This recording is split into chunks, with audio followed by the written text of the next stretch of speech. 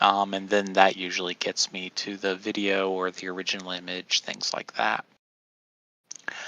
I can't remember the specifics of what I found, but I did at least identify the source, and so I was able to say that, yeah, it wasn't doctored as far as, the chain of custody back to the video was concerned. And so based just on the image alone, depending on what you're using as an explanation for why that ship in the background appears to be sunk below the horizon, that can eliminate certain possibilities. So, for instance, if you look at the image, you can see text and details that are smaller than the missing portion of the ship. That eliminates things like angular resolution concerns and such. So what does that leave you with that is flat Earth friendly as an explanation? It's still the optics of the day. Okay. Even if it's clear. So you can have a day that's inferior miraging, and you can have a really strong inferior mirage, but still have a very clear image. I always get my mirages confused. I'm dyslexic. The inferior is the underneath mirage, the mirroring. A superior mirage is when it's on top. Just think of inferior being underneath and superior being on top. Gotcha. Okay. Yeah, but if that were the case, I mean, wouldn't you see that more often? Well, wouldn't you see that less often than would be the normal view? Sorry, can you elaborate on what you're talking about? What do you mean? Sorry. So, the most common sight for a ship at a sufficient distance is that it is sunk below the horizon. If it was a mirage that was causing that effect, then wouldn't you more often see it above the horizon than below? Because the mirage would be less common than normal weather. No. Basically, what's happening is due to the. So the one thing that we do know, and I do agree, is that light bends. Light will bend going through mediums.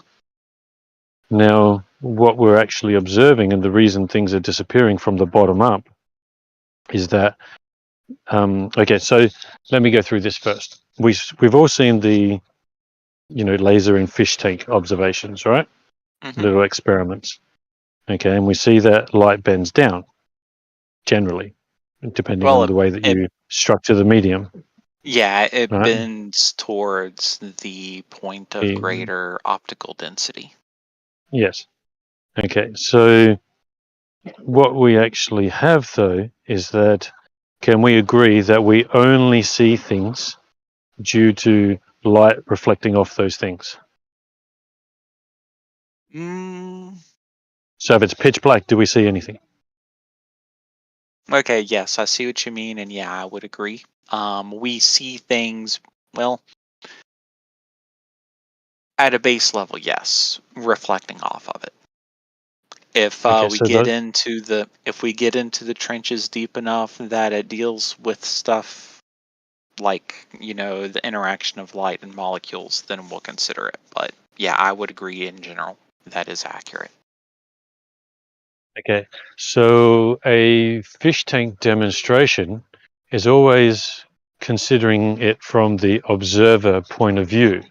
They're shining the light through as if where they're shining the light from is the observer.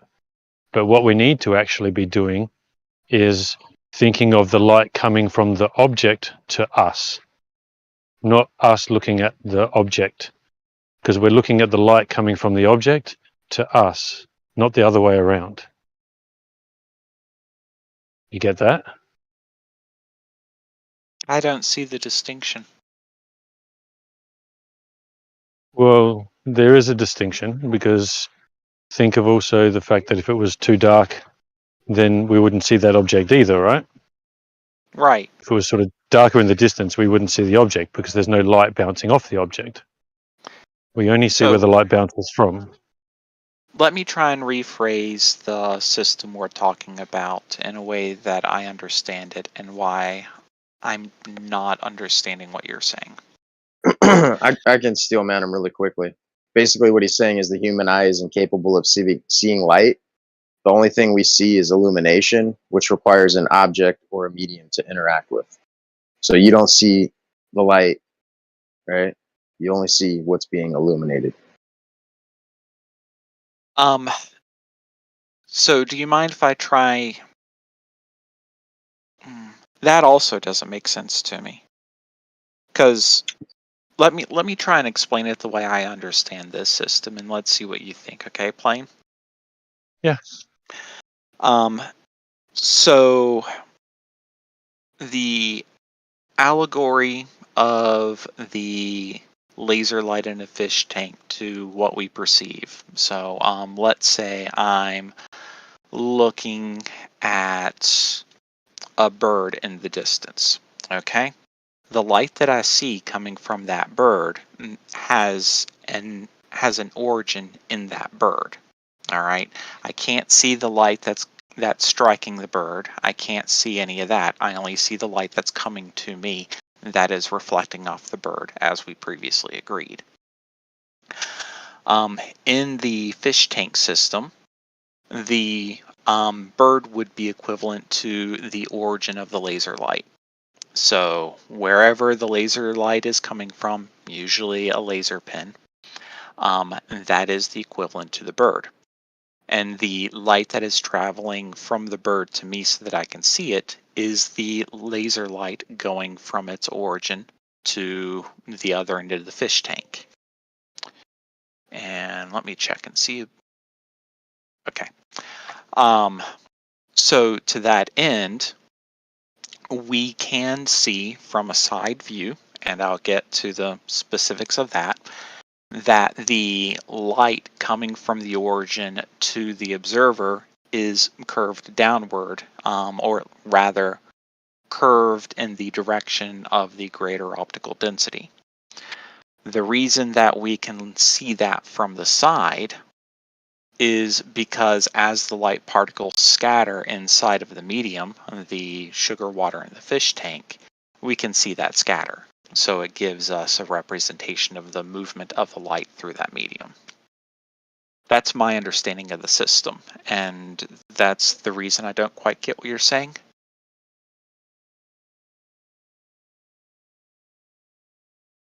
Okay, so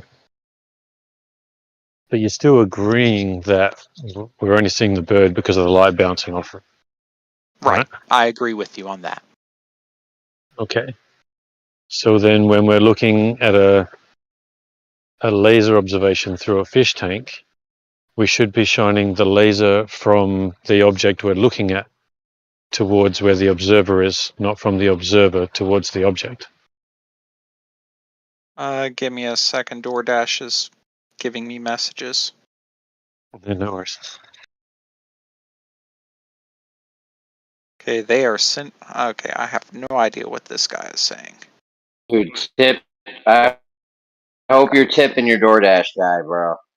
Give him Yeah, a I decent do. tip, you know? This is I like always $5, do. bro. $5. Alright. $5?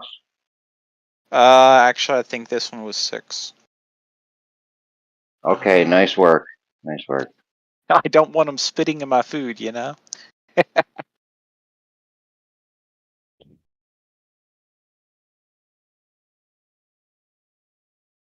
I'm just going to reply okay because I have no idea what he means. All right. I apologize for the interruption. Continue, please.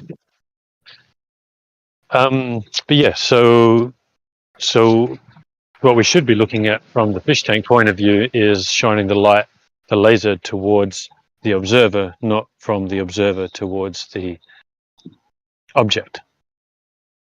Okay. Because that's how we're seeing, right? Well, that would... So the light is coming from the laser pin to the other side of the tank. So the laser pin is the origin, just like the bird is the origin.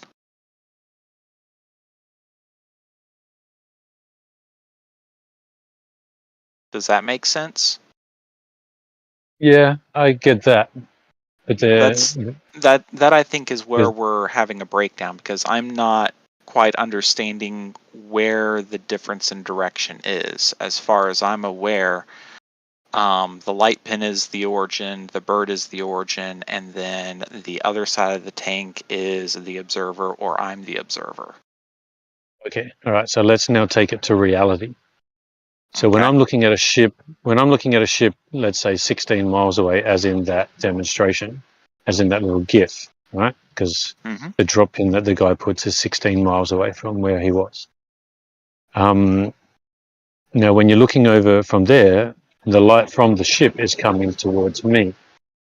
Mm-hmm. The light from the bottom of the ship is also coming towards me, but is not reaching me. It is bending down and hitting the ocean. Mm-hmm. Therefore, what happens is that light hitting the ocean before it reaches me, it's got two options in the way that it works. And it's either kind of raising the horizon, blocking it, or it's making it just appear lower. And it's more than likely just to making it appear lower. Okay. Yeah, and Because that light's not actually, reaching my eyes. So therefore, then obviously, if that light's not reaching my eyes and only the light from the higher section of the ship is reaching my eyes, it will appear to have dropped. mhm, I understand that, and I actually had a similar thought when it came to the Black Swan oil rigs. And you probably already know where I'm heading with this. Oh, I hope Is it they fulfill my order. The dude is saying, I am waiting to check if they still send these items before I leave. Grr. Okay. I'm going to be very unhappy if I don't get my food. So with the Black Swan, I can't post it because I don't have permissions to post images in the chat, unfortunately. Hold on, But I got you. What's your name? Felkami. Felkami? Mm-hmm. Felkami, all right. So you're talking about the possible image of the black swan where it was hidden? Yeah, that one. I made a meme to kind of represent my understanding of that. I think if you actually find the amount that's hidden also does not match the globe. So there's Me? the meme that I made. All right, If you're curious. you should be I'll good have a look shortly. I'm just now. Oh yeah, I'm finishing. sorry. So basically, I'll explain it to you visually. Yeah. So my understanding of the Black Swan and how it applies to this specific discussion. Oh, that's sad. My mom's not gonna get her breadsticks. Oh well. So when there are basically two different predictions as to what we can see, based on the Black Swan, depending on if you ascribe to a flat Earth model or a globe Earth model, and they are essentially swapped. Under high refractive conditions on a flat Earth model, then what you're describing would be the case. The light would terminate into the ground, and so objects would appear to sink into the ground. Under low refractive conditions, the light would not do that as badly, and so you would see the oil rigs as more closely to what they actually are. Whereas with the globe, it's the opposite. Under high refractive conditions, you would be able to see further out because the curvature of the light is matching more closely to the curvature of the Earth. But under low refractive conditions, you would not be able to see as far, and so things would appear to sink below the horizon. The trick is to find a way that you can differentiate the relationships between the two. And so the way I thought about doing that was you look for indications of refraction. So we most often associate refraction with distortion of the image being seen. So if we consistently see image distortion under one set of circumstances, being able to see farther or being able to not see as far, then that would be an indicator of which model is more accurate for this particular observation. And in this case, when you can see farther, so you can see the oil rig rate raised up, and not the oil rig not sunk below the horizon, there's heavier distortion indicating that is the time period where refraction is more prevalent. Whereas when the oil rig is sunk below the horizon, the distortion is not as extreme, and so refraction is less prevalent. And that's the way I look at the Black Swan oil rig, and why I consider that to be proof of a globe as opposed to a flat Earth. What you're still actually saying is all assumptions, because once again, like, we always get commented, oh, what's the refractive index? What's this? What's that? Blah, blah, blah. Well, no one ever asked the guy what the refractive index is of the ship that's underneath in that 16-mile observation. So when you guys think that it's proving a curve, you never say anything. But the moment it's proving the opposite or demonstrating the opposite, the first thing is, well, what was the refractive index every mile, every 6 inches? Like, what was the temperature gradient every 30 centimeters? You know what I mean? Like, so Have I done that though? No, you have not done that here in this instance.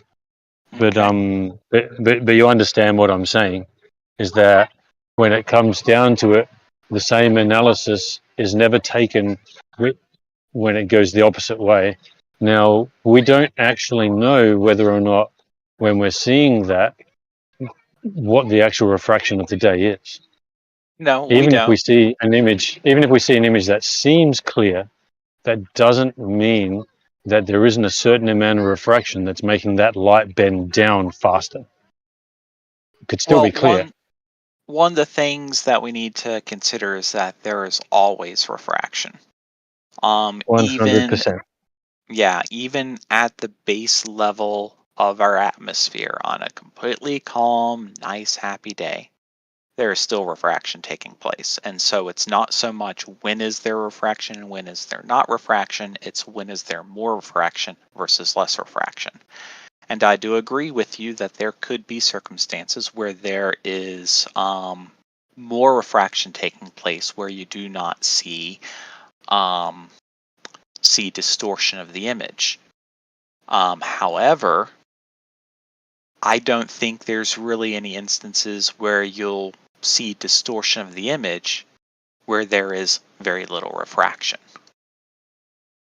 Does that make sense?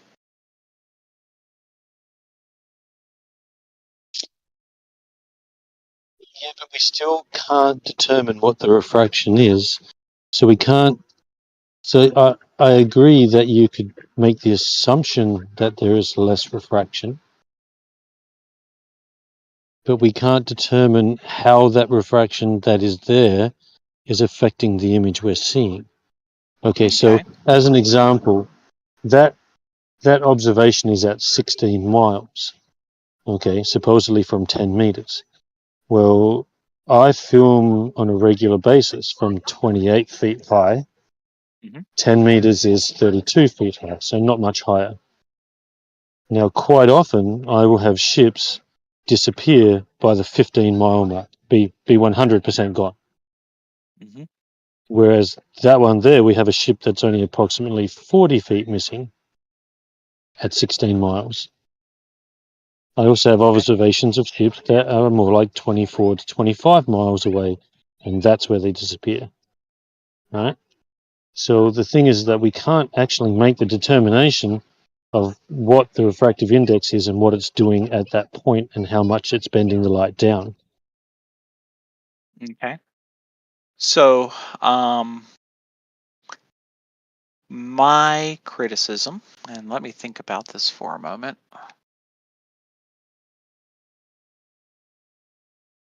I will say I'm at a disadvantage with that specific image because I don't know as much of its details as I do Black Swan.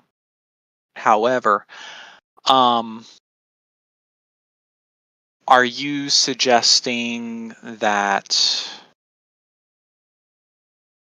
Let's see. So let me try and mentally picture this. All right. So we have a flat plane. We have a ship some number of miles away, and we have a dude on a beach. Okay.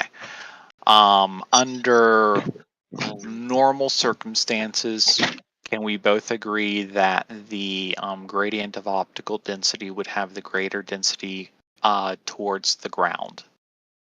Right? Under normal Yep. days? Can I jump Sure. in after you answer that real quick, please? We'll let him answer though. Go ahead. Go ahead, Well, Blaine. I would say normally yes, but not always. Okay. Well, I'm trying to think of this in terms of how it might compare to normal situations, because I agree with you. It's ridiculous to go in and measure the humidity and temperature and density gradients from here to Timbuktu. So the way I tend to think about these things is, what do we see in relation to other things? So Okay, and let me ask you about. All right, go go ahead. for it. So you said on the Black Swan because the image is more clear when it's lower. You think that is closer to its actual position because there's less refraction, right? Correct. Do you ever see the crane bent when it's lower? Or sorry, can you see the crane not bent when it's lower? Well, I mean, there is still some refraction in that image. It's about what is more or less distorted. So, for Yeah, I instance, know in that. that, go ahead. And I'm asking in the image when the oil rig is lower, Hmm. is the crane's less bent? You're saying, and that's why you think it's glow proof. Yeah, pretty much. I mean, that I would say it more complex, but yeah. So can I just jump in there for a second? Go ahead, Blaine. Nice sound effects. The other thing that we don't know about that image also, right? So think of this. How high are those cranes above sea level? 300 feet? 200 feet? I have no idea, but Well, let's the just, real height above sea level would be approximately the same under those two images. yes. So, But what I'm getting at is that, so let's just say it's even 150 feet above sea level. We also don't know what the medium is doing at that point there on that particular day. You may have had a more denser medium up higher like that, which was distorting the image up higher. So we can't make the determination just because that image is distorted there, that's what we're seeing also down lower.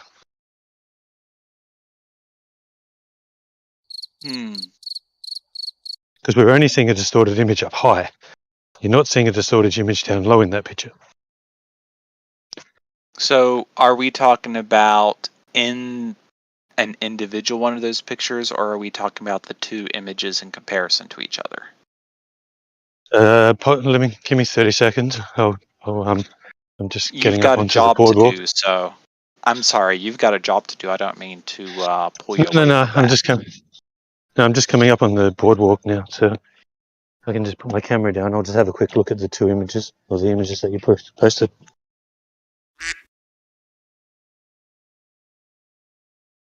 Are you getting paid?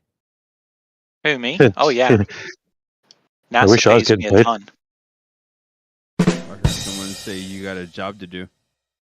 So I was asking, well, you getting paid?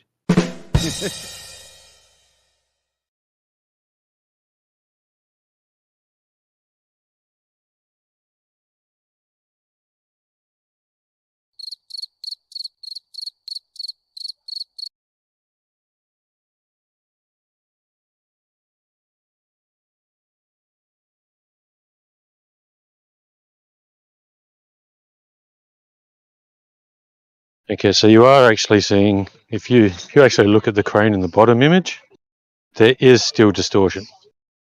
Yeah, This is the that's what thing. I'm saying. Clearly, there is much more distortion in the other one, right? Right. So this also comes down to where I'm saying we can't know exactly what's going on. Maybe we in that one, in the top one, we have a higher amount of air distorting at a higher level than what we do at a lower level, Well, keep in which mind, is all. I previously I did say there's always some level of refraction. And at these distances, I mean, you're going to have a little bit regardless. So with that said, my point was there's obviously significantly more in that top image. And so it's reasonable to say that in that top image there is more refraction, or rather likely to be more refraction if we want to be pedantic about it. Yeah, but once again, at a higher level, because if you look at the lower level, you're not getting that same kind of distortion. Well, you can't You know, see the lower portions of that oil rig in the lower image, so you can't see what kind of distortion it's got. no, but in the top image, you can see that you're not getting that same type of distortion. What we're actually getting in the top image is more magnification, warping of the cranes. The lower section of it looks more compressed, but we Well, don't have distortion in the same way from I the would lower to say the upper. I would say the only reason you could say that is because it's easier to see in the cranes because they're basically long lines. So distortion of them is very apparent, whereas the lower portion is more compact rectangles and it's harder to see. If I pulled up the actual images and looked, I could probably still find a decent amount of distortion in them. You But would probably find a little bit of distortion, but not anywhere near to the level of the higher. So that's what I'm saying, is that we can't determine what the density of the medium was lower to the ground compared to the density of the medium higher. I would say that observation doesn't really have any value in this case because you have nothing on the lower end to compare it to in that lower picture. You can't see the lower portion of the oil rigs. And so how are you going to determine in that for that specific part of the photo what the difference in refraction is? What I can say is that for the portions of the two oil rigs that we can see across the two images, there's more distortion in the top one than the bottom one. Are you guys talking about refraction now- just for the sake of refraction, or are you actually talking about it in relation to the black swan argument? I'm starting to get I think you're just talking about refraction, though, right? A little bit of both, yeah. Now, this also gets down to my point that you cannot use either image as proof or denial of curve or flat, right? The bottom image being blocked more doesn't prove curve. The top image above also doesn't prove flat. Neither of them prove anything, right? Because the conditions of the day change daily, change hourly. Now, I would. Okay, can I say something to that? Because actually, so the oil rigs and things on the water and on the horizon or whatever being distorted, the point of the argument is actually the horizon. And the claim is that if the Earth is a sphere the size that they say it is, the radius of 3,559 miles, at a 1 foot observer height, you should not be able to see any further than 3.89 miles. And the fact that we see much beyond that, because knowing the distances, because that's what the oil rigs are for, are between one's like 6.8 miles and the other one is a different distance. What it ends up doing is it ends up putting the horizon beyond 10 miles out. So if it can't, it's for the Earth to be a sphere the size that would match that, it would have to be 10 times the size that they claim it is. Now that's the argument. I'm just Definitely. saying that. But My what we're getting is we're getting a warping of the Earth. So one moment the Earth only has a radius of 2,500 miles, and then the next moment the radius of the Earth is 200,000 miles. So That's what we're getting. I'm going to give my Right. closing argument here because my food has arrived. So I'm going to say something and then I'm going to skedaddle to eat. So to close, what I would say is there is no slam dunk argument. You can take a look at the information provided under a given system. In this case, the system would be the black swan photos that I have. And then you can make determinations based on the information available in that system. In this case, I look at this and I find that a globe explanation is better at explaining this specific system than a flat Earth explanation. And so for me, this does not disprove the globe. It doesn't prove flat Earth. That's what I'm going to end it with. I know that one. Well, What now? I just say it does kind of. It doesn't fit. It can't happen if it's a sphere the size that they say it is. And refractive things can go on different days. You can have different refractive effects. But every time you have a refractive effect, the only thing that it's going to do is it's going to shorten the distance to the horizon. It's not going to extend the distance to the horizon. So even if you have different days, the point is if you see it once further than what the globe predicts, then that means it's not the globe that they say it is. Because refraction is just going to shorten it. So, just closing up so I can go eat. No single point of proof is going to really change anybody's mind. We can only look at the information available in a system and make determinations based on what is there within it. We can, if we were to imagine things outside of the available information, I could prove or disprove anything. Just by saying that such and such is there. For instance, the bottom of the oil rig, we can't see that in one of the photos, so I really don't think that's a good way to disprove the point. At best, you can say it reduces the what's the word? It doesn't though. It's not the oil rig, it's the horizon. Hold on. Well, in this case, we're talking about the oil rig because it's in the photo, so we can use it as a determination for some kind of test. That's cool. Just don't present it as if that's the reason that the oil rig is the thing that flat earthers are claiming kills the globe, because the oil rigs have nothing to do with it. That's all I'm saying. Yeah. It's like when it's the horizon. Okay, and that is perfectly valid, but there's still more than just a horizon in the photograph, and I can still use other aspects of the photograph to make points. It's the reason a picture is worth 1,000 words, because that's 1,000 different ways to read it. Okay, so then we get something like have you seen any of Wolfie's Bathurst Lighthouse observations? Well, I'll tell you what. I said I was giving my closing. That was my closing. Oh, sorry. All right. I got to get going. No worries. Y'all take care. All right, see ya. But yes, so for everyone else, it's right on target with the sound effects. So we have Wolfie's demonstrations. Everyone's seen those? His observations of the Bathurst Lighthouse?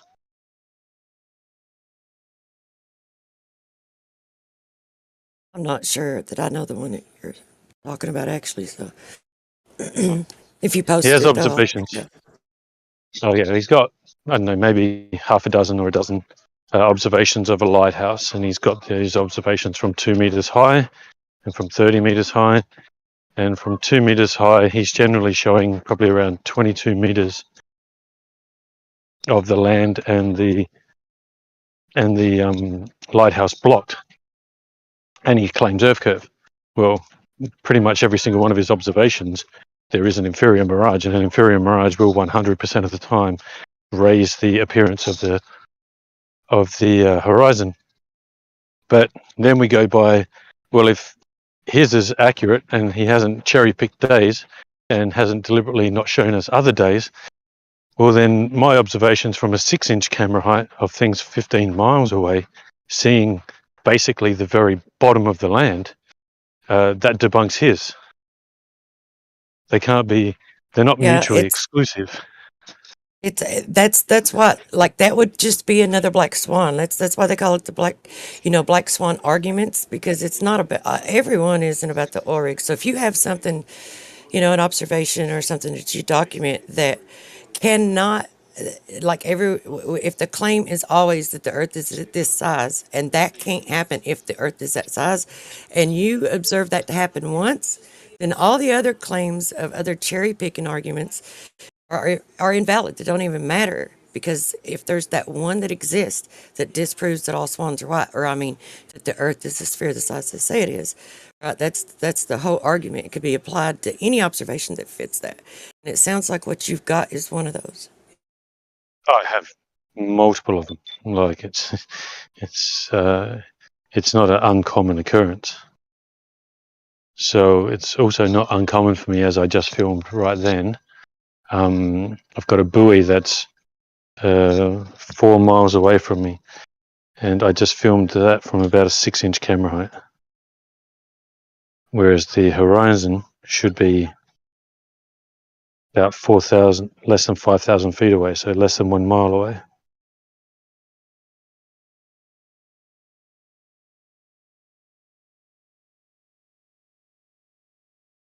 Now that I've come up higher, I'm on a jetty, I see some pretty cool superior miraging going on of the land even further away. I always look forward to watching your photography. Anyone who does photography, I look forward to it. I love Rockies. I look forward to yours. And there's another channel I found recently. I haven't totally looked at it. I don't know who they are, but like if they turn out to, not be misinformation or some troll or whatever, and I'll probably share that in here too.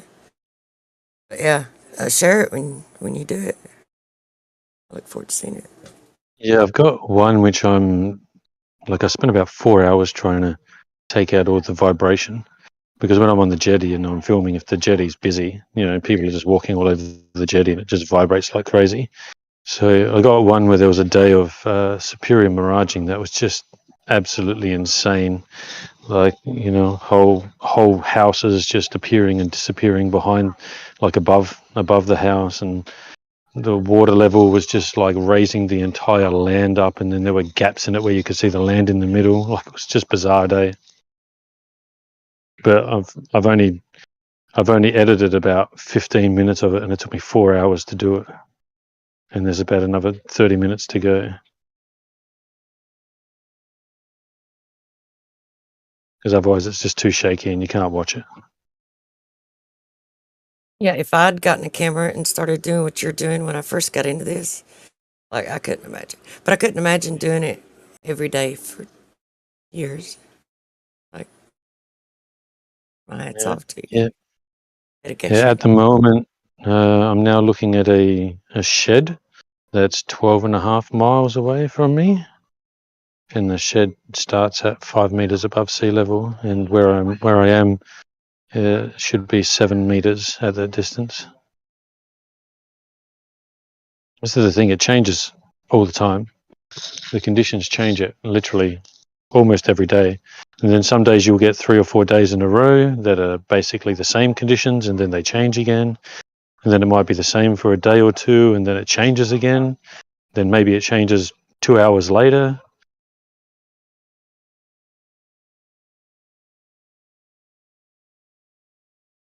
So there was also a container ship that's coming in, and it's a little bit, it's not clear image, but it's 15 miles away, and I can pretty much see to the bottom of it.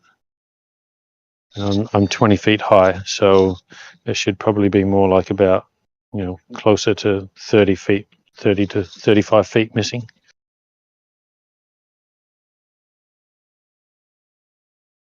But it's a bit compressed as well, right? So the conditions determine how you see things every single day. Oh no, actually what's going on is that's cool.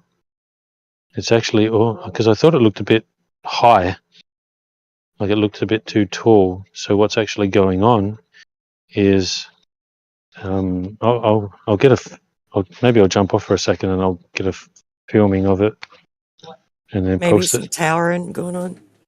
Yeah, there's some towering going on, some superior miraging. So all of the containers are like doubled up. And if they're not doubled up, then they're being stretched upwards. Kind of cool. And then the actual, so here's what it can do. So at the moment we have the top of it being stretched up and all the bottom of it is compressed. Very bizarre. See if I can just do a recording straight away, straight onto Discord. Add camera. Where one atmospheric condition meets another one. You've got, it sounds like two different things going on at the same time. Different layers.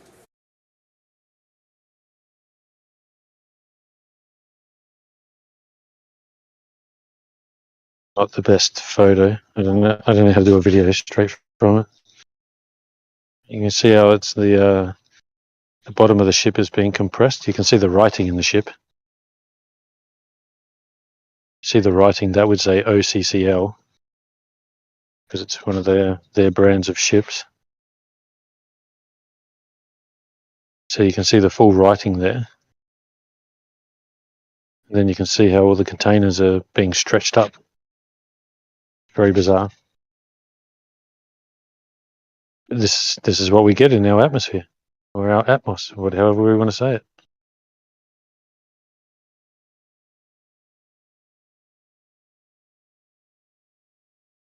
And this ship now is probably about 14.5 nautical miles. Oh yeah, sorry, I said 15 nautical miles, so that's more. That's probably about 18 miles away.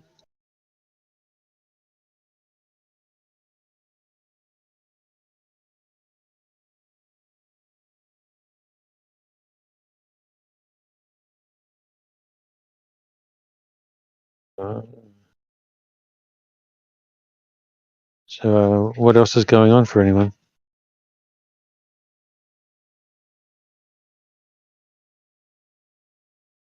Well, I've been taking care of some late season garden things myself and some canning, and that's why I'm running back and forth.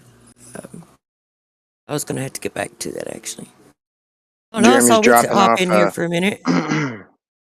Jeremy's dropping off $2 cheeseburgers, or getting tipped for $2. Those DoorDash deliveries. He told dude he should That's be some good tipping extra more. money. That's good extra money, bro. You put dude on blast, y'all. How much you tipping? You gotta tip at least $5, man. I drove my vehicle to your fucking house. Like, come on.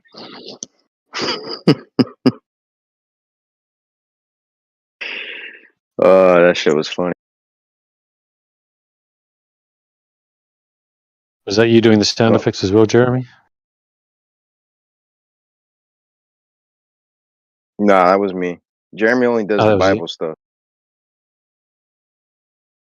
Sorry, my phone's in my pocket. Who's that? Kosho Jr. Oh, sure, Junior. Oh man, you guys should see this ship. This ship's doing some crazy shit now. Now the entire bottom of the ship is now extended up and doubled, and the whole top of the ship is compressed. Professor Kosho, you around?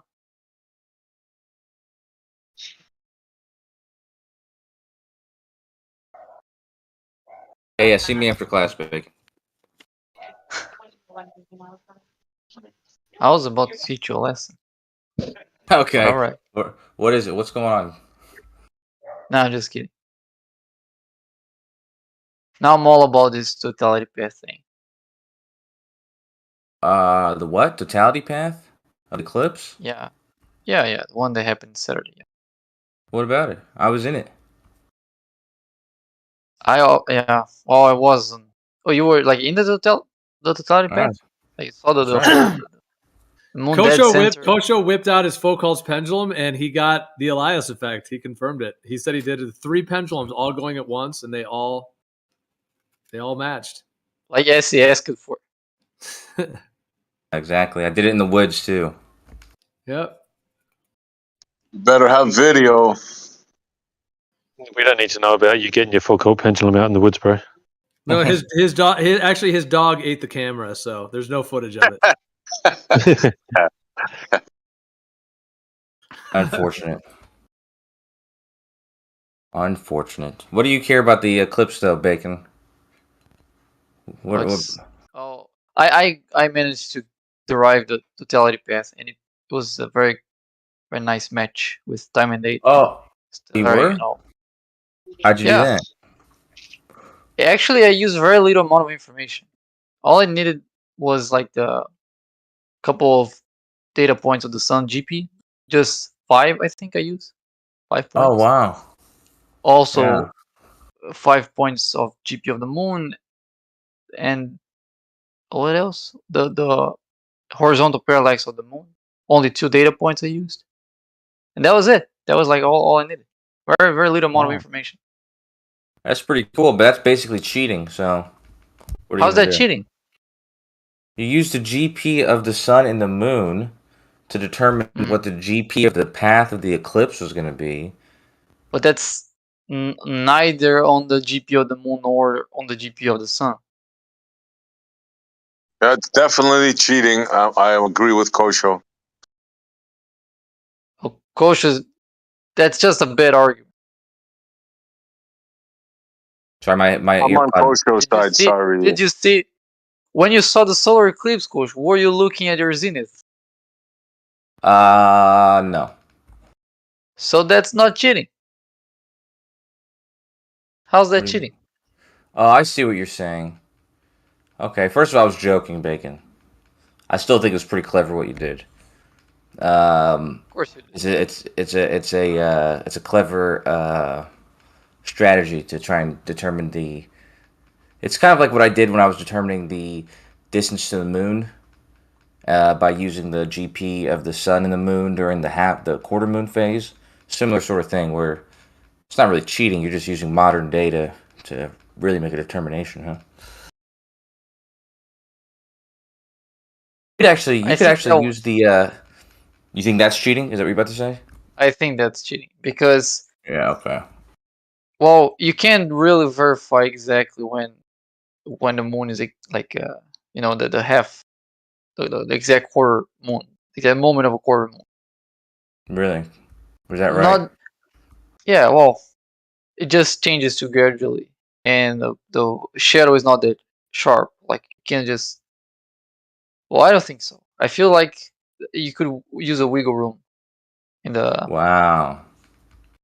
Oh, you know what I actually use? I use timeanddate.com. Yeah, so time and date. How is timeanddate.com doing that? It's not taking pictures of the moon and checking if the moon is half lit. It's using the phase. Yeah, but the phase of the moon, the math for the phase of the moon, and it's just like the average sign between the GPU of the moon and GPU of the sun. So like that's calculated to be where it should be the quarter moon. I feel like that's a little bit cheating. Wow. Okay, dude. I was joking when I said you cheated, man. But that's cool. So what? I cheated. Whatever, dude. Anyway, double cheat.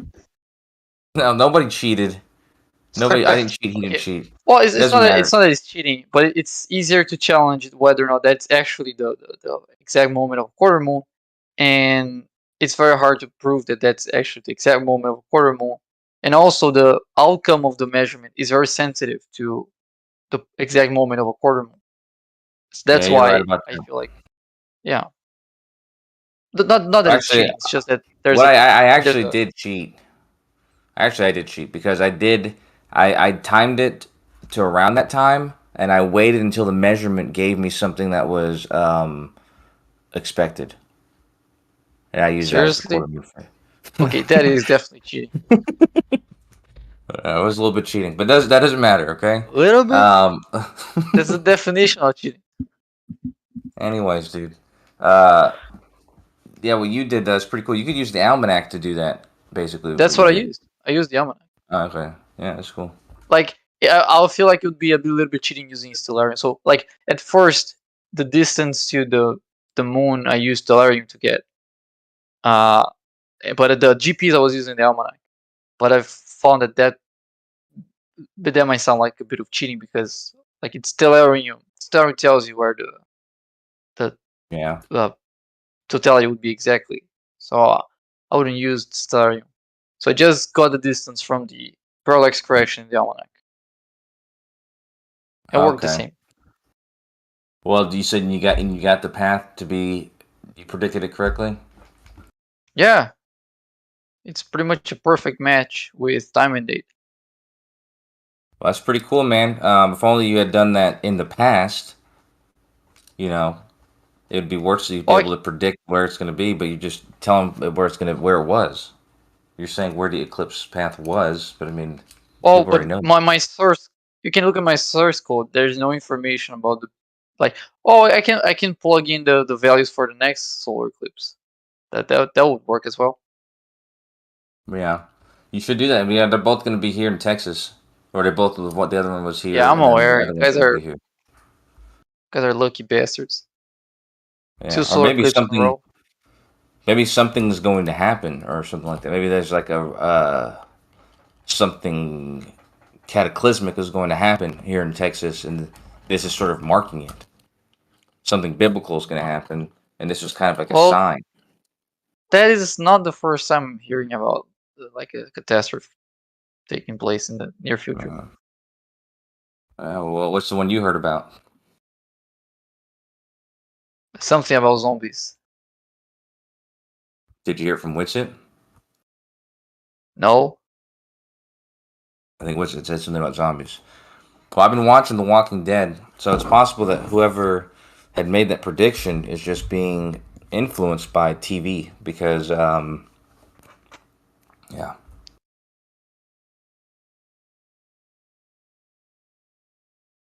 Anyway, what's new with SE? Is there any new science or any strange science or something? Well, we have dark stars. You heard of those? Yeah, I used to have a buddy named Dark Star. He's not in this. I haven't seen him in years. But I think he came up with his name from an actual thing, an actual phenomenon. I'm not sure if I forget. I mean, there's black holes. Black holes would be dark stars, huh? Well, this is something different they came up with, another fantasy of theirs. Stars made of dark matter. Okay. Yeah. That's what's up. That's what's up. I mean, Come on, man. When are you guys gonna get these scientists in check? I mean, Stars SC is made the one of who's dark matter. the SC is the one who's saying it. I mean, I gotta keep him in check. I haven't heard any scientists say that. But I mean, if there are, I mean, how many scientists are saying that? Is it just like one guy, a couple guys? Well, you asked, no? You wanted to know the latest nut craziness in your model, no? Okay, I'm on a website called PNAS. The website's called PNAS, and so I don't know if this is where you get your source from, but pnas.org. It says supermassive dark star candidate seen by JWST. See what I mean? Did you get is this your source, pnas.org? No, it's QNAS. Okay, well, here's PNAS. PNAS.org, yeah, it says proceedings of, oh no, so it stands for Proceedings of the National Academy of Science, a peer-reviewed journal of the National Academy of Science. Okay. That's PNAS for you. It completely contradicts the what the group ANAS was saying. ANAS.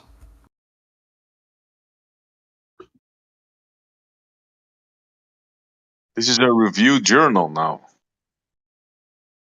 No, they're saying supermassive. It says supermassive dark star candidates seen by JWST. ST. So just so you know, in America, when we have a candidate for president, he's not actually the president. He's just a candidate for president. Okay. So if these are supermassive dark star candidates, they could be nothing. They could just be, candidates. What Let's did they get do into to it. get the honors? Did they pass a test or Somebody nominated them. answer a skill? What? How does that go? A skill-defined question or something? Let's see. It says in 2007 we proposed the idea of dark stars. The first phase of stellar evolution in the history of the universe may be dark stars powered by dark matter heating rather than or powered by dark matter heating rather than nuclear fusion. Dark matter heating. I don't know what that means. Although Dark made almost matter heating. My God, man. Yeah, I've never heard of that. Although made almost entirely of hydrogen and helium from the Big Bang, they form at the centers of protogalaxies where there is a sufficient abundance of dark matter to serve as the heat source. Okay. They are very bright, diffuse, puffy objects and grow to be very massive. How are they bright, diffuse, puffy objects if they're... Okay, so this is very contradicting itself, but in fact, they can grow up to 10 million solar masses with up to 10 billion solar luminosities. How is it a dark star if it's got 10 billion solar luminosities? Thank you. Yeah. Well, I don't understand that. I mean, I don't. It does not make PNAS doesn't make much sense to me, dude. Yeah, it's how you identify. You know, that's what counts. Have you ever heard of? Sorry, go ahead. No, you're right, man. I was just being stupid. Okay. Well, even cooler than dark stars, probably from PNAS, is probably or black hole stars. Black hole stars, which I think are real, and they are the candidates. I think they're the candidates for the first galaxies. Actually, they're supermassive black holes in the middle of all galaxies. But a black hole star is basically a star that's so big that in the center of it is a black hole, but it has an outer core that's a star. Is that crazy? They're giant. Yeah, they're massive. Crazy. Oh, That doesn't even you're talking begin about to like explain it. you're talking about like those stars in the Kurz gesagt video. Yeah, Like that's where that's where I saw it. That's where I saw it. Yeah. But those stars like are meant to have existed just in the early universe, right? Exactly. Not like. So no, exactly. Yeah, so they. But he also said in that video that those are candidates for what later became the galactic nuclei, which are supermassive black holes, which would make sense. Yeah. That these things would have later became supermassive black holes at the center of galaxies. It's kind of cool. Right. So you're saying you believe that some of the black holes now used to be black hole stars, not that there are black hole stars now. Oh yeah, no, yeah. Of course, yeah. Even Chronic says that if black hole stars they don't exist any longer. Of course, yeah. All right. They only exist at the very beginning. Yeah. Why does it make more sense? How? Because I thought he was saying that they exist now, and actually, that's now he's saying. Bacon. How does a black hole star even begin to make sense? Well, take a look at in a nutshell's video. They explain it there. Yeah, they got a really good channel, man. I don't know, guys.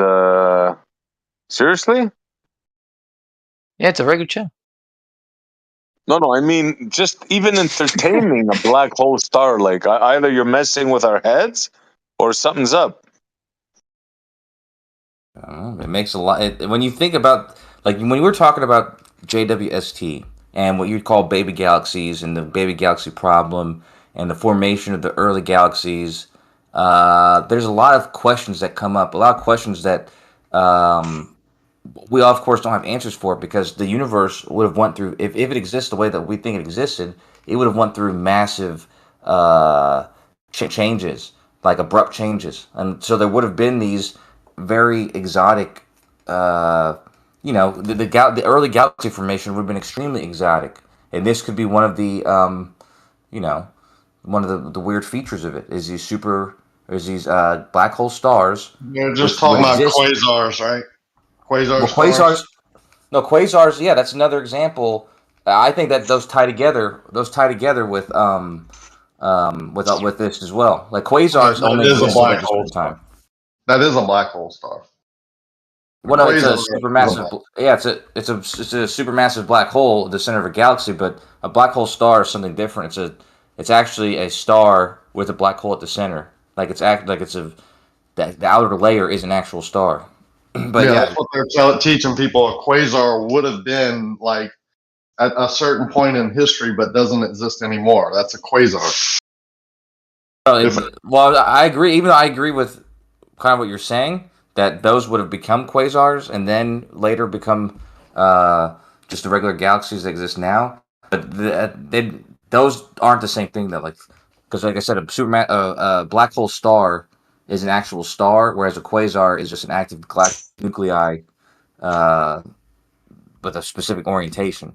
But I do think that they like one thing became the other. I think that black hole stars became quasars. That's what I think. You're making shit up, bro, on the fly. No, I'm not. What are you talking about? Well, I'm why? pretty sure, unless my memory fails me, that they're the exact same thing. It's just they're called quasars. Well, no. So we can see quasars. We've never seen a black hole star, so they're not the same thing.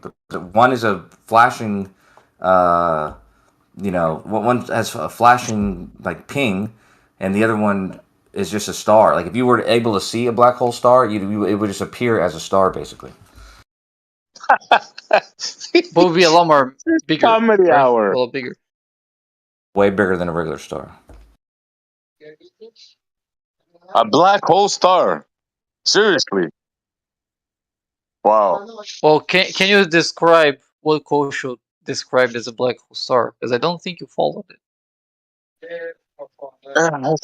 How could you follow that? I mean, it's a black hole and it's a star. It's a contradiction in terms. I mean, That's all you It's got a from his explanation. it's imagine like a hollow star where the middle of it is a black hole. Like the star wouldn't it has a draw center that is a black hole. gentlemen, by the nature of what it is, wouldn't it draw the rest of it in? It is. How? Yeah, it is. It's drawing the mass in, but you have to be at a certain distance to actually. It's not going to suck the whole thing in instantly. It's going to feed off of it basically, but it's it's going to draw from a certain distance. It's not just going to draw the whole thing in. I think you got your cosmology mixed up, right? Isn't a black hole? Where does a black hole come from? It's just Well, a the super current one, like, those, except for the ones in the center of the galaxies, the other ones would come from star explosions, and this black hole Implosions, you galaxy. mean? Yeah, well, before the explosion, the impulse, but after the implosion, there's an explosion. Yeah, that event, supernova. So, but what Kosh is talking about, those black holes wouldn't have come from supernovas. Like all you need for a black hole is to have a lot of mass in a very small region. And in the beginning of the universe, you didn't need explosion of stars for that to happen. Like the universe was dense enough that you could have black holes without supernovas, because the universe itself was already dense enough for those kind of things to happen in the early universe. That's the idea of. In my opinion, Well, that's my opinion is that that's where supermassive black holes how they were formed. I don't think that's settled, but that's what I think that makes sense to me. Yeah, well, a black hole sun doesn't make any sense at all to me. Sorry. It's Whether actually a they're honest, contradiction in terms. I know a black hole is already a type of star. No, it's a failed collapse star. It's not a failed star. Not failed. A failed star would be a brown dwarf. Well, call it what you want. Call it what you want. You know what I mean, right? It's a star that collapsed into a black hole. And there's even a minimum. Is it 20 solar masses or something? They even have a minimum. They even know exactly how it works out. So this being a sun is an antithesis of what has to happen for it to become a black hole. It's the dying of a sun, the ending of the life of a sun, which takes billions of years. A neutron star is also a type of star, and is also a super dense star. Basically, all you have to do is get a little bit more dense than a neutron star, and it just no longer has the ability. Even light can't escape it, so it's not going to emit light, and so you get a black hole. Could it be a sun? It's just a type of star. Yeah, it can be a sun. It can be a center of a solar system. That's different. That's a quasar, right? That's a whole different story. A quasar, like Rakia was right. A quasar is a type of, or it's a specific galactic nuclei that's oriented in a way that makes it so it's so we see it flashing. But it's an active galactic nuclei is simply a supermassive black hole. So those are the supermassive black holes. Yeah, but it's not a star, bro. It's not a star. It's a quasar. You said it yourself. Now you're saying that Rakia was right, and now you're going with that. I'm not saying quasars and black hole stars are not the same thing, is what I've said. Yeah, exactly. That's what I'm saying. Truth. Yes, that's the truth. Quasars and black hole stars are not the same thing, and actually, not all active galactic nuclei are quasars, because quasars have to be oriented in such a way, from our perspective, that we see so that when it spins, we see like a flash. You know what I mean? But they can be oriented in another way where they're like perpendicular to that way, and we can see the mass spewing out of it, and it's the same structure. It's an active galactic nuclei. It's just oriented in a different way.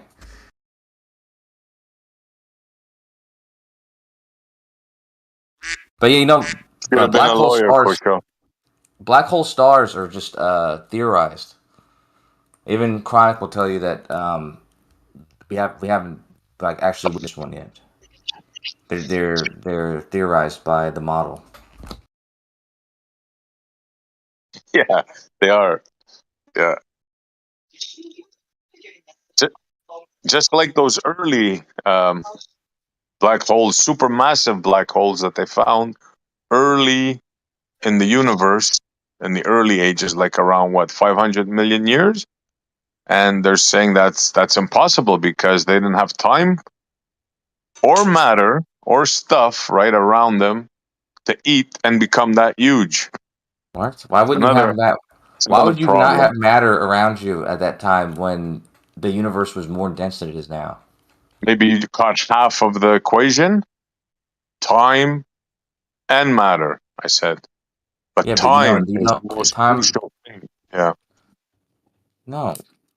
Okay. First of all, if you have enough matter in that close enough region, but there's no time necessary. There's no time required for that to form into a structure. You know what I mean? It just that mass has to be close together.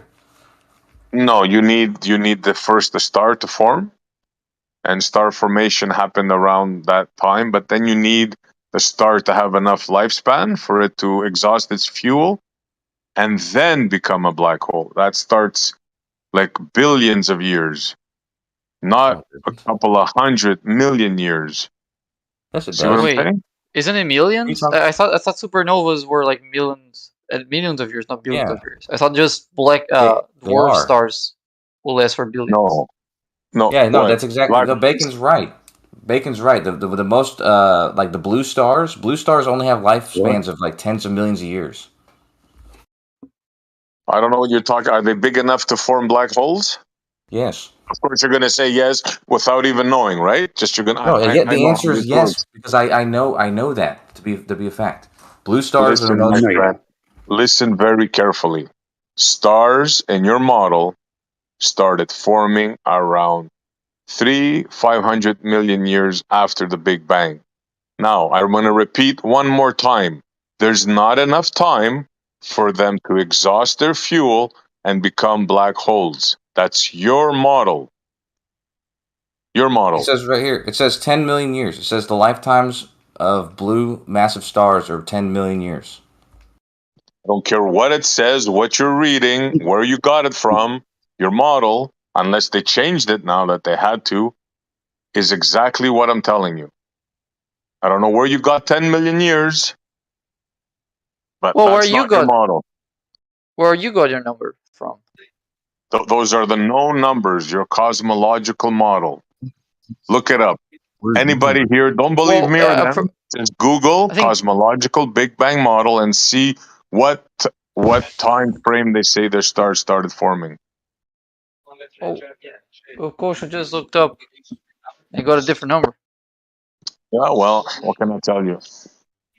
Your model is your model. Everybody knows what your model is. Now, everybody's what you can tell me. The James Webb Space Telescope found these things, so they're scrambling. I mean, scrambling like cockroaches.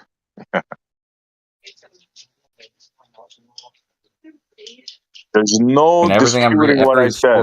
There's no disputing every source. What I just found 8 sources. The same you can thing, find that a they have 10 million million years sources, bro. I don't care how many sources you find. What I just told you, that's your model. Your cosmological Big Bang model. 300 million to 500 million, that was the first star formation. Stars need billions of years to exhaust their fuel, and then they become black holes. That is it. Period. Yeah, where did you get that information? Everywhere. I mean, I understand you're saying everywhere from like time where? immemorial. That is your cosmological model. Look it up. Yeah, but we're looking it up, and they're not simply not getting the number you're saying. Don't you think you might you're have not looking good. Well, don't you think you might have memorized it wrong? No, absolutely not. I'm absolutely certain, 100% correct. That is your model. Well, the only thing here's the thing.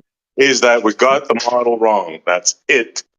Here's the thing. Kosha's quoting the lifespan of a super massive blue star, and as he's talking about the formation of stars. No, but he said it takes billions is, of years. Sorry, he said it takes billions of years for them to exhaust their fuel and become black holes. That's correct. And so, yeah, so he's talking about the stars that explode and become black holes. Not how long it takes for them to form. It doesn't matter. Any way you say it, bro. I'm going to repeat. In your model, stars started forming around 300, 500 million years. You can't change that. That's your model. Yeah, we're not changing that. Like, we're not disagreeing with that part. In your model, also, don't interrupt me, also in your model, it takes billions of years for a star to become a black hole. Whatever you say will not change that. That is your model.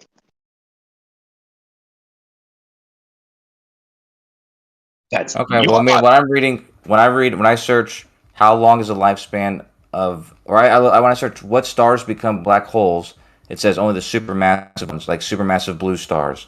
And then when I look up what's the lifespan of a supermassive blue star, it says 10 million years. So I don't know. I mean, I could just believe you, but if I read the sources, it just says the opposite of that. So I don't think that's true. I don't care what you say, bro. I don't care what you say. It doesn't matter. Your model is your model. Everybody, all scientists are freaking out right now because they can't explain these supermassive black holes. So Kosho and Bacon in 2 minutes found the solution to this, right? Wrong. No, we're not talking about. No, that's not what we're talking about. We're not talking about any solution of anything.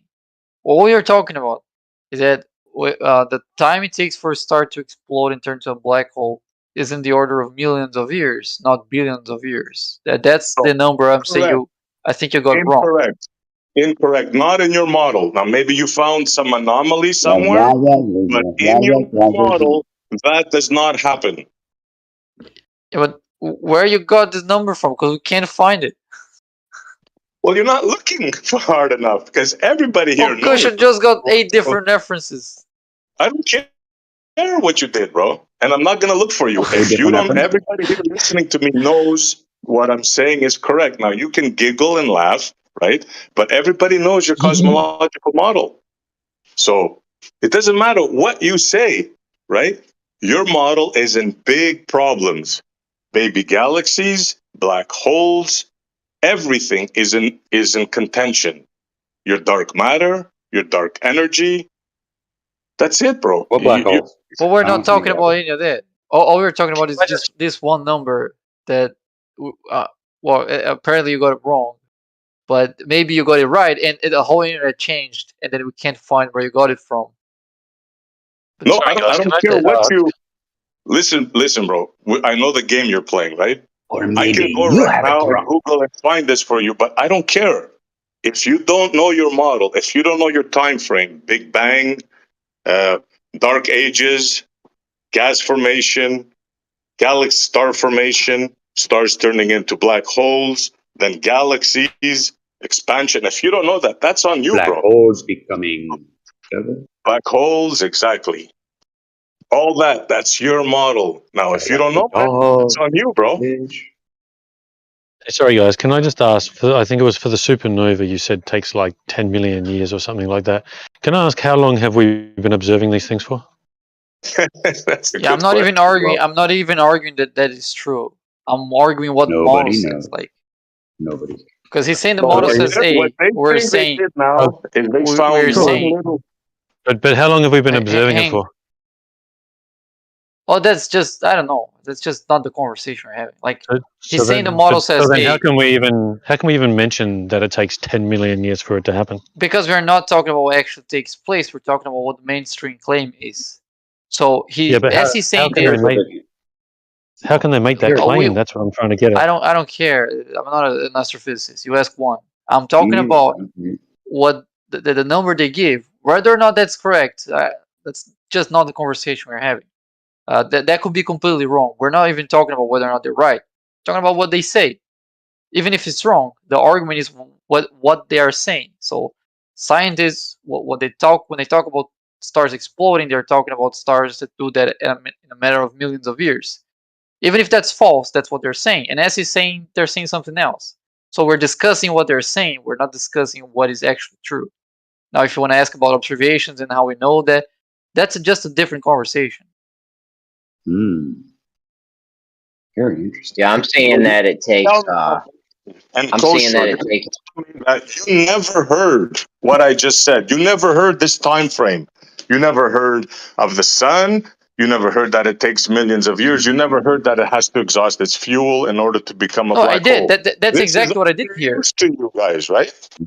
No, it's not. That's exactly what I did here. That it takes millions of years, not billions of years, This is what I for did. stars to explode into black It holes. takes billions of years. Maybe you I found just one said little. millions.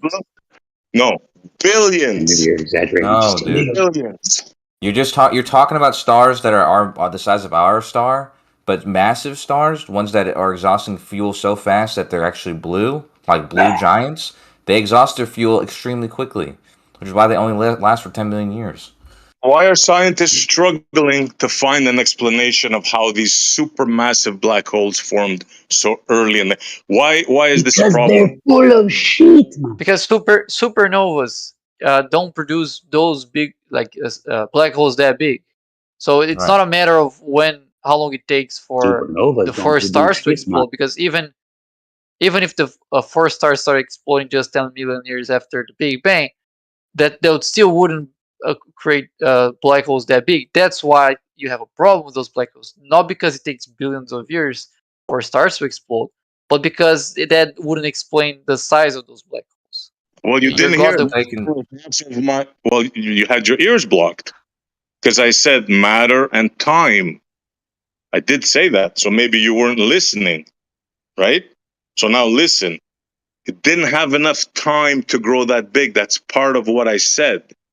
Maybe you just fixated on one aspect but of it. I'm not disagreeing with But that. that's the All whole I'm disagreeing.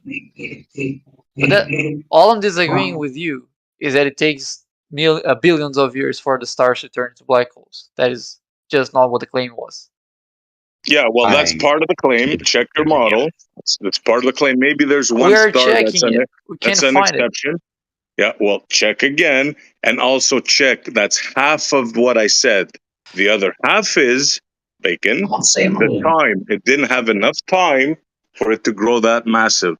Do you understand? So that means that the black holes that they found way back then could not be. So that kills your cosmological model. Dead in the water. Comprende?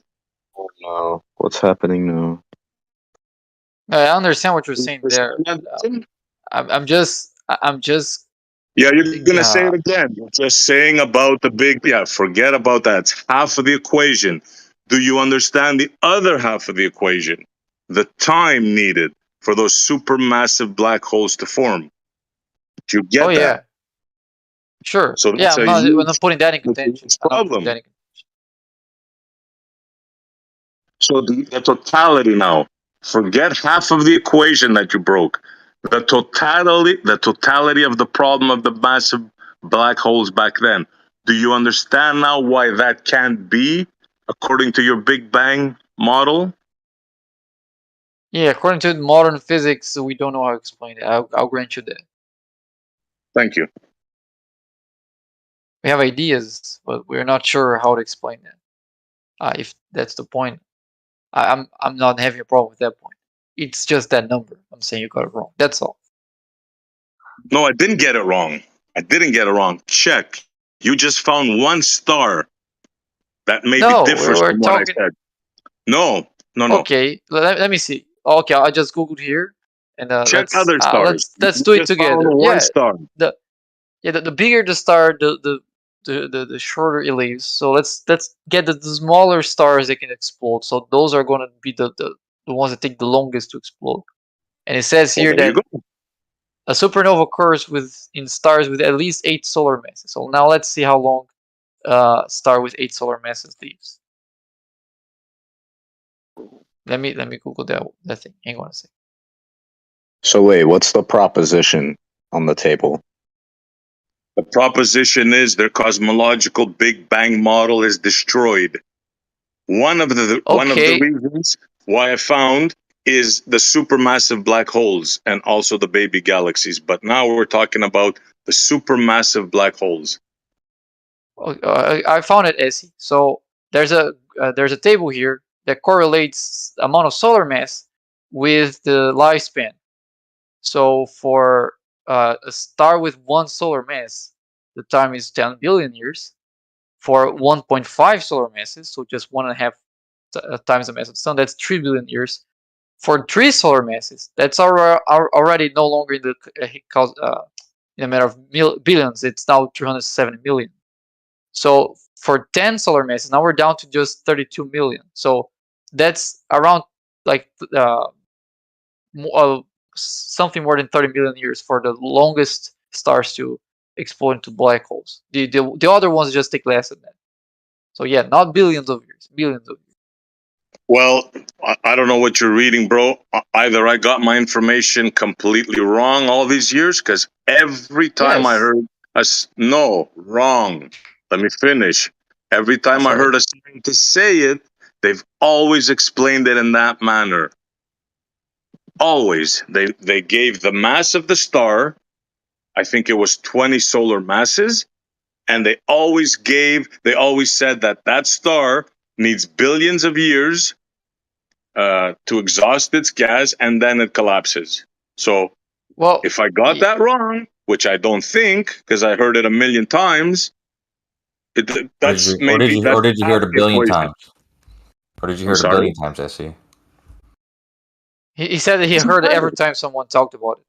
It doesn't matter. Let's say I got that wrong, right? Let's just say I got that wrong, right? It still doesn't matter. Your cosmology is still in a problem because you need the other half of the equation, which is time. So you can sit here and try to nitpick on one little aspect, and I'm going to search, because right now I don't have time. I'm going to find all the scientists that say that, billions of years. But even if I got that wrong, and if I did, no problem, you still got the time issue, which No, but there's no way I'm around okay. it.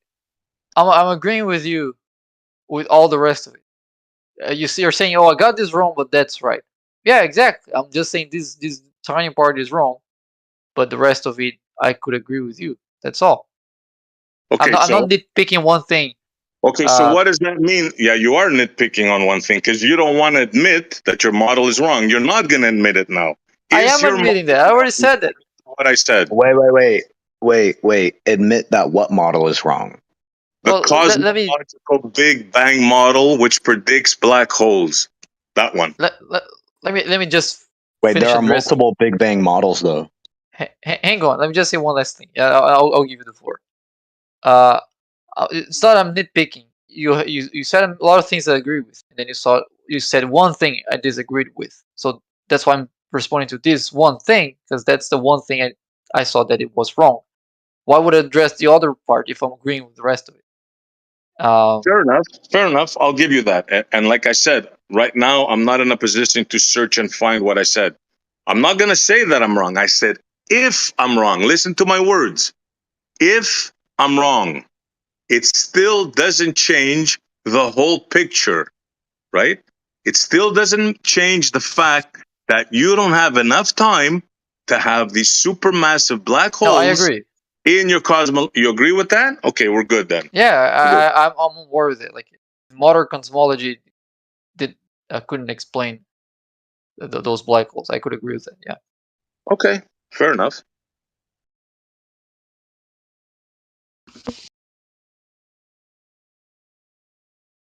So what do you do now? What's the solution here? This other fella was asking your cosmological model is in shambles, and that's only one problem. Now we can go to the baby galaxy problem. Wait. When you say shambles, what? Go ahead, man. Wait, when you say shambles, what do you mean by shambles? Shambles. Shambles means like big problem, like falling apart. Like you have a house, it's in shambles. It's like shaky, gust of wind could blow it over. Wait. That's your model. Wait. But what does that mean? Do you mean that the model made an incorrect prediction, or that there are things in the model that haven't yet been added? I'll be clear. The stuff that's been found completely shatters your model, kills your model, destroys the Big Bang model. Is that clear? Can you derive the logical contradiction by the model compared to the observations we're seeing? Means it can't be right. Absolutely. Yeah, exactly. Thank you. The time nor the math is right. What prediction does the model make that we are not finding in observation? I just named one. I can name you another one. Which, but what is that one? Bacon agreed with me. I just got here. The Big Bang, the black hole, the massive, supermassive black holes. What law of physics do we derive from our model prevents these black holes from forming? Time. Well, can I answer that? Well, like we have an understanding on how galaxies formed, the first black holes formed, and how black holes can get the size of can get to supermassive sizes or can turn into supermassive black holes. And the way we understood that to happen, wouldn't explain some of the black holes that was being observed with the James Webb Telescope. So there's some observation that with our current understanding shouldn't happen. That's what SE is talking about. Did that make sense to you? So here's the problem. There's no law of physics under, I don't know what model he's talking about. It's probably not one that I subscribe to.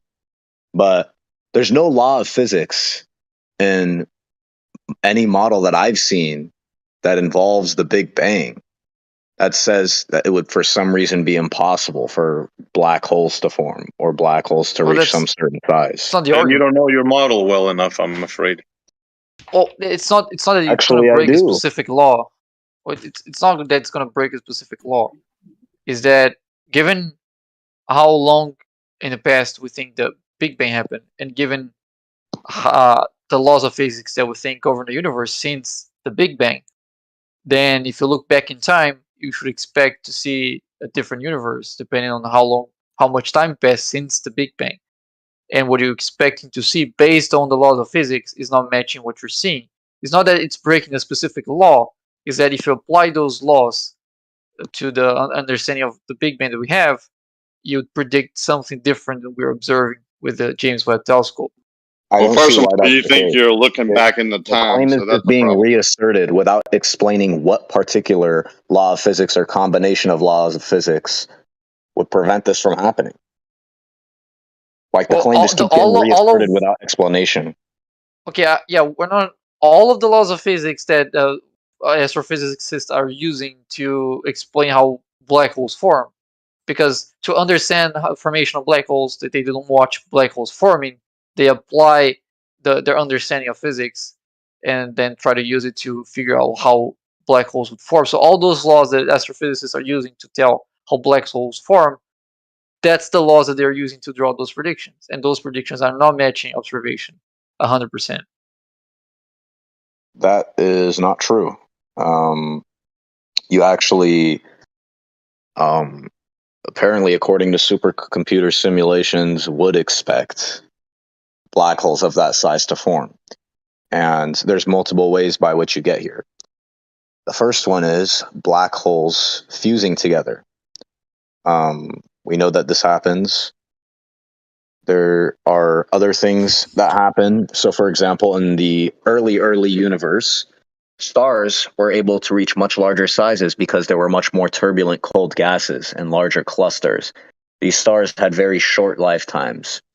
But not only did they produce black holes on death, but their hypernovas would actually release gases in every direction in such a way that actually perpetuated the growth of more of these types of stars, creating more black holes and perpetuating the cycle. And you can imagine how all these black holes that are being formed and then clustering together would largen black holes.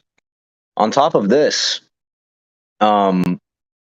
it's actually not impossible under the laws of physics for gas to collapse straight into a black hole.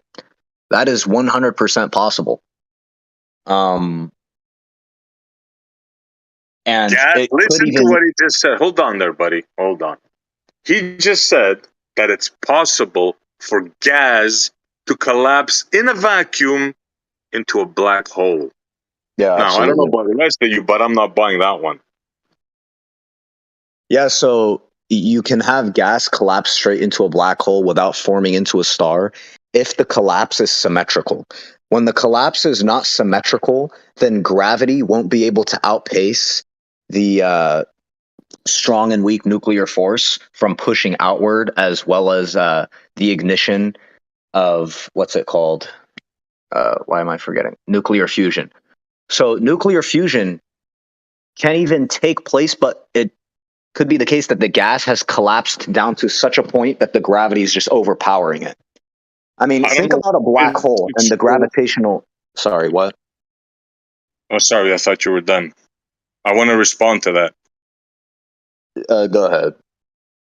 I don't know what physics you were taught or where you learned your physics, but as far as I know, gas in a vacuum does not collapse in on itself. As a matter of fact, it does the complete opposite.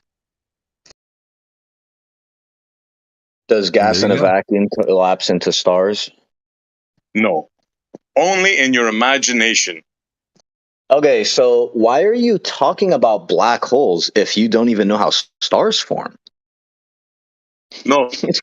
What are you talking about? You just said something, my statement friend. You said gas collapses in a vacuum. And I'm telling you... Wait. Let me interrupt you there because you didn't think this through as well, because the statement you're saying, gas in a vacuum, is a contradiction. Exactly. Like, gas in a vacuum... Very well.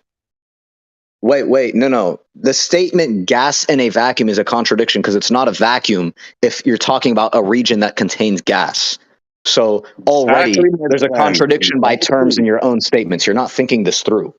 No, I'm showing you your reducto ad absurdum. I'm showing you how ridiculous your argument is. And you just said it yourself, my friend. Thank you.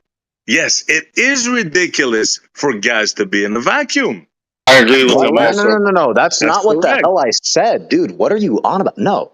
I You said definitely that said your that. statement is a contradiction in terms, meaning that if you're talking about gas in a vacuum, you're saying that there is and isn't something in a vacuum. This thing is and isn't a vacuum. Is a vacuum something that contains gas? No. Then saying gas in a vacuum is a contradiction. Well, that's your model, my friend. You're one step behind. Vacuums do and don't comprise of gas. Like you see how that's a modus ponent contradiction. No, that has nothing to do with models. I'm talking about your Hold on a statement. second, real quick, guys, real quick. Gases. Gas is what? Real quick. Gases are always in a vacuum. There's never a vacuum without gas in it, ever. What is the definition of a vacuum here? Something low pressure void of, environment, right? especially gases, void of those things. Yeah. A vacuum. Do we have to go into what a So a vacuum is? is a region of space devoid of XYZ. But you're saying a vacuum that is not devoid of XYZ. Therefore, it's not a vacuum. That is a logical contradiction in terms. Your statement doesn't even make sense. Welcome to your model, my friend. I want you to say it What do you every mean time. my Repeat model? that What does it have to do with sentence. model? Keep repeating that. Keep repeating that. What does that have to do with models? What are you talking about? I'm saying that your statement is a contradiction in terms. You believe that you live on a ball surrounded by water and gas in a vacuum? Yes or no? What do you mean by in a vacuum? Are you a baller, sir? So I could explain your model to you, because it appears I have to do that. Are you a baller? Baller. Oh, you mean am I a globe Earth person? Yeah, Are you obviously. a globe, or are you a globe proponent? You believe in I already NASA. said You yeah. believe I in a already globe. said yeah. Get Yes? to your next thing. I already said yeah. Get to your next thing. Okay, then let me explain your model to you, right? You live on a giant ball, surrounded by water, surrounded by gas, in a vacuum. Are you not aware of that? Which region of space is the vacuum? All around your fancy ball. Everywhere you look, there's a vacuum. And where's the evidence for this? That's your model. What are you asking me for? I laugh Hold on, at it. real quick. I'm here to laugh at your model. All right, real quick. Are you saying that if a vacuum has gas in it, it's no longer a vacuum? Yeah, that would be a contradiction in terms. That's like saying if an empty so room is you're not saying- empty, is it an empty room? Like, of course it's not. That's just a misuse of the vocabulary. Okay, so you're saying vacuums don't exist. There's no such thing as a vacuum. That's also what you must be saying, correct? I didn't say that. He doesn't realize what he's saying. You're essentially saying that if there's gas, then it can't be a vacuum. There's no such thing as a vacuum without gas in it. So you're saying there's no vacuums don't exist, essentially. What do you mean there's no such thing as a vacuum without gas? No, there's no such thing as a vacuum with gas in it. Okay, so vacuums don't exist because there's no such thing as a perfect vacuum, meaning a vacuum with no gas. Are you saying that pragmatically there's no place in the universe where a theoretical perfect vacuum would exist? Yeah, there's no such thing as a perfect vacuum. There's no such thing as a... Yeah, you're saying that if there is gas there, then it's not a vacuum. There's gas everywhere. You can't pull a perfect vacuum. It doesn't exist in nature. That's not a thing. So you're saying vacuums don't exist. No, that's not what I said. You could say something is more or less of a vacuum. But if you're making the statement, you have a vacuum that contains gas, that is a contradiction in terms. No, it's not, sir. You always have a vacuum that contains gas. You never have a vacuum that doesn't contain gas. That's not a thing. That's not a real thing. It doesn't matter if you think an actual vacuum is possible or not. It's logically possible. Like, you need to understand the differences in modalities. Are you saying that there cannot be a vacuum under a logical modality or a physical modality? Under your definition that you just gave, if there's gas, then no vacuum. There is no such thing as a vacuum by your own words. Okay, which That's what I'm saying. modality? Under which modality? Under the words you just said about gas and a vacuum. I'm asking under which modality? There are two modalities, a physical or a logical modality. And if it's either one of those, derive the modality contradiction formed by either one of those. How about reality? Can we have gas with a Can we have a vacuum with gas reality, in it? do you mean logical or physical modality? Can we have vacuum with a gas? Can we have a vacuum and there's gas in it? Is that a thing? No, that's a contradiction in terms. Okay, so there's no such thing as a real vacuum then. You are telling us right now that there are no such thing as vacuums because there is always gas everywhere you are, inside every vacuum, everywhere ever. I don't know if that's true. Why would I say that? There could very well be like actual literal completely empty parts of space. I don't see what like would prevent that from being a thing. I don't even know what you're on about. Can we back up a little bit? You know your space, like everything above the atmosphere, like 80 miles up is called a vacuum. That's what we're talking about, right? You understand that, right? And you're also telling us that there's gas giants in this vacuum, but then turning around and saying there can't be gas in a vacuum, it wouldn't be a vacuum, that we're contradicting in terms? No, we're just telling you what your model tells us. Do you know how that term is used, though, the term vacuum, when they're describing something? There are things called vacuums of pressure, right? So it means how much less pressure compared to something else is it a vacuum? I work in HVAC, for example. I vacuum units down all the time. I'm very familiar with these concepts. For example, if you get negative 30 psi on your reading, that is what would be considered a theoretical perfect vacuum. You can't actually reach that because, you know, you're comparing the pressure internally to the pressure external, which the pressure on Earth being that much psi in differential, right? So you could say that if you fill a tank with something and it becomes very pressurized, that outside of it there is a vacuum, a comparative vacuum, meaning a difference in pressure. But the term vacuum, the way he's using it, is to describe something that is not involving pressure differential, but using it in the scientific sense of what it means for something to be in vacuum, an empty region of space. And that is a contradiction in terms. Okay, fair enough. But you do realize that, like, you're not teaching us anything. What we're talking about is the vacuum of space. That's when you say vacuum of space, it's not me saying it, Junior. Would you stop saying that?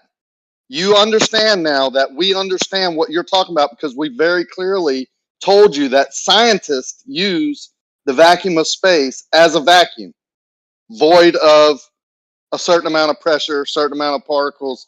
But you're telling us that there's these huge gas giants in a vacuum.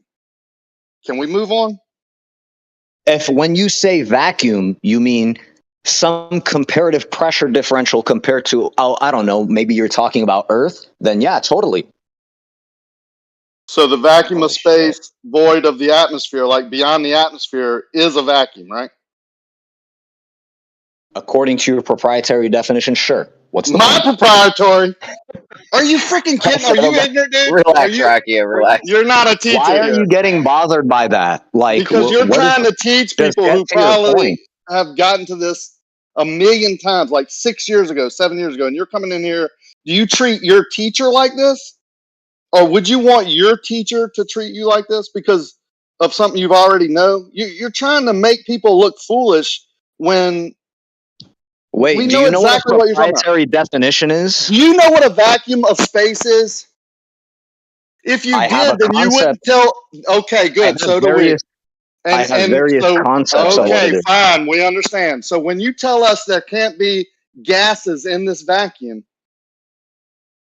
We don't understand that because we know there's gases in space. So obviously we weren't talking about the same thing, right?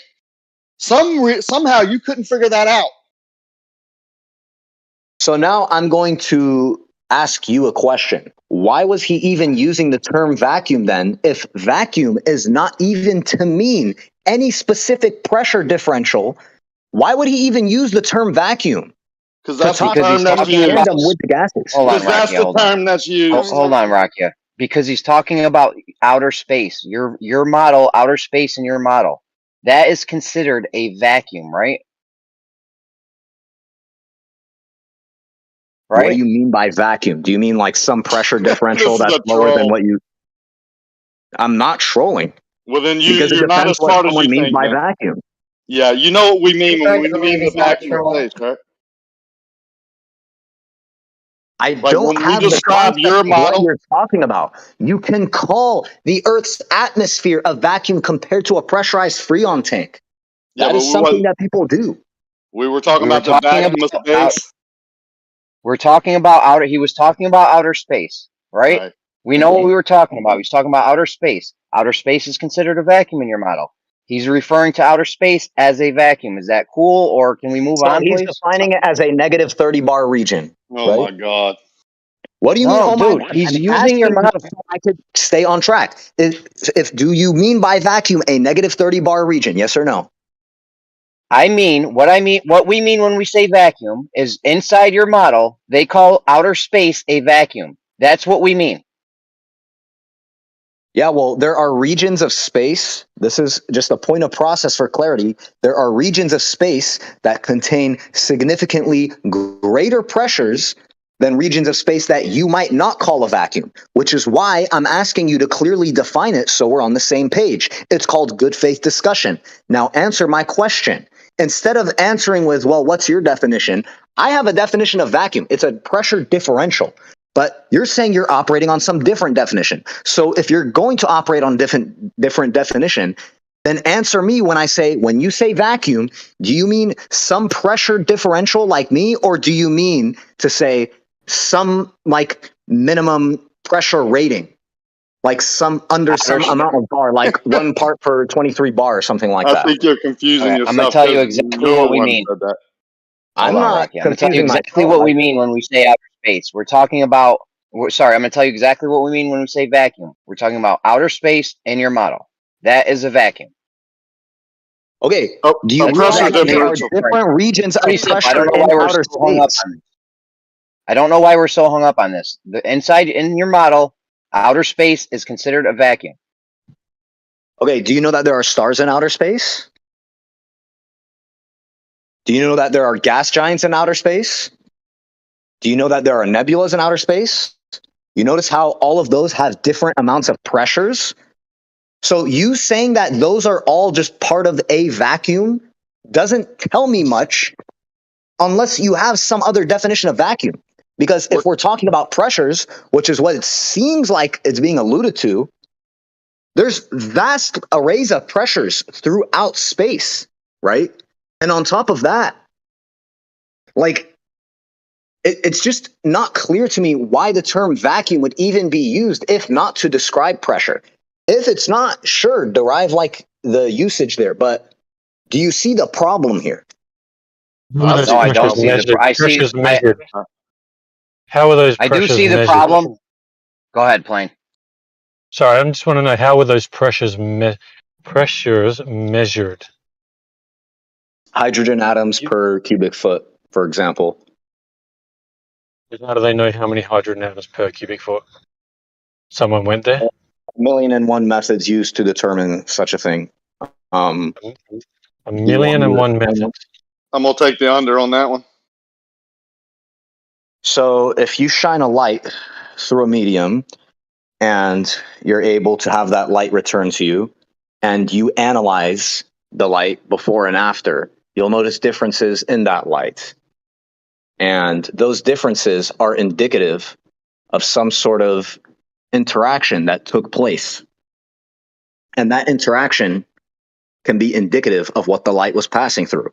And through a lot of complex math, you can actually determine something such as what substance the light passed through, how much of it there was, and well, that's all we need for the purposes of this. There's also other things you could do with that, but does that make sense? The thing is that mathematics proves it, not actual reality. What do you mean, not actual reality? What does that mean? Well, how are Not you actual getting it from reality? something that is supposedly 50, million light years away, and you want to tell us what the pressure of that is in there? Yeah. Let's say you see an atomic bomb on TV, right? And it happened on the other side of the fucking planet. Do you need to be there for the atomic bomb to know how much pressure or danger must have been involved in that? Or can you just see it, observe some of the consequences of it, and say, I definitely don't want to be near that? That's Oh, not it's what not we're talking about. reality. It's just How math. do I know that there was That's not actually what even we an were talking atomic about. bomb that went off? Yeah, How but do I know it's you're not just a saying video that was shown? you're saying the atomic bomb happened thousands of light years in the past, and you're viewing it by sending a probe there or telescopes or however you're testing it. You're getting the light back and testing the light from that, right, from that distance and that time period, and telling us that there was an atomic bomb there. It's not there anymore. There was in the past because you viewed the light from there. Uh-huh. Yeah. So Yeah, what? viewing an atomic bomb. So shoot that. How did you get the baseline? Did you do it on Earth first? Did you set off an atomic bomb and then test that in the Earth's atmosphere, and then say you sent it thousands of light years or billions of light years into the past? You don't need an atomic bomb. There are many ways that photons are created, but regardless, if you have light reach you, and the distance to that light, which you can determine via triangulation, and you have something called an MFR 123 index, which is basically a determination of what wavelength the light should be on. Think of gamma, ultraviolet, those sorts of things, which is your starting point. And then you have that light hit Earth. You do a calculation based on a lot of laws of physics in relation to photons, based on the distance, what the light's starting energy level was, and the pattern that's formed by the light that's hitting you. Yeah. From billions of light years away. Yeah, doesn't matter what the distance is. Also, it's not billions of light years away. Hang on. Say that one more time. Doesn't matter what the distance is. Correct? No, because you throw the distance into the calculation. There you go. I hope the audience, they can make their own decision based on that.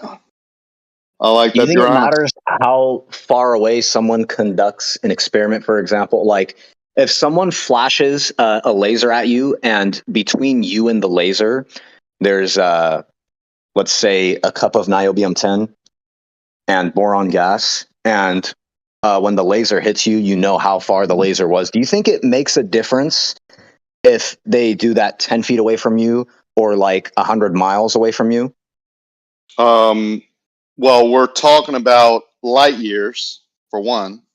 Yeah, so we're talking about outside the Earth's atmosphere. So how you would test that and know that for a fact, as you're stating it, is wrong. Now, 100 miles away or 100 feet away, problem, though? What is the magical thing that happens? What is the magical thing that happens when light travels for years, such that the results will be distorted or something? Well, first you're assuming that light travels for years. That would be an issue. What do you mean I'm assuming light travels for years? Well, aren't you? No. It's verifiable. Okay, well there you go. I'll let the audience discern on that too. I'm not saying you're wrong. I'm just saying I'm glad you're saying that, and that's fine. The audience can determine, investigate it and do whatever they want. Okay, well, you realize that we can simply verify if light travels for years. What do you think would happen to light after traveling for a year? Does it just like suddenly disappear like magic or something? Like what happens to the light exactly? I can tell you what does happen to the light after traveling over distance, but I want you to tell me first. I don't really go into that nonsense. I'm not I going know to what entertain I that know what anyway. light does as it goes away from me. What does light do as it goes away from you? Well, it gets absorbed by the whatever medium it's in. What do you mean When it gets absorb? like if you take a candle away from me, the light gets absorbed. It goes away. It's called the attenuation of light. Yeah. So Gets you're reflected telling in all me, different ways. It gets absorbed by the medium it's in. You can't see that candle anymore. what if you can see it? I can't. Yeah, I'm asking you, what if you can? Meaning, what I if the light traveled to you and didn't bounce off of something and go somewhere else? Like you put a candle a mile away, get a telescope, and look at it. yeah, that would be great. Okay, so what's the problem? What's the criticism? It just sounds like you're just But not light fully doesn't do sold. that because we don't see every star above us, right? If light did that, we would see every star, right? It's called Obler's paradox, I believe. The thing you're talking about right now, Rocky. Obler's paradox. Sure.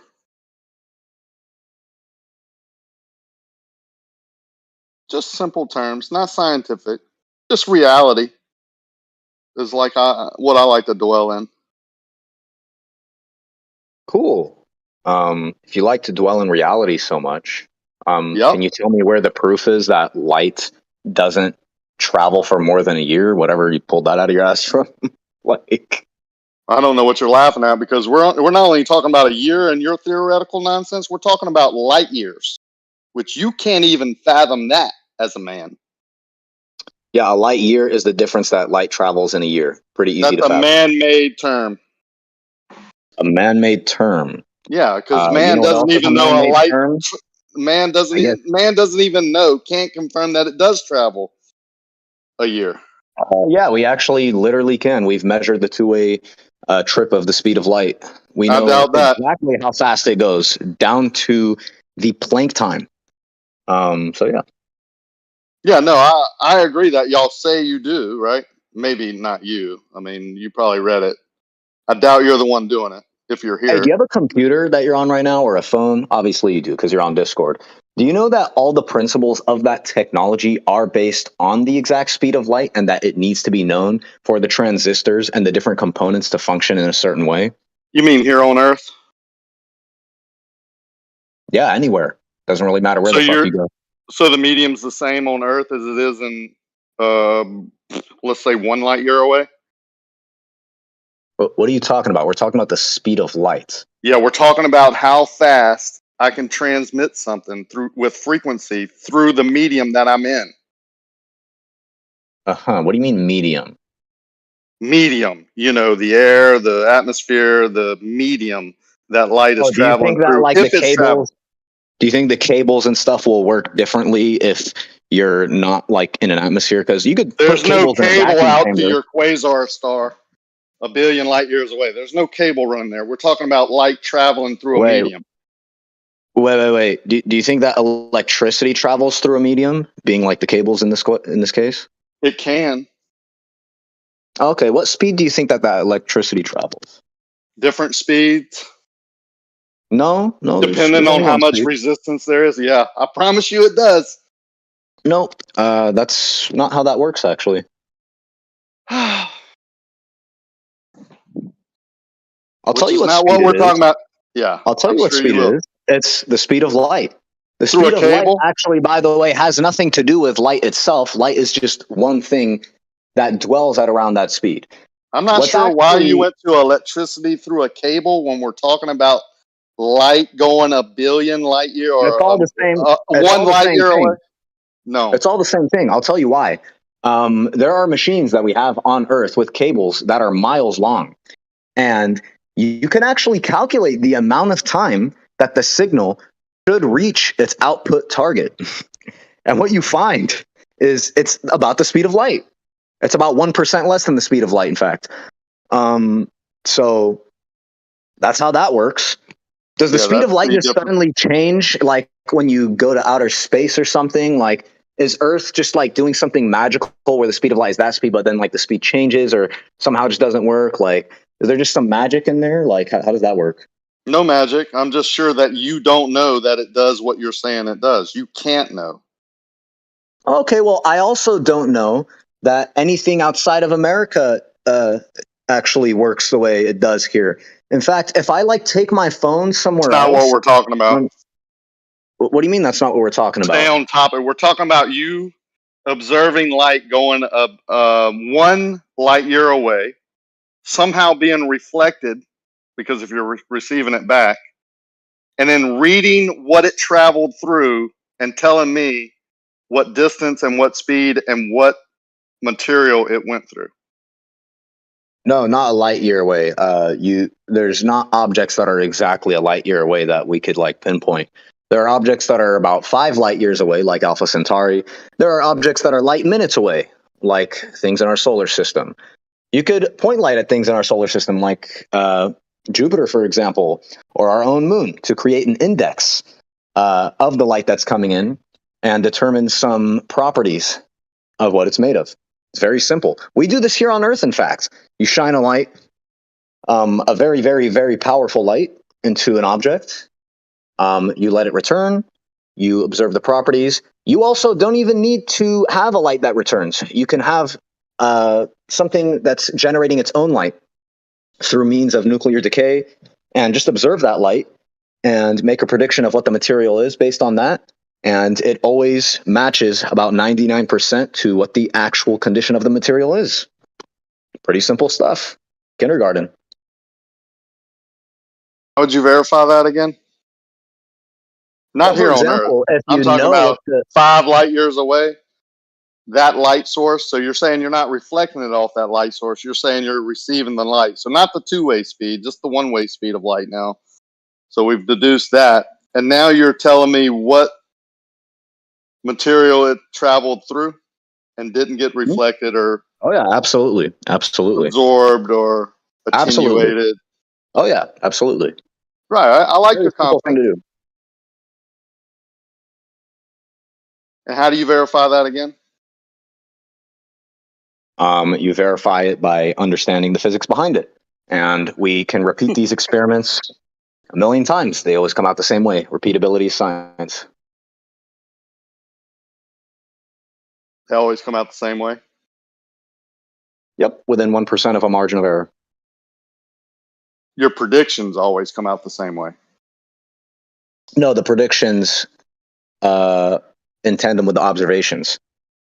No, you have to be predicting it because there's no baseline. There's no A to B distance 5 light years. No, you're going to have this material. You make a prediction. This planet's this far away. If I believe the atmospheric composition of this planet is this, this, and that, I should expect to see an index that roughly looks like this. And when you do that, you make that measurement, and then you get just about that every time. But what was the baseline, at the beginning? What do you mean, what's the baseline? Where did they get their baseline prediction? It's a hypothesis based on previous information that they have. So, for example, if you're running this experiment in a lab and you know what the gas is that's made of, that you're going to shine the light through, the prediction is that the index should match what you think the index should match for that specific gas. You run a light through it, you get that every fucking time. Come on, Rocky. I learned this in preschool. Yeah. No, I'm enjoying it, man. I love it. Unironically, the funny thing is you literally did when they talked about fluorescent lights. But okay.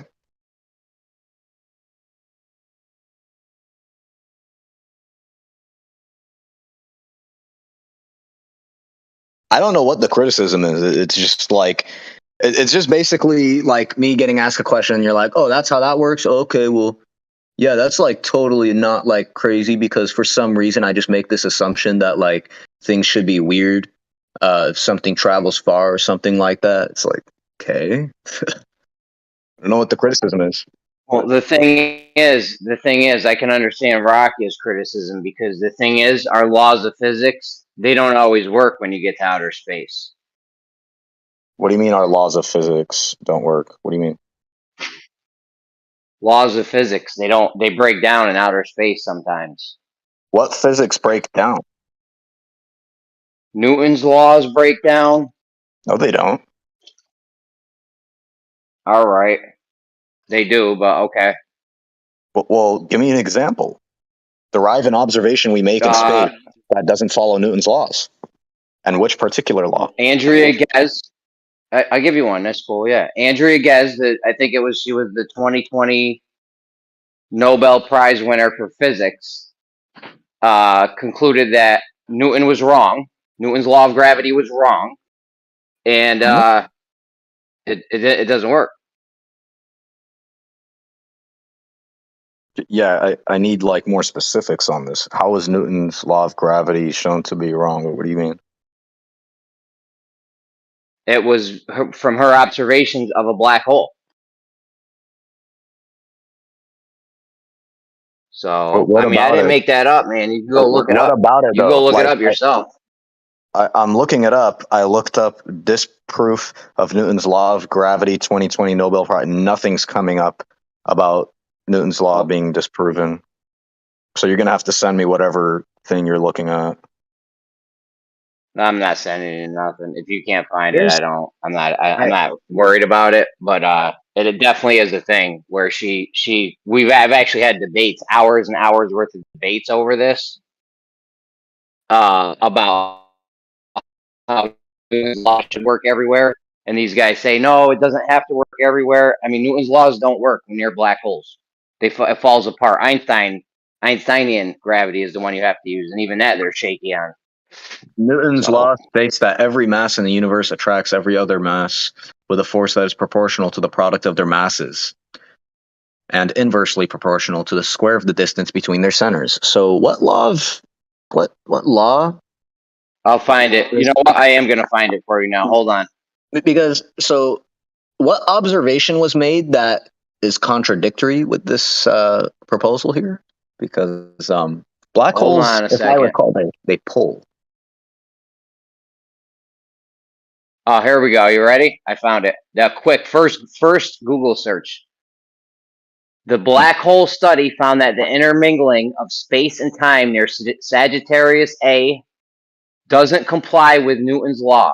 According to Professor Andrea Ghez of the University of California, Los Angeles, Einstein's theory, however, found fresh evidence. Can you send me that paper?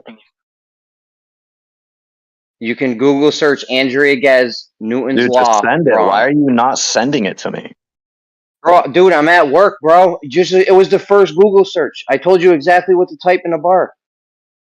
I searched that and nothing about Newton's law being disproven came up.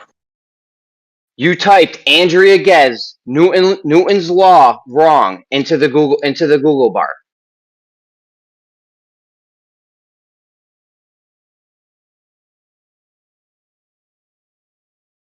Come on, bro. Work with me here, will you? I'm at work. Newton's law of gravity claims centers. No, dude. Oh, did you find it? I see some blog articles. I don't see like any scientific peer-reviewed papers of any sort, but I'll read this anyway. She won the Nobel Prize in physics for this. It's going to be somewhere.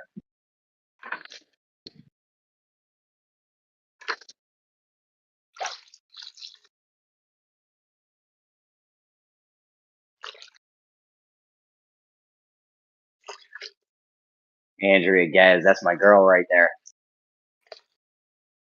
Yo, shout out Andrea Ghez.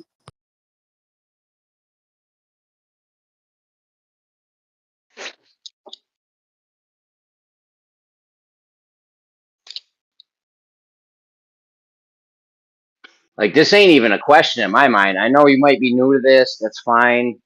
You know, a couple Google reads, you'll No, figure there's it all nothing out. here that I'm reading. Like I said, There's nothing here that I'm reading that shows that our laws of physics, whatever R even means, is like breaking down, and B, this has nothing to do with space.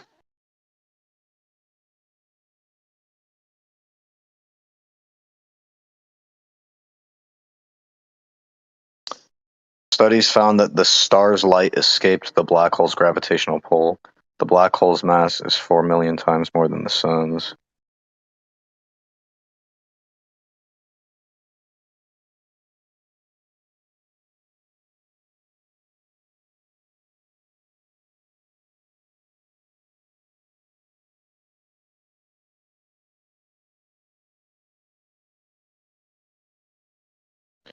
So all they're saying.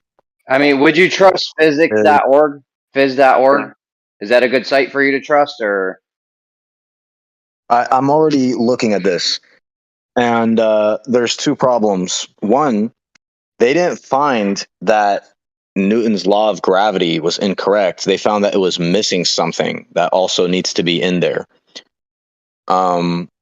Because basically they're saying that Einstein's explanation of gravity is more detailed and allows for like these extra concepts to be in place. It's like that's not the concept of all objects with mass being pulled together is not actually in question. They're just saying that there are also things seemingly devoid of mass that seem to be coming together. That's not that actually isn't a disprovable. Like these articles are just putting stupid headlines.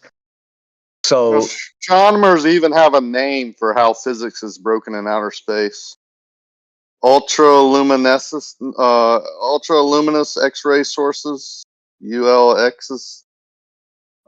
There's two layers of issues here. One, this doesn't show an issue with Newton's gravitational law. It just shows that it's incomplete and there's an extra thing that's added in by Einstein's theory. And they're saying even with Einstein's theory, there could be even more complex things to add in. Again, stuff that is, to be honest, very complex. And if I'm being frank, way above the heads of anybody who doesn't even know what the shape of the earth is.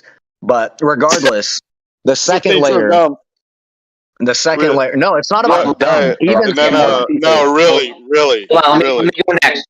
Let me go next because I found Andrea Ghez quote. Let me go next.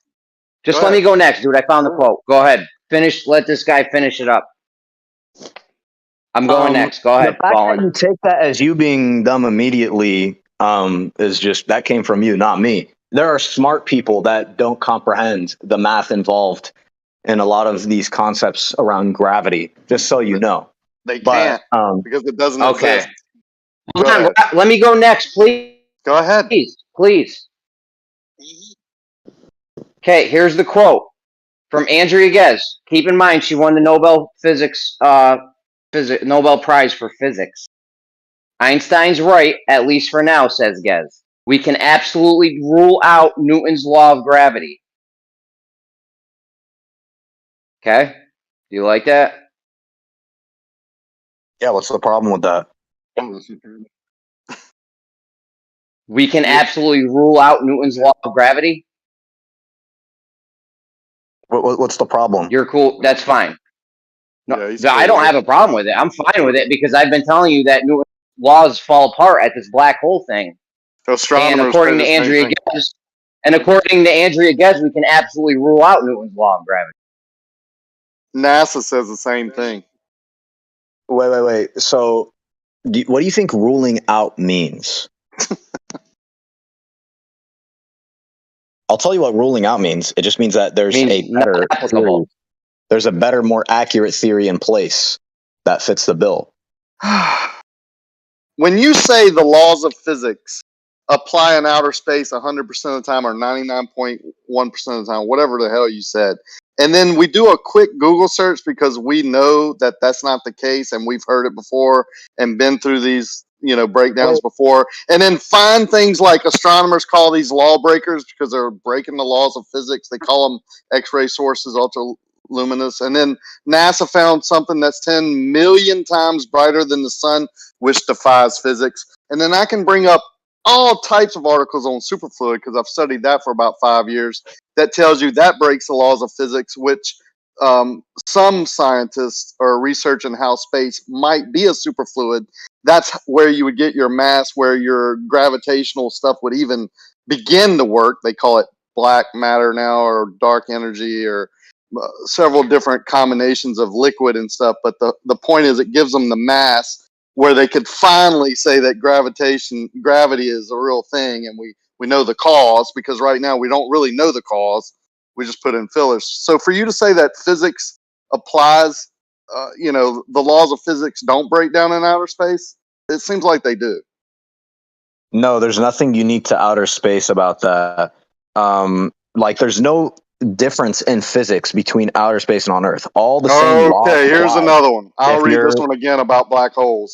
Oh Yet my there's God! a Wait, very pause, existence threatens the present foundation of. Well, I'm Don't tired go of on. wasting Don't time. go Where on. you, Don't go on. yeah, No, you're I don't wasting know where time right this now. 1%. No, I'm Dude. Hold not. on, guys, one at a time. Yo, guys, hold on. Yeah, I hold just on. started talking We and he can't do that. interjected. We got to go one at a time. I know, man. Exactly. Let's let everyone finish, please. Exactly. So he should let me finish. So there's no difference in the laws of physics in Earth or in space. If there's some addition to some physical law to space, such that it's making it more detailed, adding more concepts in that we didn't have before, those same laws all apply on Earth still. There's nothing magical about the tiny little Earth that somehow every other place in space has like this weird physical law difference that is not going to be no, it's all part of the universe. Like, all the same laws of physics will apply regardless. Not what we're talking about. We're talking about all you just said it again at the end, which contradicts what you said in the beginning. But I'll go ahead and read this statement. Yet their very existence of black holes threatens the present foundations of physics, which means the laws of physics, right? The basic principles of quantum mechanics are thought to govern all the other laws of nature, but when they are applied to black holes, they lead to a contradiction, exposing a flaw in the current form of these laws. Pretty freaking when you say a contradiction with these laws, do you mean a contradiction with laws that somehow only apply outside of Earth? No, they're talking about the laws of physics. How space, how black holes are not on Earth. Hello. Black holes are not on Earth, sir. They're in outer space, and that's what we're talking about. Do the laws of physics here on Earth, are they the same in outer space? And these are article after article, NASA, Scientific Review, Scientific America astronomers stating that the laws of physics All right, are you done? I'm going to respond. Yeah, so this is the equivalent to saying, well, do you understand that there's only black holes in outer space and not on Earth?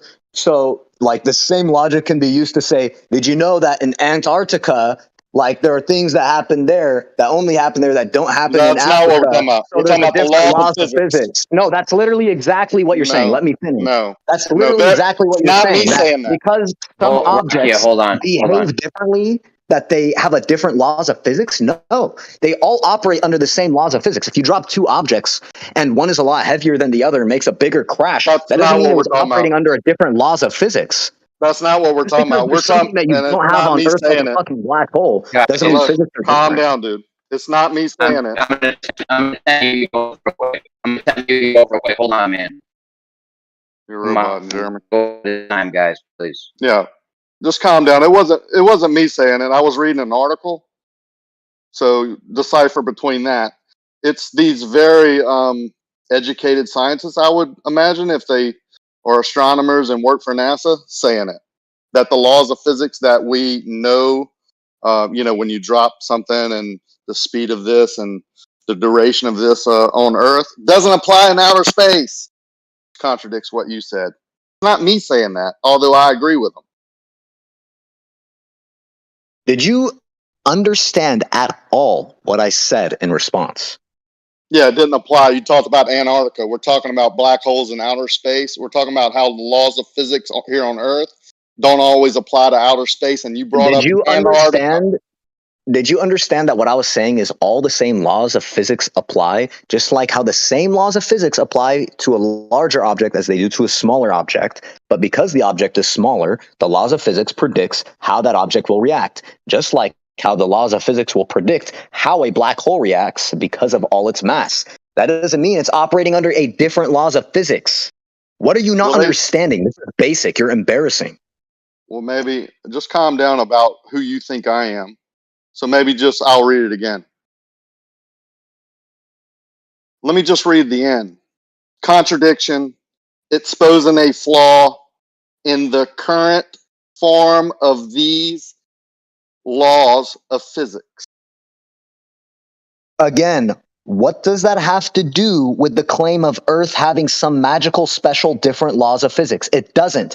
No laws of physics are based only on the Earth or something like that. The laws of physics are just the laws of physics. Those new laws also apply to Earth. So if someone adds some new concepts into gravity, that also applies to all objects and all things on Earth. What do you not understand? You are getting nowhere.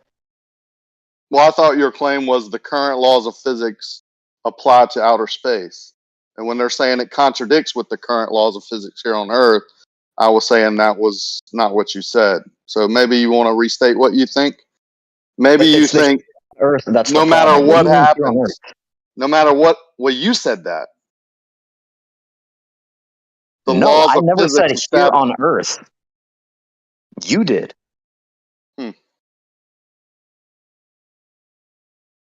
The laws of physics are just the laws of physics. Forever changing, right? More like updating, more like being refined. So changing. Sure. What's the problem? No problem. Just like how the HVAC industry has changed like drastically over the years. Air conditioning existed for like over 70 years now. Like modern air conditioning, and just because there's like advancements in it since back then doesn't mean it didn't work back then. It's the same principle. Condensing air under vacuum and creating a gas to cool that air flow down under vacuum, and then using a blower to blow it through a conduct. It's pretty much the same system. Yeah, it's almost kind of just like physics, where you like form a hypothesis, you run experiments based on that hypothesis, and when the experiments fit the bill of the hypothesis, it becomes a theory, and that theory resounds until a new hypothesis is formed that could be more refined and is not incompatible with the previous one. Okay, fair enough. Let's plug in condensing units or AC or vacuum into this statement. Yet their very existence threatens the present foundation of the vacuum theory, condensing theory, the basic principles of quantum mechanics and through the govern of all laws of nature. But when they are applied to the black holes, they lead to a contradiction, exposing a flaw in the current form of the condensing unit. Yeah, then they just need to update the physical laws so that they match reality. Change the law to match reality. Yep. I like it. Confident again. Where have we heard that before? Yeah, just dial it up. Just turn the knob. Change the law. Wait, what's the What's the problem? No problem, man. I think you're great. You know that like computers, like every fucking technology you know, has gone through updates and refinement. Like, what's the problem? Do you think that computers today are running optimally? You think they're defying the laws of physics that were known when the computer was developed, sir? Do you really think that? That the laws of physics that make that computer work back then, although they were larger and produced more heat and blah, blah, blah, and were slower, do you think because the computer system became faster and smaller and ran cooler, that the laws of physics changed? I don't. And if you want to call me... Yeah, I know now you're going to say that the laws of physics didn't change. Yeah, I know. That's what we were just talking about. changing, refining, reducing. No, dude. We didn't Holy refine shit. the Where's laws your of trauma? physics, sir. Hey, We didn't refine the laws of mute this guy. Mute this guy. He's just talking over. Dude, when did anyone say anything about the laws of physics changing? No. Well, you used refine. You just said that. Our understanding of the laws of physics change. No, you said Our refine. model changes. I Are said you change. Now insane? you're said lying. refine. Yeah, you're Yeah, lying. wait. I was listening to this conversation from a third person perspective, and Dude. you did say that they're going to change the laws of physics, and they have to update them. Well, you said So you did update or say that. refine, not change. Dude, Noah, PhD, whatever. Are you insane? Do you actually think I said that? That's not even someone's going to dignifiable with change the laws of it. What would that even That's just mean? an insult. Just What saying would that I'm even insane is an mean? insult. We What would agree it that it's even mean for someone to change like the actual laws by which our universe operates on? That's What like an about refine? incomprehensible statement and an obvious like purposeful Refine is misinterpretation. You're pathetic. refine is changing. What about refine? Jeremy, Did you're you gonna use let him. refine? You're gonna let him just insult people. Yeah, He can just insult over and people? over again. It's all right. He's all Yeah, right. what you just said was insulting because you're purposely misinterpreting what I said. Okay, what'd you say? Restate it. That's fucking ridiculous. That needs to be Okay, monitored. listen. Don't hold on. I know. Don't insult people, please. And you did say refine, which means to change. If you don't change anything, you didn't refine anything. I mean, Yeah. this is easy, like grammar. I learned this- Jeremy, your mic is roboting. I learned this when I was in my mom's womb. So You're roboting right now. But anyways, yeah, Jeremy, what I'm saying is that our model of physics changes. And I just realized now that they think that the whole time I've been saying that like we're altering like the laws of physics somehow, whatever that would even mean. That's like an uninterpretable concept. Okay, they're I said perfectly change the misinterpreting. laws of physics, and you corrected me. You said not change, refine. So we were talking about the laws of physics. Either you Okay, didn't hear you it notice- correctly or whatever. So fair enough. Maybe just You notice restate how what you mean. change and refine is not the thing that turns on what's interesting here. What's interesting is whether or not what's being said by me is whether the actual universal laws that are governing us are changing versus our understanding of those physics. Like, do you see how that's like an insane straw man? I just want you to restate what you mean, so then we can move on, because it's weird how every time we Okay, but back do you in the corner, acknowledge that for the I'm past not hour? acknowledging anything, but asking you to restate what you mean. Do so you we're clear. acknowledge? Yeah, I'll do that. And I Go already ahead. just did. I'll do it for the third time. When I'm saying that we update our laws of physics, what that is to mean is our interpretation of how physics work. That is what it means when you say a law. I I don't don't think know laws how of else physics are anyone could okay. interpret that. okay, Fair enough. if you update the laws. Hold on, real quick. If you update the laws of physics, would you change them? If you update them, would you have to change them? Yeah, that's what it would mean to update. Wow. Hey, that's what we've been. No, Jeremy, what he's saying is not whether or not like we were incorrect about previous physics. He's saying that I'm literally like modifying the way the universe works when I say, here's how physics are going to work now. Like, do you see the difference? Like, you see what's being said? And I'm saying that that's a straw man. That's like an insane, ridiculous straw man. The fact that that's what I've been saying so far to be interpreted as, like, that's ridiculous.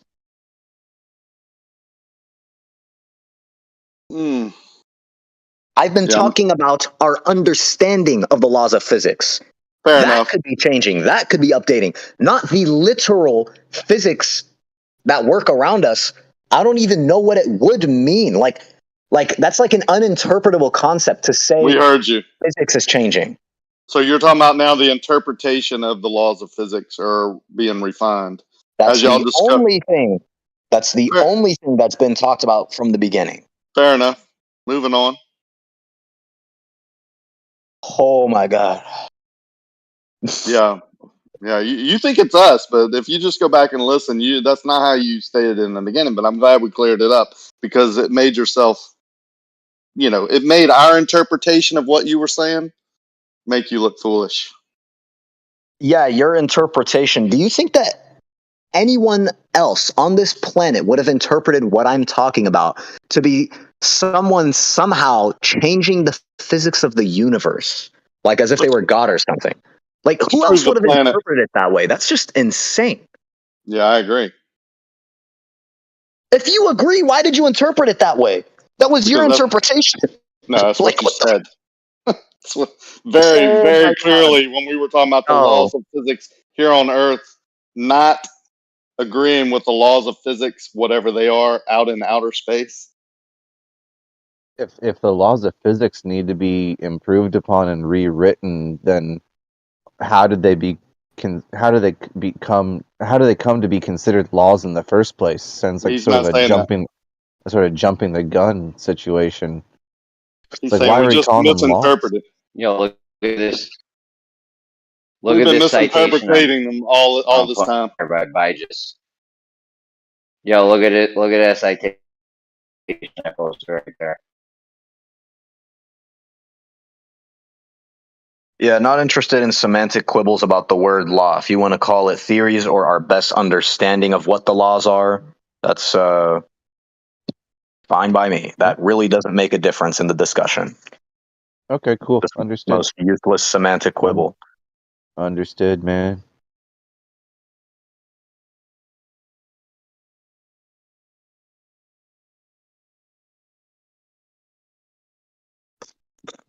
So again, coming back to the very original thing that was being talked about here, where is the logical contradiction formed by black holes forming? Yeah, look at what I posted in the chat by Bijus.com about where Newton's law of gravitation is valid. I mean, black holes is just one thing, dude. It falls apart on the quantum scale. Newton's laws fall apart at the quantum scale near black holes. All types of shit, dude. It's like, I don't know why you're arguing with us. This is coming from your own peoples. Hold on. The original thing Google was is not black my holes. people. Hold on. The original thing was black holes forming from gases in a vacuum, if I remember correctly. I was going to say, ask them if we can defy the laws of physics in any way. Have we been able to defy the laws of physics? And if so, what's a good example? Superfluid is a good example. You mean defy our current understanding of the laws of physics, like we make an observation that doesn't fall in line with our current interpretation, so we update it based on those observations and form a new resounding theory based on those observations that are compatible? So rewriting the laws of physics. Yeah, I would agree with. When you say rewriting, do you mean just like fucking throwing sludge all over the original thing and going back to the blueprint? No, it's more like making tweaks and balances and modifications towards optimal understanding. Yeah, superfluid is one of these things on Earth that is rewriting or changing or revising or adding a little snippet or whatever other way you want to describe it to the known laws of physics. The current laws of physics are being changed and rewritten because of, well, one example is superfluid on Earth. Cool. So, what's the problem? No problem. It's just not really a law. What's funny is this is actually. Wait, what do you mean not really a law? Well, when you get a first order measurement of what's inside your globe model at the very core, do you think you're going to have to redefine the laws of physics when you actually have a first order measurement to know what's at the core of your ball? You realize that you can make a measurement of something, make an observation, and form a theory that's completely compatible with that observation, but it falls apart because a new hypothesis is formed showing that that observation doesn't continue following that pattern once a certain type of observation is made. So to explain what I mean, you can make an observation that something operates a certain way, and your theory of why that's happening matches the observation you're making every single time. But there could be a new theory that says your theory is wrong, even though your theory does still match the observations that are being made with that particular thing. It's just that your theory doesn't predict observations that would happen with a different thing correctly, right? And so a new theory is formed that's still compatible in some ways with the previous one, but adds adjustments for other things that the theory was wrong on. Does that make sense? Well, I mean, are you using theories in the scientific term? Are you using theories in the scientific term? Because a law is not a theory. There's no. That's not the same thing. Yeah, I feel like you're just There's a saying lot of things people. that are redacted all the time, like the food that we eat. In one generation, they say a particular food is good for you. Then they say it's bad for you. Then they say it's good. They tweak it as they go. It's kind of learning to fly. It's kind of like back in the old days where they used to put feathers on their arms and jump off cliffs and think they could fly. But then they found out there's a thing called, like, up and down. Like, how can you be sure that you're 100% correct at any given time? You can't, but you can approach correctness by refining things more and more to a T. And if what you're saying is, oh, but because we'll never be 100% sure, how could you be confident about anything? Well, it's called epistemology. If you're going to set your standard of evidence to infinity, why believe in literally anything at all ever? Why not just consider your whole life a dream and just say, fuck it? So you're saying all we can do is speculate? Or do you think that No. a human being can travel? Can a human being travel 17,000 miles an hour? Can a human being travel at 17,000 miles per hour? Yeah. Sure, why not?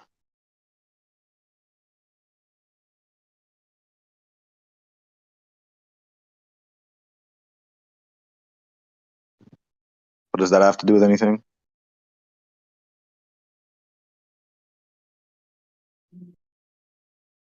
Okay, then. Moving on. I heard something said about nutrition being updated constantly and changed. Yeah, human biology, all biology, is a very complex subject. It is so hard to understand all the little mechanisms of an organism that the best supercomputers in the world struggle simulating very basic things that are not basic, by the way, like the human heart or the human brain. People don't fathom like the scale at how small and how complicated a lot of these things are, how many interactions and cytokines and all these things. They're like, it's beyond conception. So, no duh, those things get updated and changed as we learn more and more.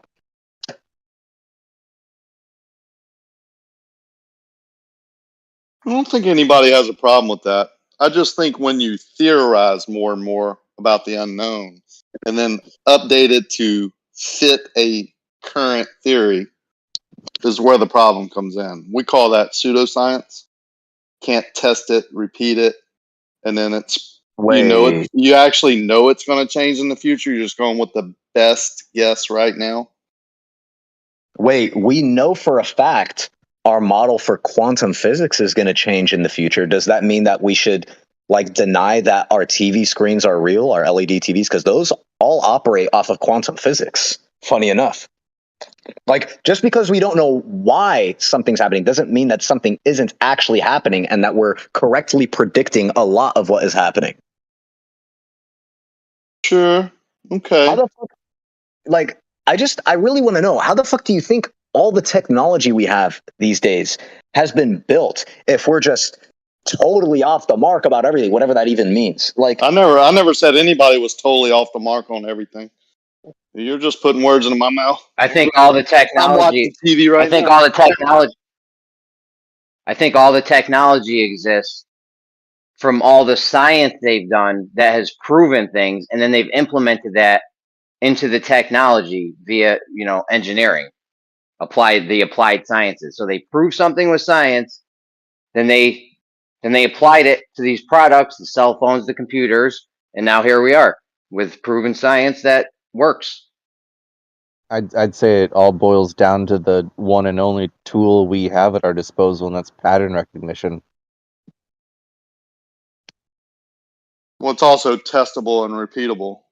A part of Yeah, science. pattern recognition. Yeah, I agree. R&D also, research and development, learning from mistakes. That's what it usually is.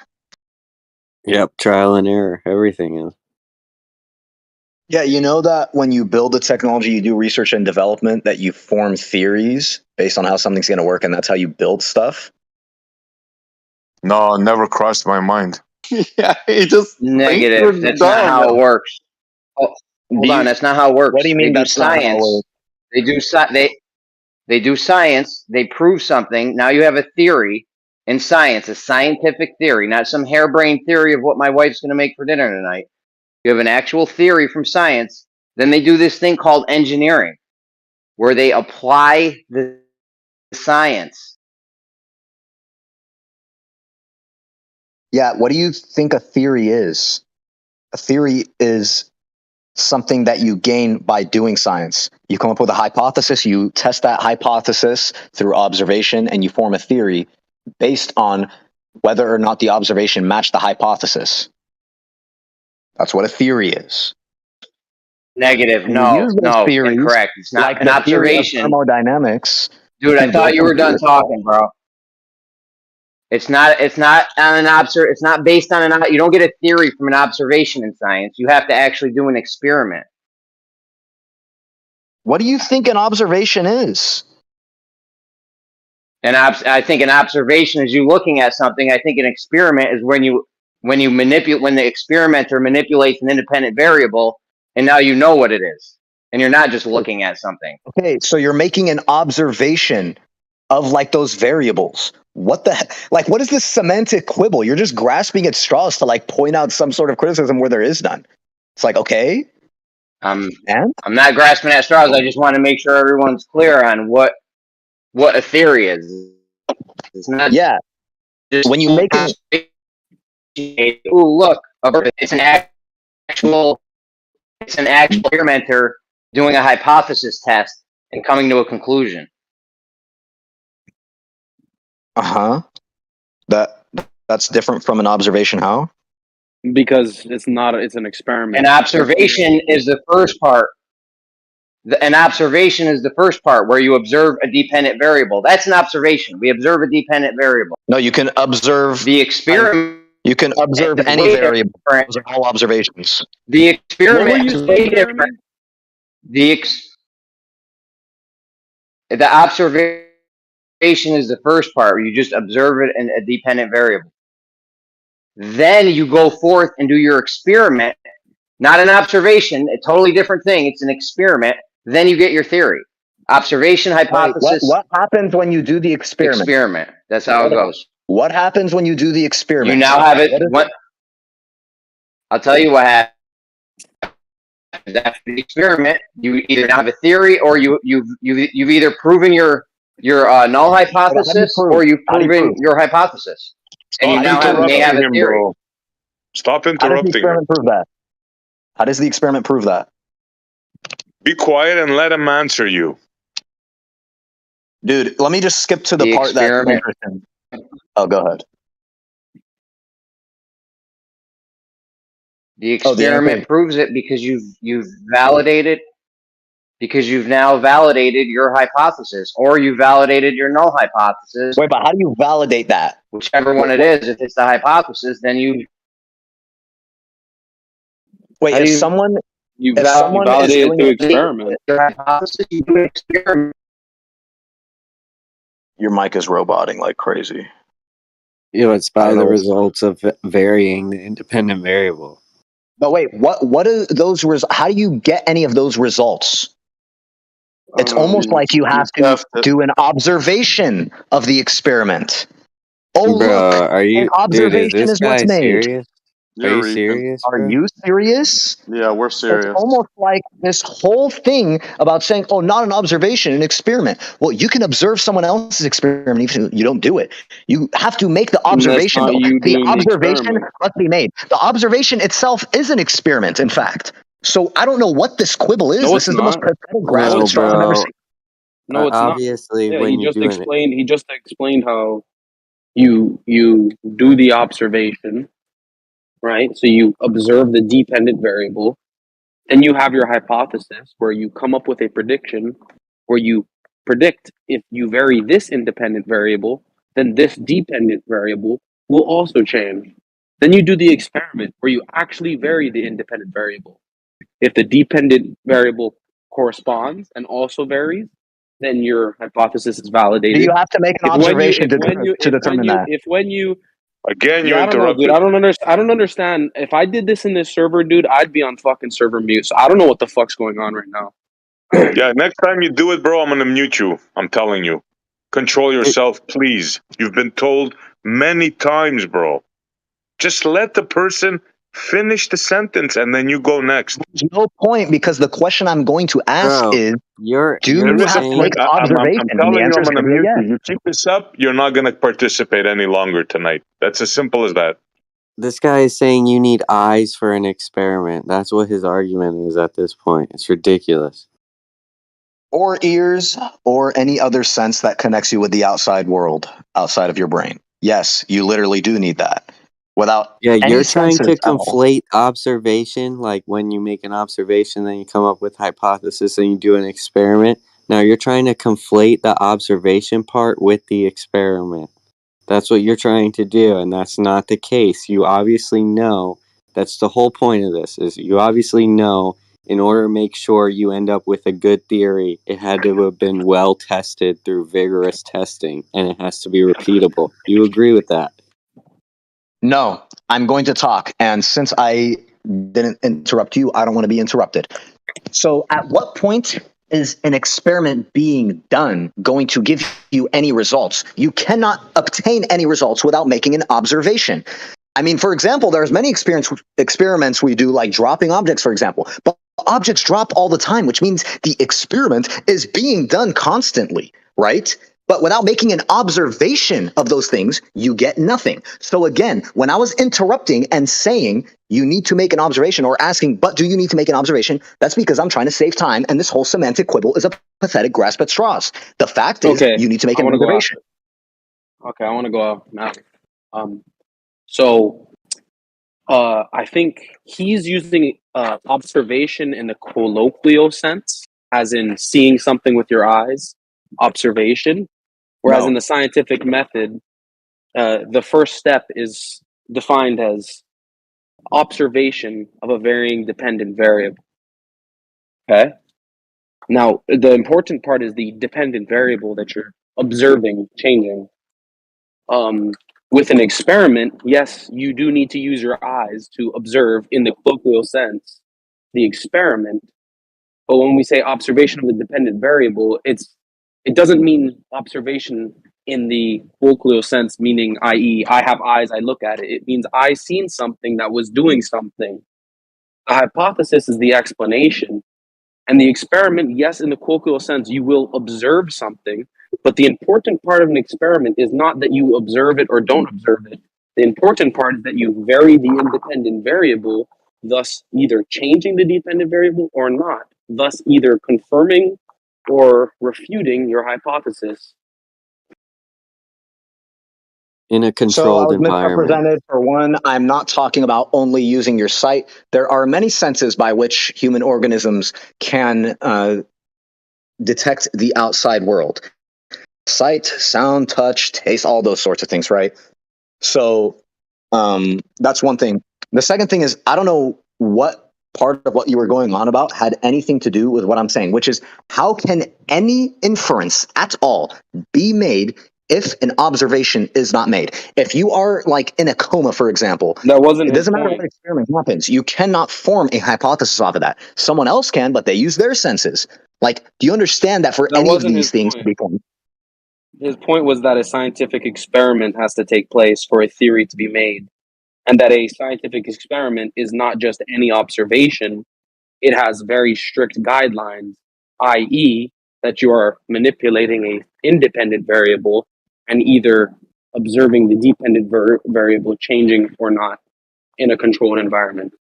And how is that incompatible with what I said? It just sounded like you were denying what he was saying the entire time. No, people were denying what I was saying, which is that an observation must take place. No one was. Everyone was just explaining the scientific method to you, sir. And why were they doing that? Because you were saying that you don't need a scientific method or something. You don't need an experiment or something. That's not what I said. That's not what I said. This all started Well, then with you're wasting your Jeremy. time. This all started. No, you've been wasting your own time and my time by trying You've been to wasting my time. semantic quibble You've over been wasting my observation. time. You're wasting my Nope. time right now.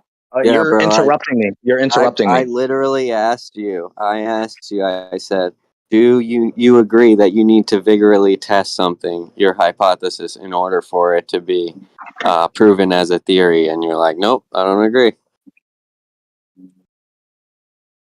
So what do you mean vigorously? This is the second time in an experiment, but this is the second time you've done this. You're literally walking back your conversation now, and you're trying to like come up with this like, oh yeah, now I agree. I don't know why you're doing this.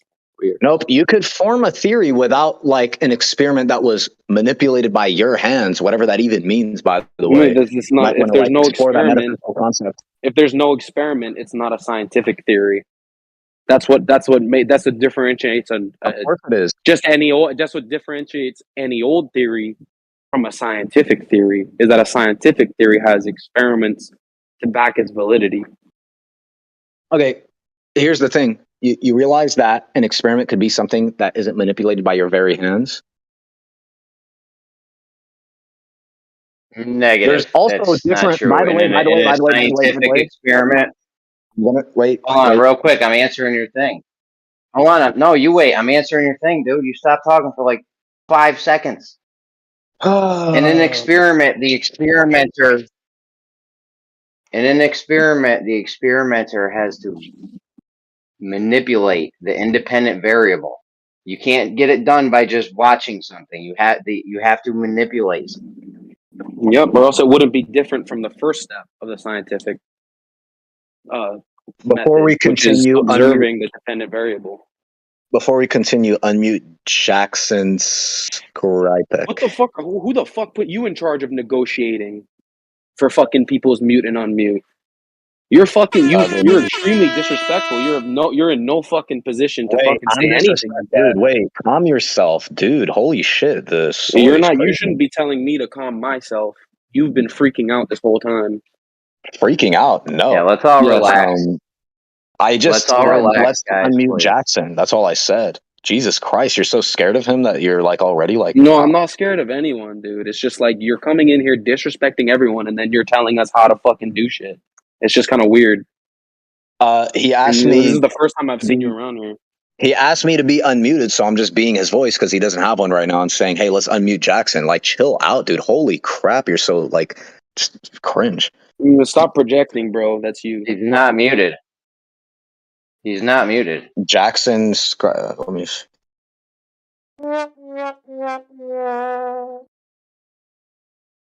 And he's messaging me saying he's a flat earther and he can't unmute. He's saying he can't unmute. I appreciate that. So he was muted. Yeah. How do I make he it may so not when have Yeah, I don't have that role. Is it like a role? Because like every time I join, I can't unmute myself. I gotcha. You might need a voice verification thing. I gotcha. Wait, did you do that for me? Yeah, I'm gonna do it right now. I gotcha. Oh, thanks. Just say a prayer to Jeremy, dude, and he'll get you every time. Send him your favorite Bible scripture. You'll be unmuted immediately. Okay. Wait, you actually was serious? Oh yeah, for sure. I got a good one. I'm not Christian, but some Bible scriptures are good. I mean, can't deny that, you know. Well, blurt them out, man. Let's hear them. All right. Well, I gotta find it. Like, what was it? Let me have a look. There are some pretty base ones, you know, like.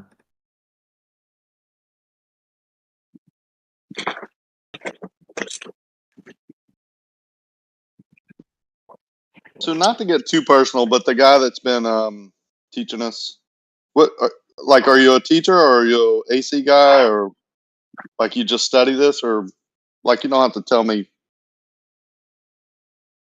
I do a bunch of things. What's the relevance? Quite the answer. Yo, you know who this guy reminds me of? You guys remember Flattened Destruction? This guy reminds me of that dude. You guys gotta appreciate though that he's being like, genuine. You know. No, Like, I've told stating him his several beliefs. times. He's just stating his beliefs. You know. Yeah, I like that.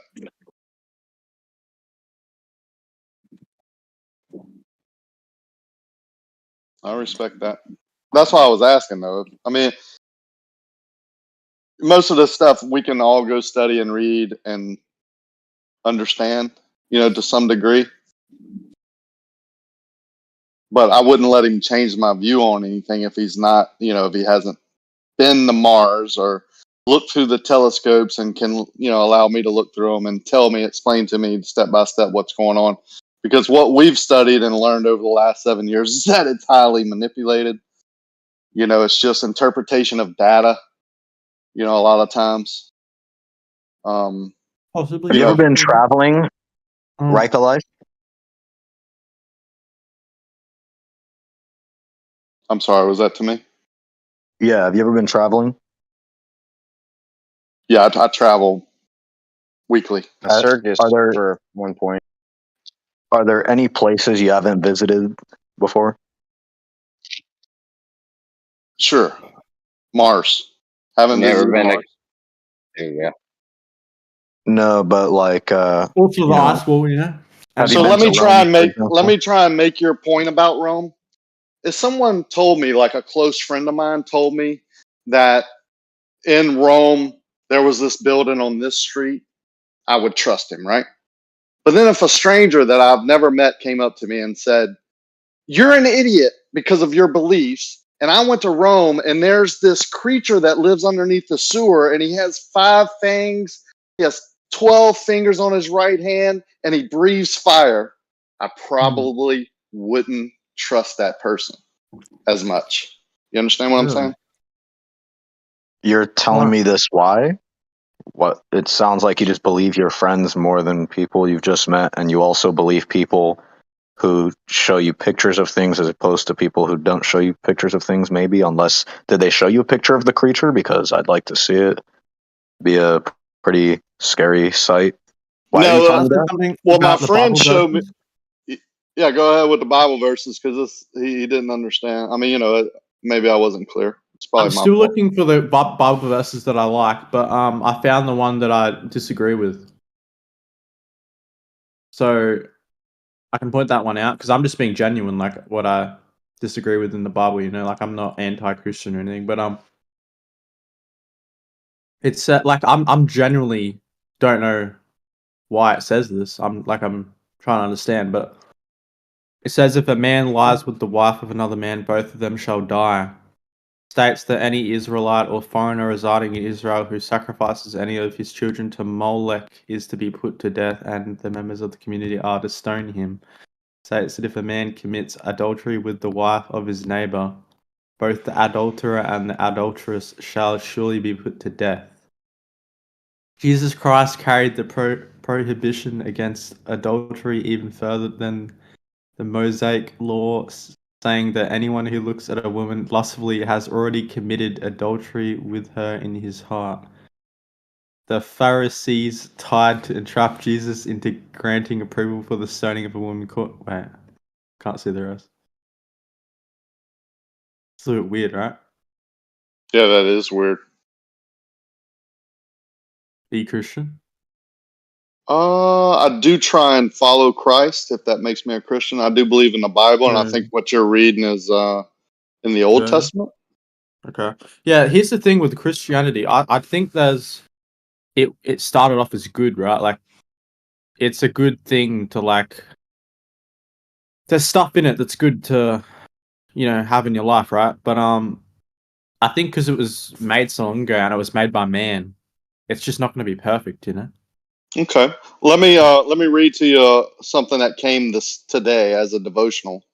So it means we live under the new covenant, so new God's laws. There's nothing in the new covenant that would tell you to stone your neighbor for looking at your wife or whatever. What is in the new covenant that if you have a wandering eye, like you view women, I have trouble with this, that it's a form of adultery and that you should shy away from it or it's considered a sin. You should repent. Isn't that just like a natural thing, though? Natural as in it's only if you actual like your actions. it seems natural to me, but Yeah, I'm I just mean, telling you what the Bible says under the new covenant, right? Like you're reading from something that doesn't exist anymore, doesn't happen. You're not commanded to do that under any God's law of the present. We're under the new covenant. So under the new covenant, you need to be careful with your wandering eye. You need to repent for that natural act of man because it seems natural. I just think And you shouldn't be proud of it, but I don't think you need to repent. It's just a natural thing. I don't think you should embrace it. But I mean, that's your opinion. That's not what the Bible says. I'm just telling you. well, You the understand? That's what I'm Bible's saying. written by man, right? Isn't the Bible written by man? No, Wait, is it really not? it's written down by man. Yeah, that's what I mean. Like if I told, well, you said written. Like they didn't come up with the surely it's been manipulated through time, right? I wouldn't doubt so that easy. at all. Yeah, I wouldn't So doubt wouldn't that it at be- all. Okay. But if you go back to the original scriptures as close as you can to the source where it's unmanipulated as much as you can. How do you know that's not manipulated? Like it could be manipulated, the earliest. Yeah, source. it could be. I'm just saying that it doesn't. It tells you exactly how to be and how the Bible was written and all that. So you can either trust it, that's where you put your faith, or you don't. Very clear on that. I got to find the Bible verse I agree with, though. I still got to find it. Cool. I'll have a look right now.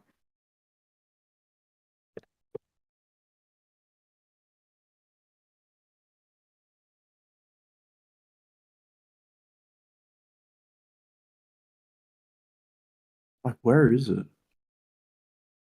Yo, Ant. Oh, that guy left. Yeah, that was quite the treat.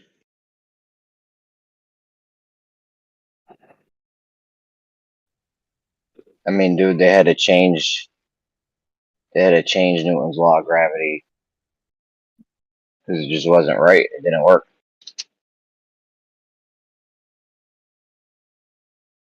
Oh, I think I found the verse.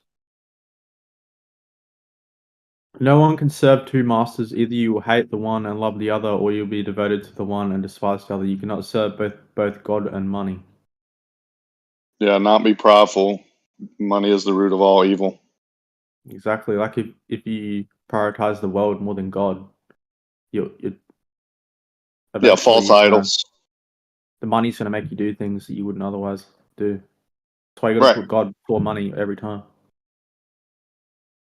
You got it. Is this fine? You got to have ethics before, like you have to have like an ethical framework put in place for like it's more important than your desire for money. I agree with that totally. Because I mean, you wouldn't kill someone for money, or you wouldn't do like Some the would. stuff you wouldn't do for money. Yeah, but you shouldn't, right? That's just.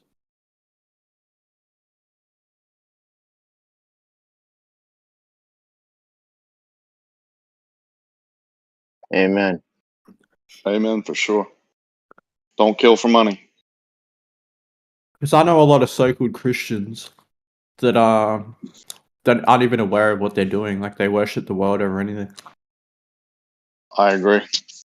They're not even aware that what they're doing is That's like. what I fear the most. That's what the Bible tells me I should do. I should fear God. I should fear the fact that I'm not, following His his laws enough. That's the only thing I should fear. That's what Yeah, that yeah. means. Like so-called Christian. I hope I'm not a so-called Christian, but I fail in many ways. I think a so-called Christian would yell and scream and get upset and lose his temper at people and then not repent for that, because I believe that's a fault of mine, or a wandering eye. I think Yeah. that's my worst sin that I've had over the last 10 years and recognized. I've worked on it and I've You reckon that's repented. your worst sin though? Like your worst one? Yeah, I don't kill or lie and cheat and do all that, but I do have a wandering eye. Like I did 10 years ago. It was just terrible. Like every woman, whatever, every girl that walked by, I would look at. And when I Yeah, found but out that I I don't wasn't think there's supposed to do that. anything wrong with looking. I think it's only wrong the way your heart is in the state when you look at her. You know, like. Well, that's But what you I'm don't. saying, though. My wandering eye led my heart to like Oh, desire okay. that woman, or and that's wrong. And that was the only reason. Yeah. Yeah, I think that's wrong. Yeah, I know. I agree. I think, but like you can make money two ways. You can make money giving value to others, or you can make money putting others down for your gain. Right? You can deceive people for money. Sure. You can kill people for money. So many things, right? Or you can Well, do the opposite, but which is going to be harder in the short term. But in the long term, you're going to be more fulfilled because you're actually giving value to people and then getting money from it, right? Well, it talks about being rich, right? It has nothing to do with money. It's family, morals, ethics, doing good things with the money that you've been blessed with, giving glory for Also how that you use blessing money, of money. 100%. Yeah, exactly. Yeah. Well, that's why I say the Bible doesn't lie. It tells you how it was, right? How it used to be, and that wasn't a good way, so it changed. And how this is the best way and to live your life. So you're not supposed to stone your neighbor. You're supposed to love your neighbor. You're supposed to forgive your neighbor. If he, yeah. Why did they say neighbor specifically? Neighbor doesn't mean you're like the person who lives next to you. It just means the Why person do they say around you. neighbor? Okay, well, what I'm about sorry. just everyone in general? That's like hasn't done anything to you. Yeah, that's a good question. I mean, I think it just uses the word that most gives it context.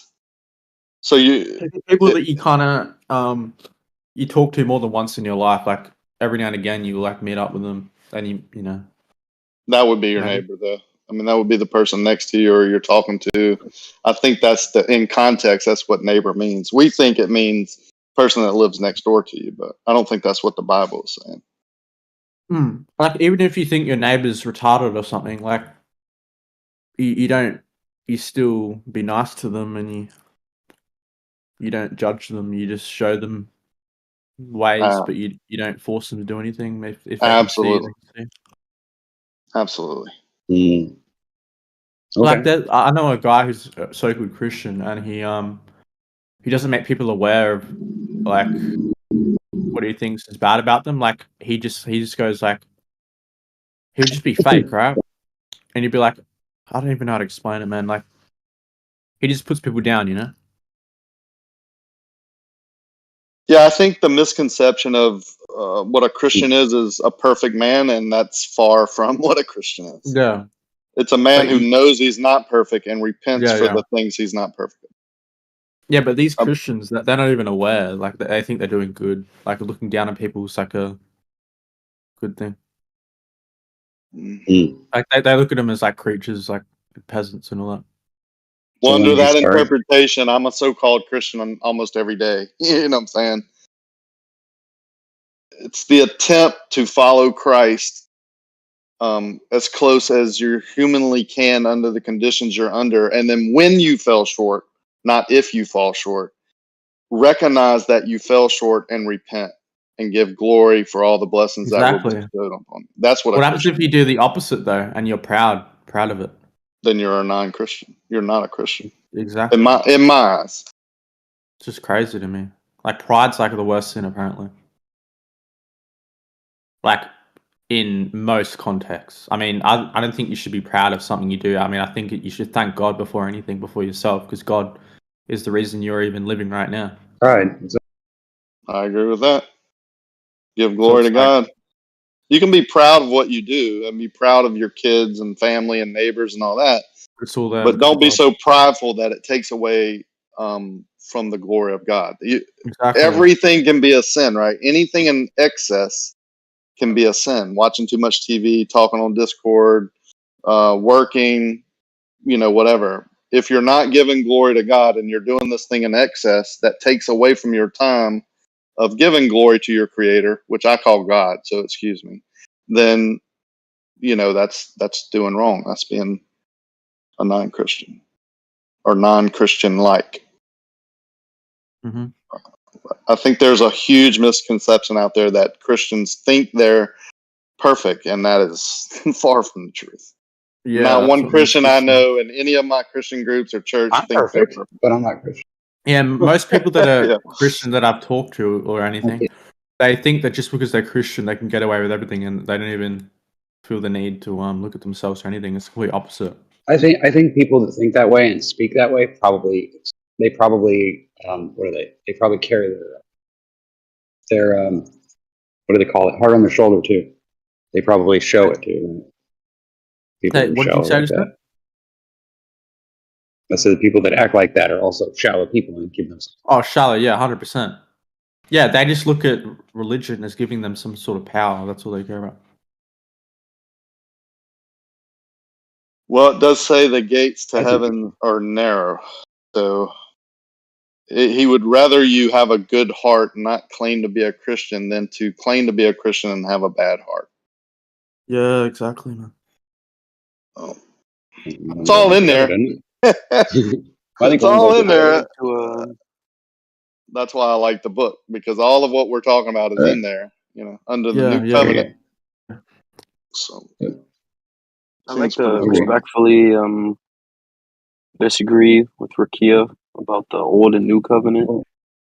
The reason the old covenant is not applicable is because the nation that was to be governed by those laws no longer exists. So a covenant being something between two parties, if one of the parties is dissolved, the covenant no longer exists.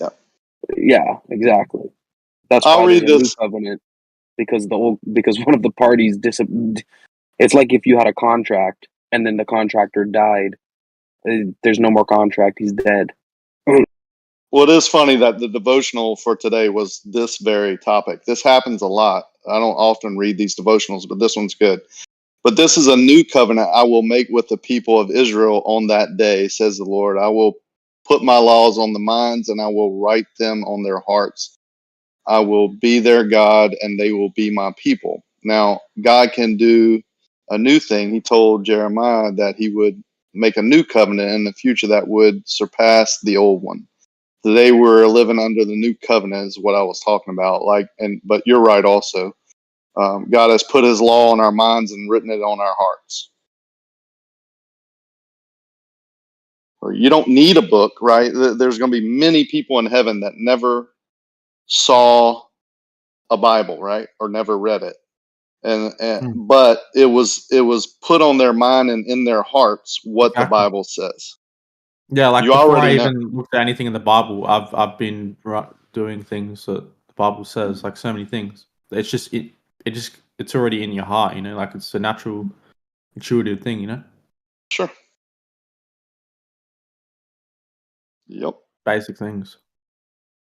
I believed in good and evil throughout my life. I was taught good and evil, but I never experienced it until about 7 years ago. And I've experienced it twice since. I've seen evil, right? And I never knew that existed until I saw it. I believed that it existed. I was taught that it was. I had heard that other people had seen it, but until I saw it myself and experienced it myself, What did you see? Yeah, I was going to ask that. Well, it had to do with money. Yeah. So yeah. I saw how up close, my dad was passing away, and he was wealthy, and he had gotten an inheritance of even more. And my brother and I denied the inheritance because of all the evil that was coming from it. We didn't want any part of it. So it was basically about money and pride, and the evil came out in people. And when I say evil, I'm talking about you can't even explain it. And I'll just give you an example. The grandson of my mother-in-law, my stepmother, I'm sorry, my dad's wife of like 30 years, she was killed by her grandson after they both inherited the money and basically went evil. They both were evil. Whoa. Like, I don't know. I would say demon possessed almost. That's how they acted and talked and, you know, all That's the that. money takes over them. Satan has authority over them when they worship money over anything in the world. I'd already been taught that, but I never believed it. And I never thought, like, this is a sweet, beautiful woman for years. Helped raise my kids, was the wife of my father for 30 years. Like, perfect, right? No issues, not one fight. And when the money came into play, she was already going to get, like, they were already wealthy, but she was going to inherit like 10 million. She got possessed. And I can't explain any other way. She was possessed. That desire was too powerful for money in the world that, like, it just took over her. Something like 10 that. million isn't enough. Yeah, I mean, I just, that's the only way I can explain it. I saw it firsthand, and that's like I said, it's just craziness. And I've seen other things that proved it also.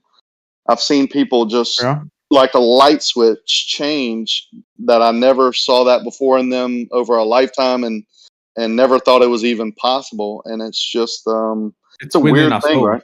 We all have potential for evil. I agree with that. I never experienced it personally, but I do now can relate to it and understand why people say that now. I say the same thing now. Mm-hmm. Strange spirit. I think the spiritual war that is taught, I believe. I just believe it. It's all within us. Almost all the Satan versus God is within our minds. It's all a war within all of us. Like Satan exists within our minds. He's not like an actual entity, in my opinion, that goes around Earth. I think he exists within our mind. That's what he is. He exists in your subconscious. He's a program. That's what Satan is. No, Satan has a physical form. No, it doesn't.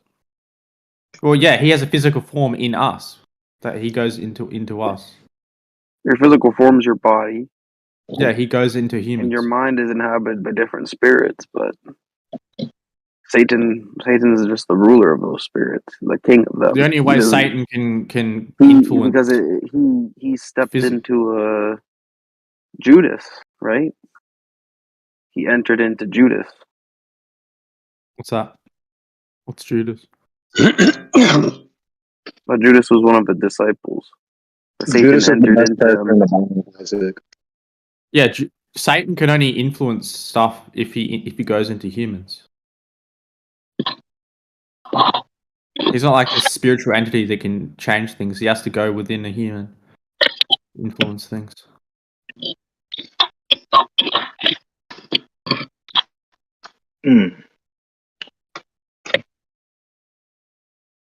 There's always going to be that voice in the back of your mind, all the time. It's like doubting you or tempting you to go, oh, maybe you should just get this money and like you should, make you unaware of your ethics or whatever. That voice is Satan, right?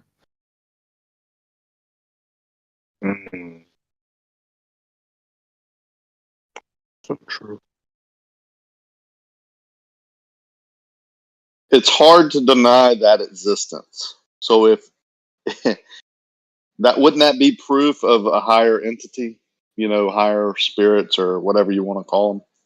I call them demons and God, I call Creator God, and then demons like the devil or something like that would possess a person or lives through us or in us.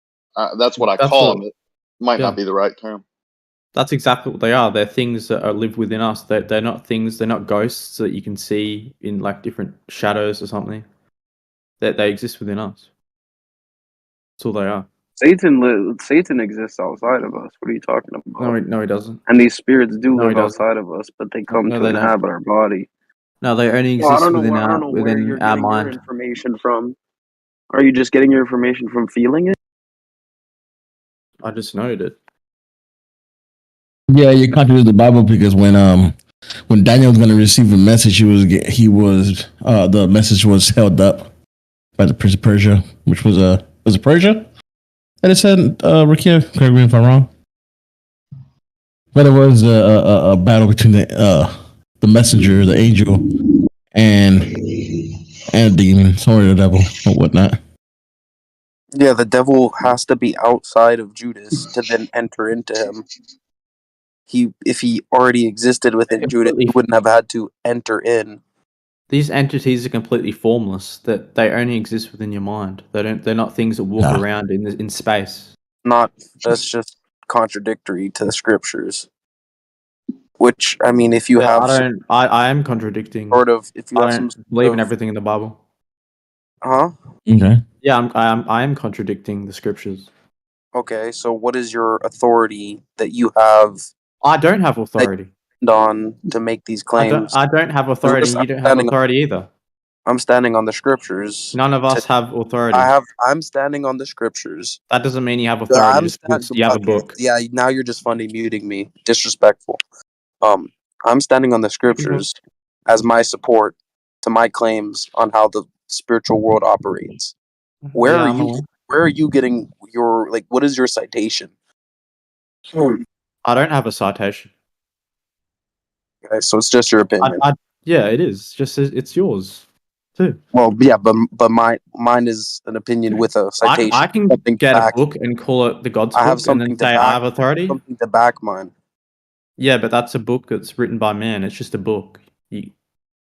Well, it's written down by man, but inspired by God. So if it says like something that you wouldn't believe in, but it says that and it's in the Bible, you would just go with it? It says to test all scripture.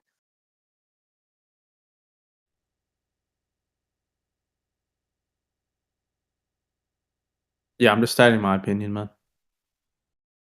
Okay, that's good. Let's clarify that.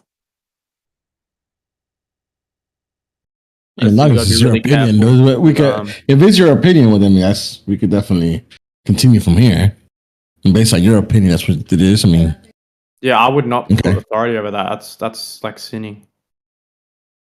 Well, even under his opinion, it's not far off from the Bible. It doesn't change anything, whether the devil is physical and spiritual, or just spiritual, or whatever.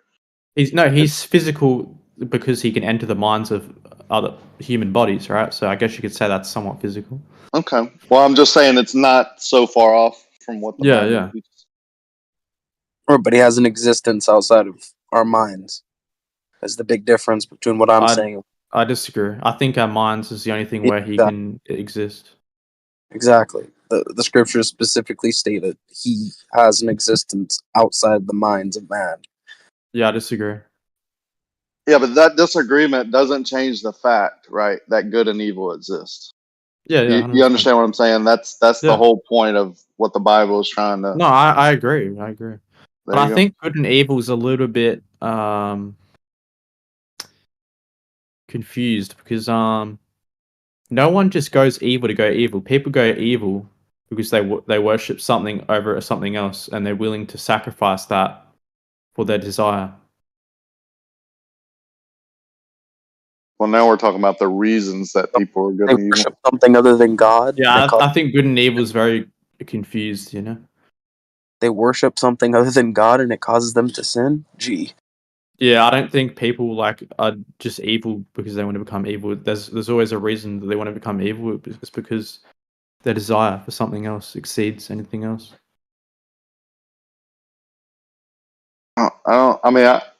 If everyone had unlimited money and could get anything in the world, and they could have power over people and they could get whatever they wanted, and it wouldn't hurt anyone, then there wouldn't be any evil.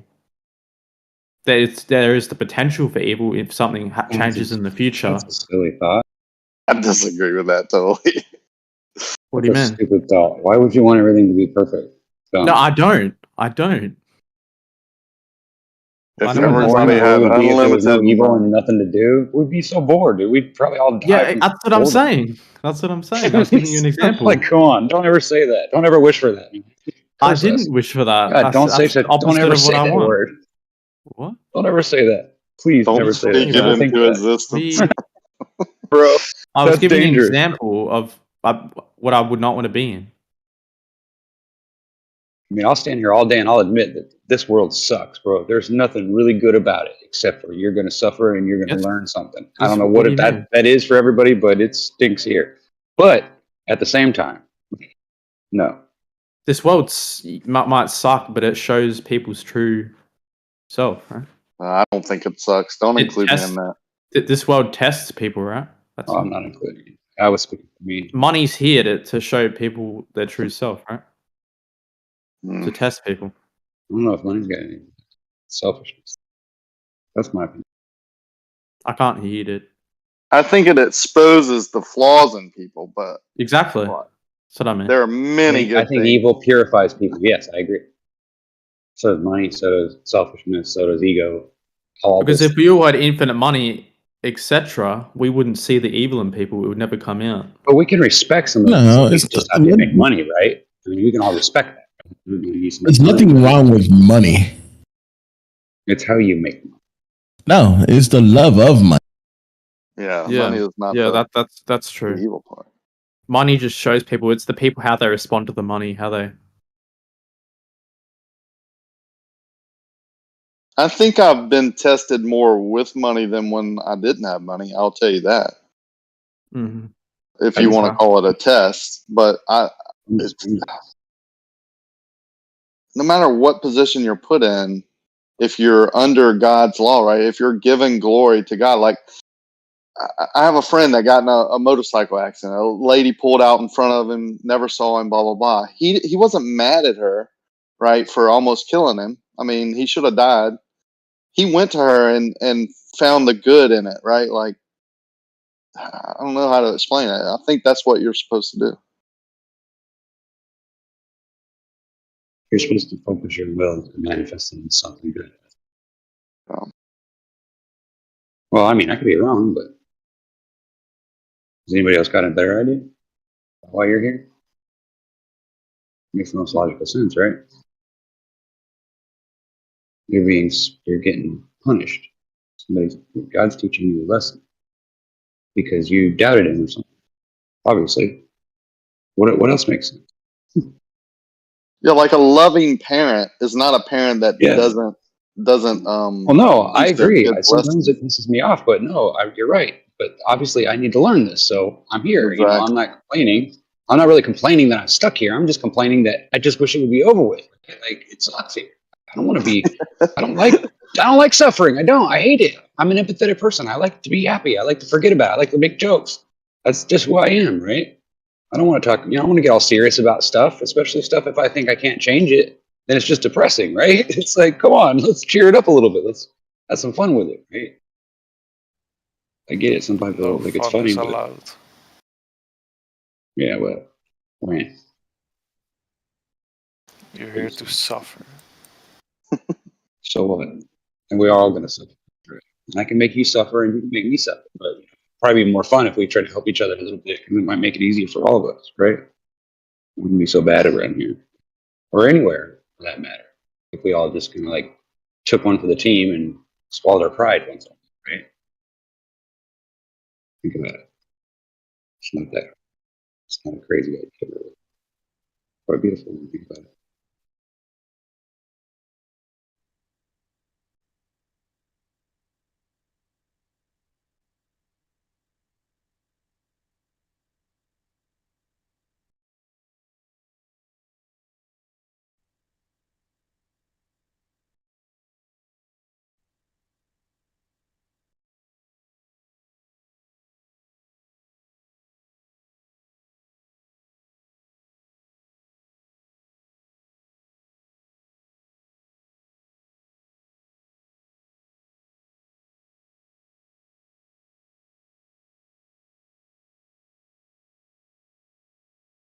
You like cookie? Oh, wake up, people. What the fuck? Whoa, what happened?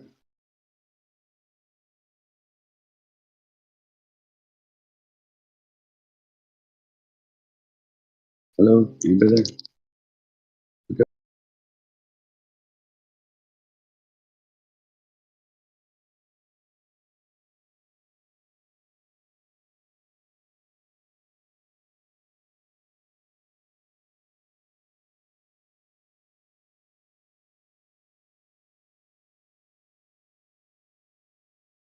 I have a question. Somebody can answer this for me, please. Where does time go? Where does it go? It has to go somewhere, right? Where does it go? Somebody explain that one to me. Did you say I've never time? heard like a good theory about why. It goes into the future. There's a song about it. Time keeps on. Yeah, I know, Dan. I've heard of all those. Heard all those before. I mean, can someone just rationalize? Just give me like the most intelligent. How do you say it? The most intellectual way to explain, like to a young man, is pretend I'm your young. And tell me what I want to hear. What's the secret of everlasting life and happiness? What is it? What's the secret? It's got to be a secret, right? Well, Well, we've all just been if you want my answer, I would say Jesus Christ is time, is the answer, is the truth, is the way to everlasting life. So I would put that. That's why I say God is light, God is time, God is everything. You can't figure out, like, we're not even supposed to figure out all that. We're just supposed to put our faith. He's given us the choice, the free will. We make those choices to prove our faith, prove our love. And if we do it, good. If not, bad.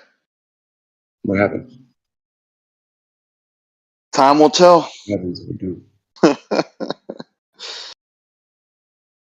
He's also our judge, like, so if you break the law and you're judged here in the flesh, right? You go in front of a judge, and under the law of the land, you're judged by that. I think it's goes above that, and if you obey your creator's laws, you'll be judged by him, and there you go. It seems straightforward to me, but I understand, I mean, I understand Well, that's what it ought to be, right? why people debate it. I'm not going to take the chance that it's not that way until, because that's what that's a good point. It's a good point. I ask people all the time, what's your good news, right? Yeah, there you go. I mean, seriously, in good faith, because I have them, I have agnostics and atheists around me every day and in my family, and I can openly talk to them. What's your good news? Well, I just enjoy my life. No, wait, I do that. You know I do that, right? We enjoy life together. So keep going. And great things about life, of course. Yeah. I mean, overall, what I mean is, like, overall, nobody. I don't think anybody thinks it's a fun place. We're here to learn. That's what we're here for.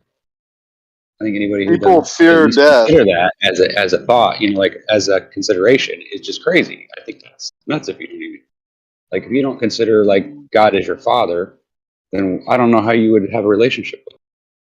Right? Because I don't understand any other kind of family except my father and my family that love me, their blood. I came from them. You know what I mean? Like, I understand that because I feel it, right? I feel my love for my family, my mom, my grandmother, and the people in my family that I care about, right? It doesn't matter whether they're necessarily blood related. It's just, if I love that person and they make me happy, then I'm going to die. I'll die for them, I'll do what I need. I'll protect them all. You're like one of the team, Well, I believe that people fear death for the reasons, for the wrong reasons, right? They don't. You don't have to do anything different than what you're doing right now, right? Yeah. And you're gonna die. But what you do have to do is do things a certain way if you want to avoid the death of your spirit, right? Death of your soul. To gain everlasting, eternal life, you have to obey and do certain laws and be judged. It's just, I'm sorry, right? Well, my perspective is, I think you already have that. I think you already have that.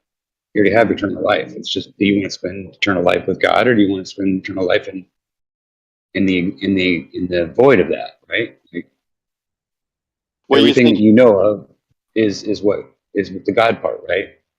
You this think life, Earth this world, is so bad that it could be, what if hell is worse? Let's call it hell, right? Something worse than Earth is hell, and something better Earth than sucks, Earth. but it's not. At least on Earth, there's brief moments of pleasure, right? Like we all have brief moments of pleasure and happiness. You know, even if it's for a faded moment, right? When we're not paying attention, we're not looking down, or we're not seeing that punch coming, or whatever. You know, however it is, however bad your life is. I don't know. I've had a pretty crappy life. I've been through a lot of stuff that I didn't deserve. I was a kid. You know, nobody deserves to get beat up and treated badly by other people when they're a kid, regardless of whether they're smartasses or not, right? But you know, that happened to me. But I don't go around blaming nobody. I just figure, well, I learned something, right? I know what it's like for that individual. I know what it's like to get picked on. I know what it's like to be that person where everybody thinks you're nothing, and you do too. You start believing it too. But I'm Let's also that use person that doesn't though. care anymore. You know, it's like, what difference does it make? Let's What the use people that example though, because you've told everyone about that's bad. What if you denied? Right. I'm not saying you, but using your example of being beat up as a kid, right? What if you deny God and you're beat up every second of the day for eternity? Yeah, That's that would bad, suck. right? That's worse, right? That would suck. Right. Yeah, I would say, yeah. That would be But what worse, if you yes. could put your faith in God and turn your life over to his law, right? And know you're going to be judged and acknowledge that and tell others about it. And you would go to a place where you would be the opposite of beat up every day. You would be loved on every day. I choose that every day. Yeah, exactly. That's what I choose. That's Simple why as I that. believe in God. I don't care if anybody else doesn't. I'm it not going comes to down take the that chance of because, getting beat up every day. I know I will. I would. I'd get beat up every day because it's happened to me before. It's not that big a deal, really. You get used to it. After a while, you get tired of it, and then you punch I'm somebody saying I'm else, and not the next taking thing that you know. chance of I eternity know. of I'm just being kidding. beat But up. yeah, I hear you, bro. I'm a I hear gambler, you. so I don't want to roll. I'm being an those dice. argumentative asshole today. I'm sorry. Everybody can probably tell. I'm having one of those weird days where, like, it's like, what the hell is going on? And I keep hearing people say things, and it's like, wait, what are you saying? Like, stop saying stuff like that. You're scaring me. Like, don't make me like start to doubt people, man. I really do. I do believe in people. I do believe that there's people out there that really believe in things like American people. I believe in people from all countries. I think we all have that in our hearts to fight for what's right. And I think we all believe in it. I just think that some of us are scared of it because we're afraid because we're not really sure how it's going to turn out and whether it's going to be on our side or not. And that's a scary thought. I mean, you got people that are like, I've got people that literally all I'm doing is just giving people a hard time and making fun, right? I like to come in here and have fun. It's fun to me. I like talking to people. You guys are all fun to talk to. You're interesting people. You know what I'm saying? You can relate it to anything, though. I relate it to football. If you have a team that practices the faith of football, right? Like practices, put all their heart and effort into it against a team who never practices, who has no heart, they'll never win, right? It's the same thing with life and with I don't know, eternity and maybe. all that. It's just, you can relate it to I've that. seen too many weird things in my life where that doesn't seem to match up in my life. And even when it does, it's usually because it's fake.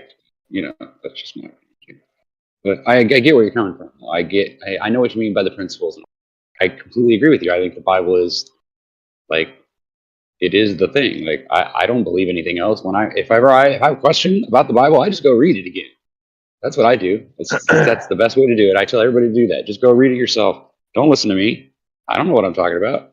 I might Jeremy was mislead trying you. to I give might. his testimony. You guys never let him get in and give it. When was this? I don't know. He I didn't bailed. hear Jeremy. Where's Jeremy at? He left, dude. Bailed. He bailed. Why? Why did he bail? Jeremy has had a tough time. Obviously, he's not ready yet. I respect that. But he's surrounded by people that like him and show respect to him no matter what. So he should realize one day he might. I hope he does. We have special boys over here. What? Talking about somebody that's special. Oh, that Jeremy guy. Yeah, whoever he is. Okay. I don't know what you guys mean. You're joking, man. He's a dick. No. Oh, I know who Jeremy is. I'm saying you're joking. You're making a joke, right? Funny. Jeremy's funny because he makes comments or something. What? Explain it. Yeah. Well, I can tell you, we're all on an individual walk, and Jeremy's in his space, and I'm in my space. You're in your Yeah. space. That's I don't a know. fact. We were all in the same way and thought the same way and did the. Well, yeah, we're in the same boat together, but I don't know who's the best. Who? Like, even if one of us was the smarter of the group, what difference would it make? Like, once we've established who the smartest is and who figured it out first, then beyond that, what do we got? You know, Well, like I would after the say measurements someone. come out, you know, we measure and then we have a winner, right? We have the one who has the biggest or the longest or the newest or the smartest or whatever it is. That's the question I'm asking. What happens after that?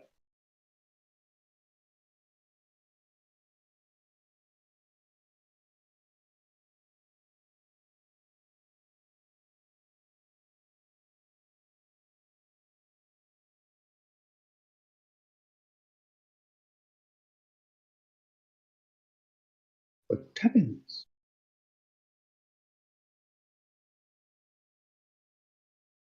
I never thought gumballs would be cheaper to use for ammo than You guys hear me? Yeah, I hear you. Oh God, you can hear me. Okay, great. I wanted to ask this like a half an hour ago, but I was muted. I wanted to know like how the morality of. I'm sorry, this is going to be going back in time, but how could God be so good if he at the beginning he was totally like making people out of like sand and ribs? He had to come down and rape a woman to get him impregnated with himself to come and rule the earth. That's what I'd like to know. If God's so such a morale person.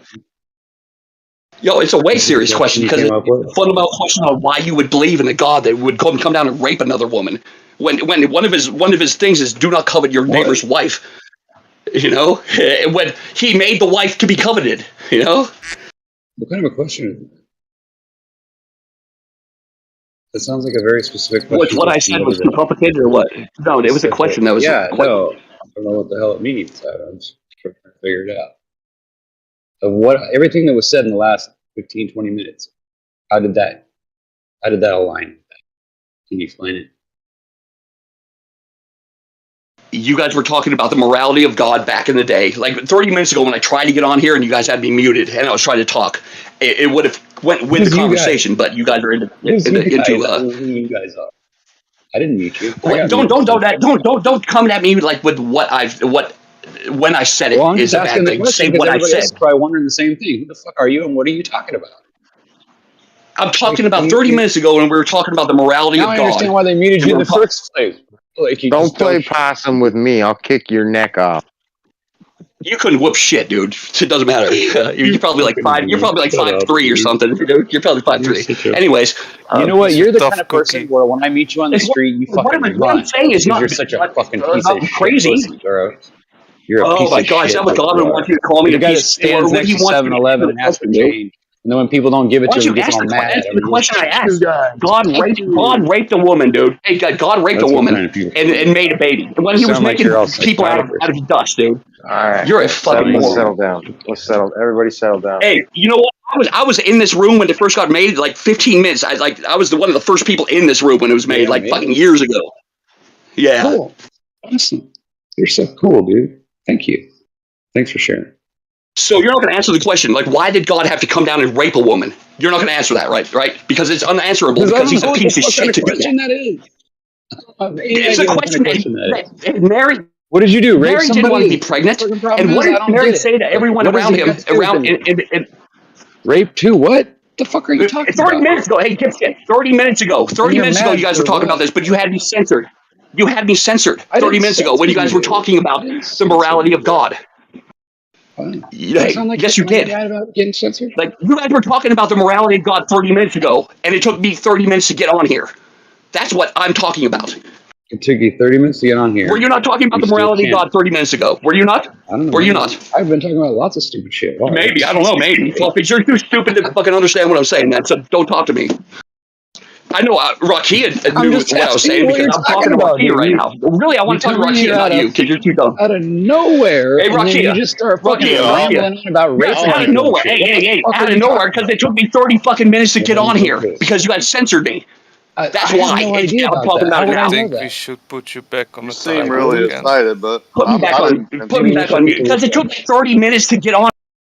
You keep So saying the what, same thing dude? over We and don't over again. care. Well, I don't know Does he what expect God me he's to like hear talking it about. differently?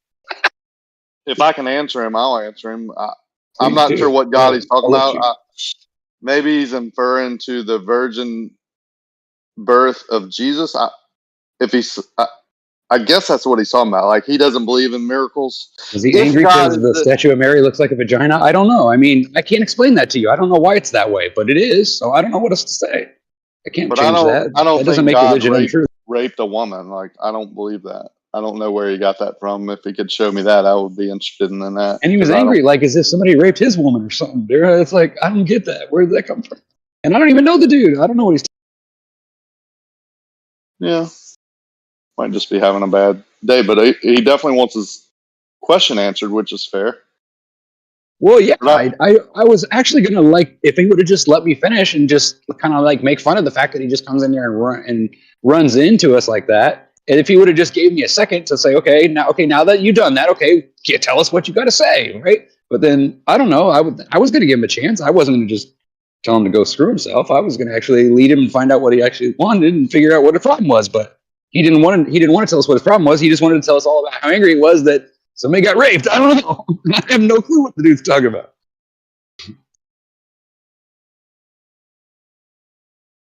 Does anybody know what he's talking about?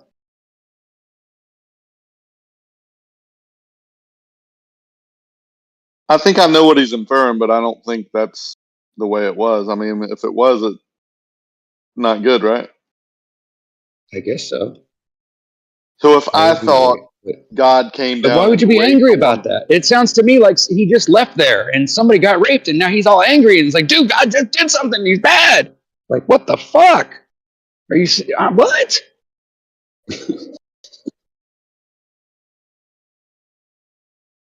Zombies are real, my friend. They are real, and they're here and they're today. The end of the world is now.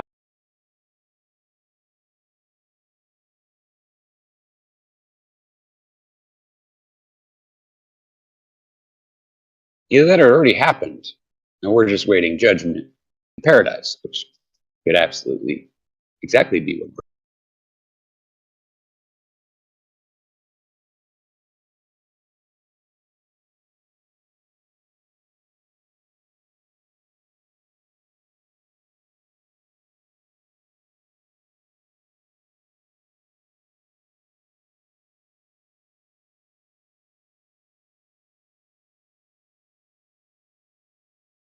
okay, I Googled it just in case. Did God rape a woman? It says there is no such endorsement of rape in the Old Testament by God or the New. There's instances in which women were raped, but not condoned or by God. That's what Google says anyway. Where do people get these crazy ideas if they're not reading it in the Bible, though? And why are they so passionate about it if they didn't read it in the Bible? That's my question. I mean, I get it if you're angry about something, just tell us why and get it out of your system. I mean, even if it's some ridiculous thing that we're all going to laugh at least you get it off your chest. I mean, hell, I'm all for that, but don't get all angry with me. I don't know who you are. I didn't mute you. I mean, I got muted today and it pissed me off too. So I'm with you, but like, gee whiz, dude.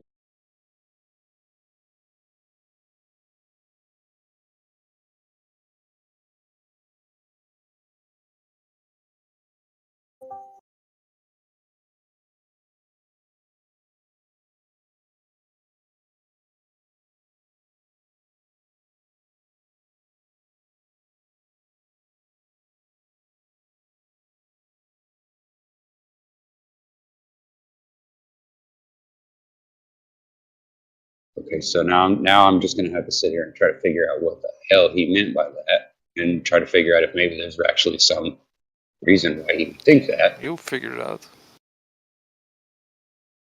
Because now I'm kind of irritated because it's not like, I'm mad at the dude, but I am kind of curious, like, really what You his should problem be was. mad though.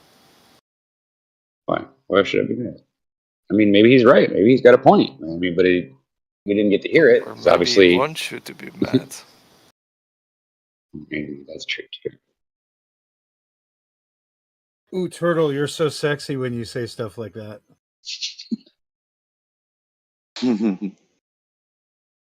If I tell one of you to write down my words and put it in book form, are you the writer of the book, or are you the man that wrote the book down? Right? Like, I don't think that's a hard concept to understand. And if you do believe in the Bible, then you believe that it wasn't written by man; it was just written down by man. So I'm not sure how that's conflated every time we talk, about that. It's pretty simple. Oh, Rakia, you're so sexy when you say stuff like that. I don't feel sexy. Oh God, that's funny. Here comes now the fucking room. Now we've heard it. I have lost 60 pounds. Can you believe it? I was 148 after my dad passed away, and I had hurt my back and couldn't exercise and stuff. I just kind of got depressed and gained weight. I'm sorry, 248, and now I'm 188. Whoa. Crazy. Yeah, I know. I'm down to my fighting weight again. You better watch out.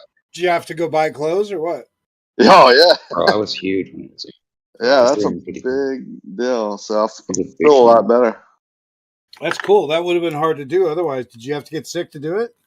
No, I actually didn't like go on any diet. I just started being more active. I could, my back, was better, so I could be more active, and then, just eat a little less. I don't eat well. Like I ate steak tonight and noodles with cheese or whatever, Velveeta and cheese, but I just more active. How about bread? They say bread's a killer, and I eat. I don't watch anything. Like I eat candy, and I don't believe anybody. Just do it. Nice. Good job. Just Good like job. Sounds like you did it in portions alone, just lowering your portions. Yeah, just being more active and lowered my portions. So I don't know. Good job. Yeah, thank you. It was weird being that heavy, like Well, we had a bad flood here, and me and my two sons pulled these like this old couple out of their truck that was like flooded in, couldn't get out, and when I had to carry the man out, my back was tore up from that. Like after that, I was down for a while and just never got right for like 2 years, and then my dad passed away, and it just all added into eating whatever and whenever I wanted, and before I knew it, I was overweight. Yeah, I know what you mean. I was 3. It wasn't for long. That was scary. That's insane.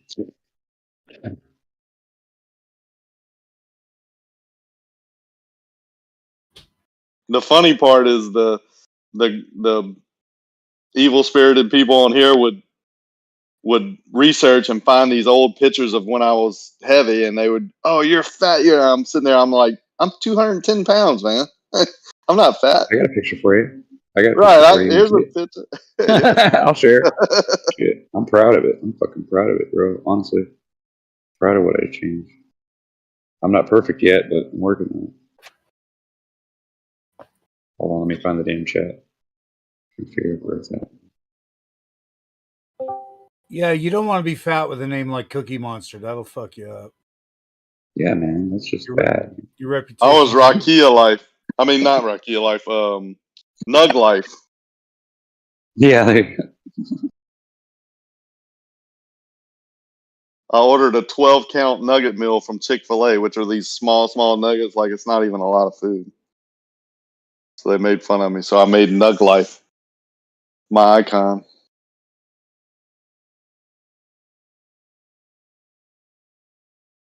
Yeah, nugs are a way of life in themselves, Get me some nugs, people say. As a matter of fact, I got some the other day with no sauce when I looked in the bag, and I thought to myself, are they kidding me? No sauce? Are they kidding me?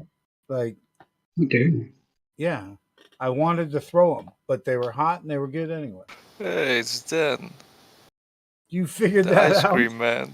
You figured Tongues that are out? hot, man. You could take your clothes back off. I'm here. Oh no, please don't. Wait, Please keep your myself. clothes on. Please keep your clothes on. Thank you. What's wrong? You haven't been obsessed with me in the past couple of weeks. It's nice. I don't have to worry. Who are you? Who the fuck are you? I don't know. Just Ask, keep talking then. I'm sure the ask obsession Turtle will come Boy back. why he sends me such weird stuff all the time I don't know and what the fuck says such who it weird is. stuff to me. He like cares too much. That's mean, Dan.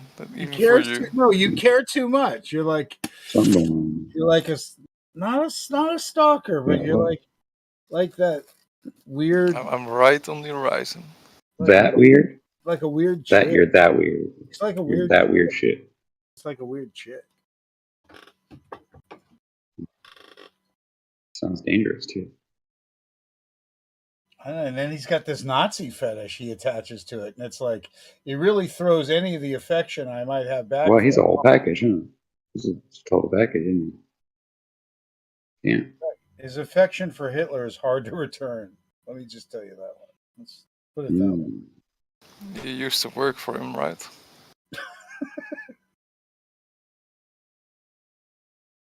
Wow, that's interesting. I'm blown away. I almost can't believe it.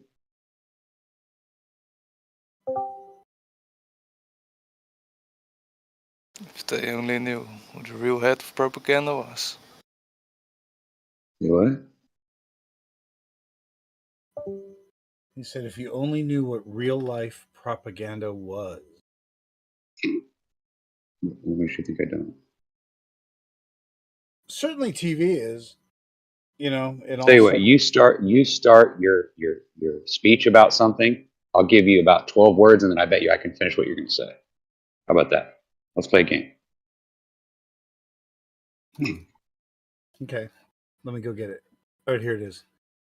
Go get it. You could stop. You forgot your script, dude. Come on. Should I count? Come on, Should I brother. count exactly 12? Let me count the waves. Give me a break, dude. You know I was kidding. Boy. But here I got Let me something for give you the to fill out, beginning of a Are you couple waiting? sentences. Let me give you the beginning of a couple of. Can you fill this out for me while you're waiting, please? Thank you. Appreciate it. Fill this out. Choke approval waiver. Yeah, just there's lines there you can fill in. You can use a crayon if you need to. Wow, do you remember this is like a variation of the thing you put on someone's car? It looks like a ticket. Yeah, pretty much. This is the total internet version of that. Yeah, there you go. Perfect. I actually have a couple that you can like print out and then like pages and you can staple them together and make them look all formal. But yeah, you know, that's just the basic fuck you kind of thing. Shit, there's Kiss one my other butt kind one. of the old egg in the face thing, you know. You get it, right? It's funny. Just a joke. See, I can't remember the name of that other one. Oh, that's cute.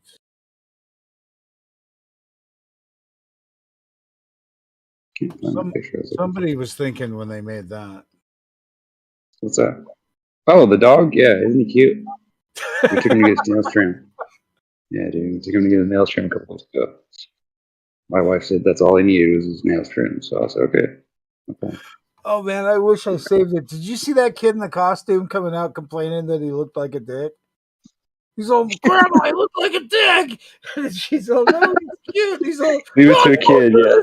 I told you in the store, I look like a dick. It looks like a dick. They just keep gaslighting him, telling him it's okay. It's so far Here from it is. I found it. There's the picture of me when I was like 20 something. How fat I was. I'm on the left, by the way. That's my buddy Craig. My best friend Craig back then. Did he thin out too, or did he get? Yeah, he lost some weight. He lost some weight. He's shorter than me. It's the way where he's standing. I'm standing lower on the ground and he's standing higher up. That's the only reason why he's my grandma. She has a sloped driveway. So it's very, very disheartening because I'm way taller than him. But in that picture, he looks way bigger than me. Quite funny, actually.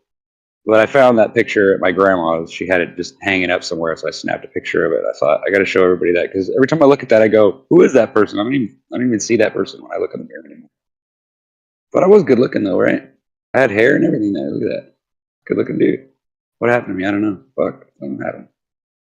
But yeah, dude, I was huge. I got up to 350 pounds. I had a 50-inch waist. You know, I was huge, bro. I took up the whole front seat of my vehicle, my truck. My belly took up the whole area. And I had to buy like 3 or 4 X shirts of everything. So I had to go drive out to Big Dogs every couple of weeks and buy new shirts because nothing fit me. So yeah, it was a real pain in the ass. What state do you live in?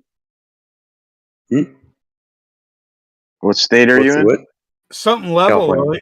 yeah. If it's something level, or you might What roll part of away. California? Antioch, California. Still live there. Huh? I live down the street. I live 2 blocks away from where that is right. My grandma lives right down the street. You look familiar, dude. Who are you? It's weird. Who am I talking to? It's Dyslaw. Maybe I am. Maybe. Oh, really? I look familiar. I'm from the Bay Area. I've been here for years. Lived in Oh, Pittsburgh, okay. Antioch. I was born in Missouri, but raised mostly here. No. I've never been down to the Bay Area. Well, I mean, I haven't just been in the Bay Area, but, you know, I don't mean nothing. I got family all over. Minnesota, Kansas, Missouri, Texas, even as far as Minnesota, like all kinds of family all over.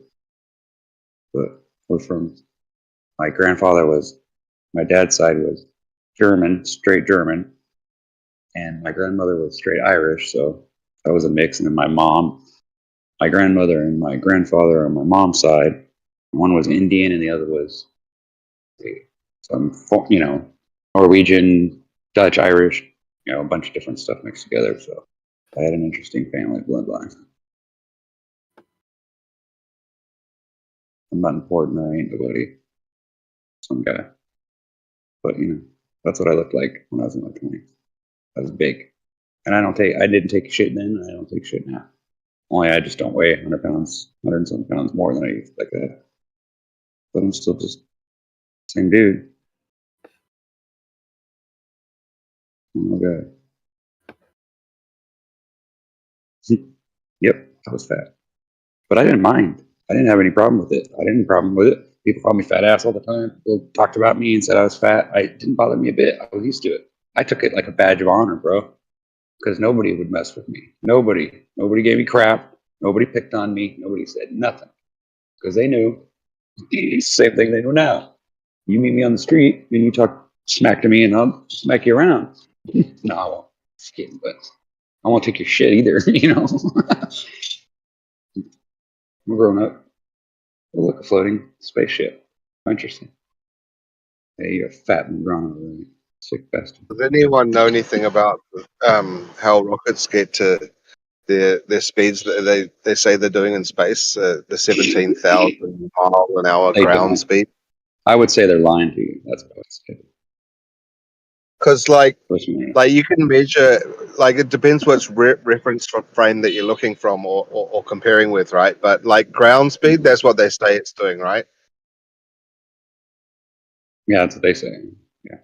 So they go up and it gets faster and faster the higher it goes, and it gets up to like 2,000 miles an hour.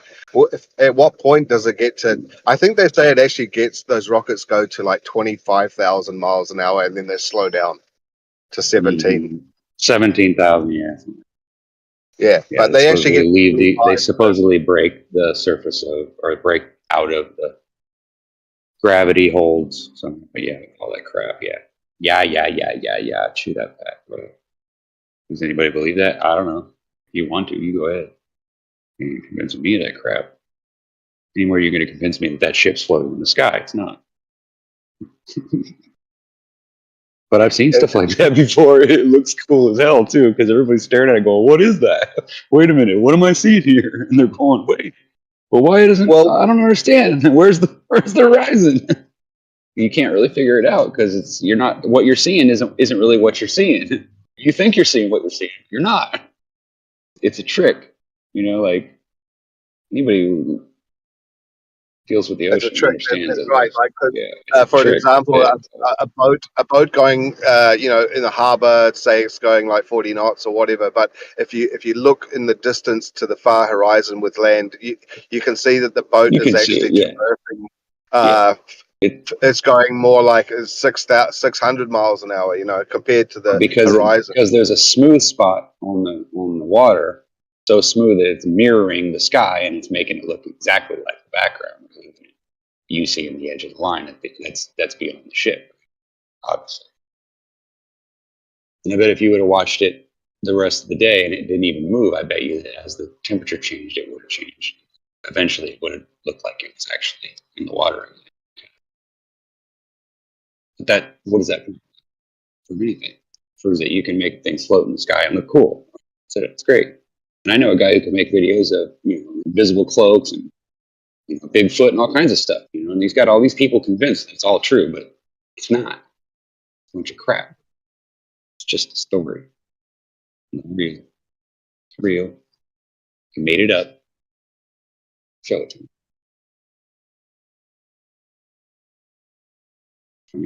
Show me the aliens. Show me the Bigfoot. Show me the chupacabra. Show me those ghosts and those aliens and all that crap. When I see it, I'll believe it. Until then, good. If I want something interesting, I'll go read a book. I don't understand why people deny Bigfoot that to believe in evolution. Wouldn't that be proof of evolution if Bigfoot existed? Like that would be the transition from. I don't believe in mermaids either, but I mean, maybe they're real. But until I see one in my living room or in my garage or in the back of somebody's truck, and I can poke holes in it and cut it up and see for myself that it's real, then I'm not gonna believe it. Sorry. Yeah, but you understand what I'm saying, right? I don't believe in evolution. Yeah, absolutely. I'm just saying the people that do believe in evolution should support the Bigfoot theory. Wouldn't it have to be real? I mean, there would be a lot of Bigfoots running around. I tend to find that some of the people that I look up to have turned out to be, and I don't know how else to explain it. Just people do. They just believe crazy stuff. Well, I had a friend in high school that was so hairy we called him Bigfoot. And I'm a hairy dude too, and people have told me the same thing, but I've never taken it seriously. I can tell you this: I've seen things in the woods that I can't explain. I don't know if it was. Well, no, I have too, and I've seen stuff in the sky I can't explain. But by any means, do I think that it's an alien that flew from outer space and landed on this planet and wants to take me up and put something in my butthole or something, or come on, man. I know, but a Bigfoot or a Sasquatch or like the one who's white that lives in the like adapted to his hair. But if it existed, I'd already know about it. I know things. There's things I know that I know is real. I'm not going to talk about it because it might be embarrassing. But I'll be honest with you. I know demons exist. I've met one. Dude, and it knew I was there, and I could tell. It knew I was there. Trust me, it was there. It was real. It was not a joke, and it's not some dead person that's forgotten that he left. It's a fucking demon. There ain't no fucking dead people walking. We caught two shark at 2,400 feet down. We caught two. We had two drops, and we caught two right off the bat. Dropped down and caught two more of the same species of shark that no one had ever seen. Basically, I mean, it's not normal to see. Oh wow, really? How many of those must be down there, right? Like, yeah, but how many of those are going to turn into be some kind of human hybrid shark, right? None. Or some alien spaceship thing, like, come on, maybe there's all kinds. There might be. I'm not saying there couldn't be Bigfoot. I'm not saying that. I'm saying that for the evidence I've seen and the crap that I've been sent, and some of it has been taken. I took it seriously, trust me. But I can't take something seriously when all I have is someone else's evidence. All I've got is some photograph that it's like, oh, dude.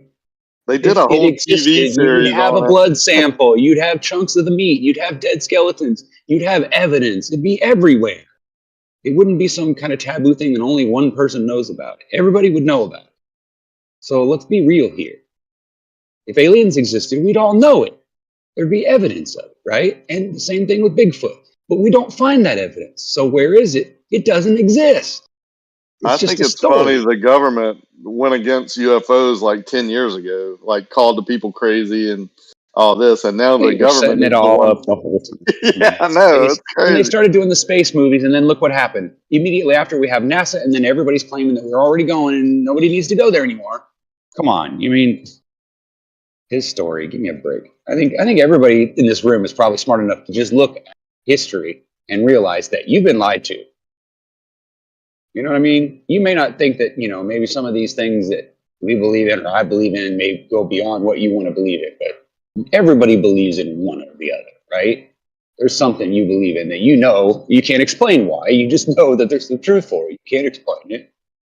Kind of like I know there's things up in the sky that fly around that can talk to you and probably come down and maybe even make contact with you. I don't know. I had something look at me, and I'm telling you, bro, the only way I can explain it is it looked at me. And it wasn't a robot. It wasn't a spaceship. It was just a light in the sky that looked at me. But it did. It looked at me and it scared the shit out of me. I ran in the house and I didn't come back out for a couple hours. But I had never seen nothing like that before. And it wasn't no helicopter. And it wasn't no damn some kid with a drone either. There was something looking at me, bro, because me and two other people saw it. And it freaked us all out. We all went in the house and went, I ain't staying outside, bro. I'm good. I got a response from something. Let's put it that way. And I know it wasn't fake. And it was way too high up in the air for it to be any kind of airplane or any kind of like some kid playing a trick on me. It was way up there, bro. And three other people saw it. So, but I can't explain what it is. I know it's not an alien, but there are entities that fly around up there. Trust me. And if you start looking around with a digital camera instead of with your eyes, you can see a lot more too. It might scare you a little bit, but I wouldn't get too worried about it because things like that can hurt you, dude. Even if you were able to see it and they were able to dance around and do little dances for you, I doubt highly be able to hurt you. More than likely, I would just assume that you were crazy and you were imagining it, but that would just be me. If I saw something like that, I would probably just, I guess I have seen. But I've been scared, so scared that I literally wanted to leave my body to get away from whatever that was because it scared me that much. And I don't scare easily, bro. Trust me, I don't scare easily. I've actually had people sneak up on me in the middle of the night with guns on me and not scare the shit out of me. So, but that scared the crap out of me. And when that cargo plane dropped those little lights out over the top of my house one night, and I was standing out here watching with my friends, that scared the crap out of me too. And I still haven't been explained what the hell that meant about usage. We did it. And I watched the moon disappear the other day. I've seen a bunch of stuff in the last few years that have convinced me of a lot of things that I can't prove to you, but try to show you. Like I can guarantee you they can control earthquakes and cloud patterns. And they can do all that. They won't do that. So they can do more, like volcanoes and shit, tornadoes. Catch you money. I bet you I could probably explain to you how the technology works. Happens with me. I could probably prove it in court if I needed to. But, you don't have to believe me. You don't have to accept that. You can go on believing that it's just an accidental trail of smoke or whatever that stays up there, but it ain't. And I could give you a good theory of what I think. What it leads to. You probably just think I was nuts. But, I mean, it is nuts. I know every morning I watch as the local factories burn off all the hot water in their boilers and them spraying crap in the sky, back and forth over my head. And then I watch it turn into cloud patterns and I watch them smush it together and compact it and then push it towards the east. And then later on, if I watch on the news, I can watch the weather and I can watch the storms as they rain on people who live in that area. And I can tell you honestly, I watched that cloud get made. And I can honestly say that. I could probably prove it in court, like I said. But do people listen to me when I try to tell them that? No. They look at me like, really, Ryan? And I go, yeah. I know it sounds nuts, but I could show you the technology. It's right there. Right there on the internet. So No, it is. It's the story of my life. I know all kinds of things. Doesn't do me good. Doesn't do me no good at all. Because nobody believes me. So I risk either sounding stupid or crazy or both. Or sounding like me now, just some dummy that keeps rambling on about dumb shit. You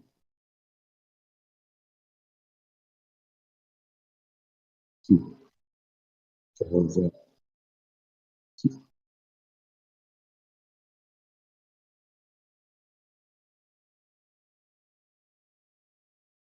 You ever seen the? You guys remember those news like back in the '90s, '80s, late '80s, and early '90s?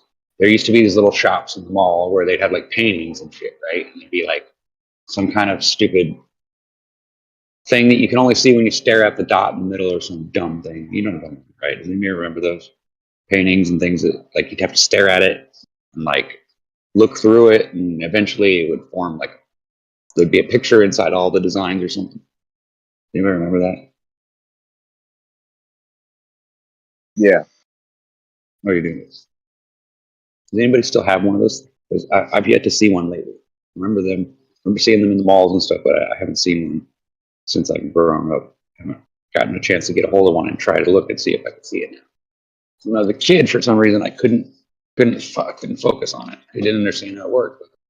I think I might have a better understanding of about how those things work now because I've done quite a bit of research. Well, I wouldn't say I'd done a lot of research, but I've got a couple of books and then done some experiments. I have a bunch of questions.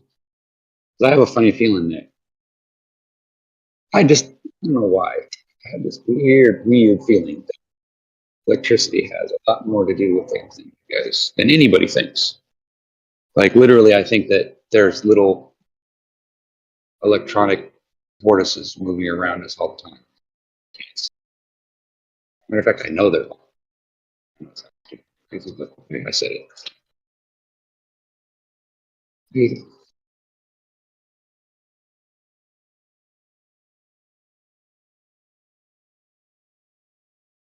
I think the pyramids were built by a machine that's above your head.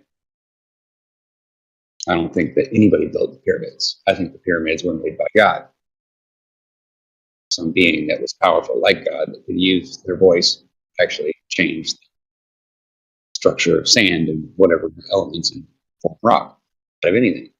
Sand, whatever. I mean, if you could focus the sun, a big enough mirror of the sun, you could melt anything, right? You could melt any kind of rock together and smelt it and make stone, right? Think about it. So imagine there being a big glass lens at the top of the pyramid, focusing the sunlight down, reflecting the sunlight from the surface of the pyramid upwards into a vortex above the pyramid, right? And then think about that. And then think about an electromagnetic field being involved with that, and then have a bath of like salt water underneath all that. And imagine what kind of fields you could build up and plasmatic like shifts you could get if you played around with that. Soup, you know what I mean? That's what I've been thinking. Everybody seems to think I'm nuts. Oh no, the pyramids are definitely where mummies. It's where they put them. You don't understand. Like, no, I think you're dumb. Egyptians didn't build shit. The pyramids were here. I would almost bet you that when you go to heaven, if you ask God to show you how they were built, I bet he'll whistle and then he'll show you. He'll make a noise with his mouth, and then a little pyramid will form in the sand. And then you'll go, oh, I get it. And then I'll be like, see, I told you. I'll be right. That's exactly how it was made. That's how those damn star forts were made. That's how those goofy ass weird buildings were made. That's how San Francisco was built. That's how all that stuff was made. Think about it. It was made by a voice, sound, frequency. That's what's written on all those damn buildings. Like why all those churches have those frequency patterns in the damn windowsills. Why they have different shapes and stuff. Think about it, bro. They're frequency patterns. You focus those frequencies into that field and you'll get something. You'll find out what the pyramids are. But I bet you money they don't make electricity. No, sir. It doesn't make electricity. That's a ridiculous idea. Electricity's already in the air, dude. You don't need to make it. It's already there.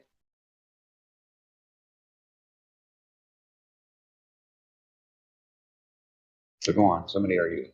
I know you want to.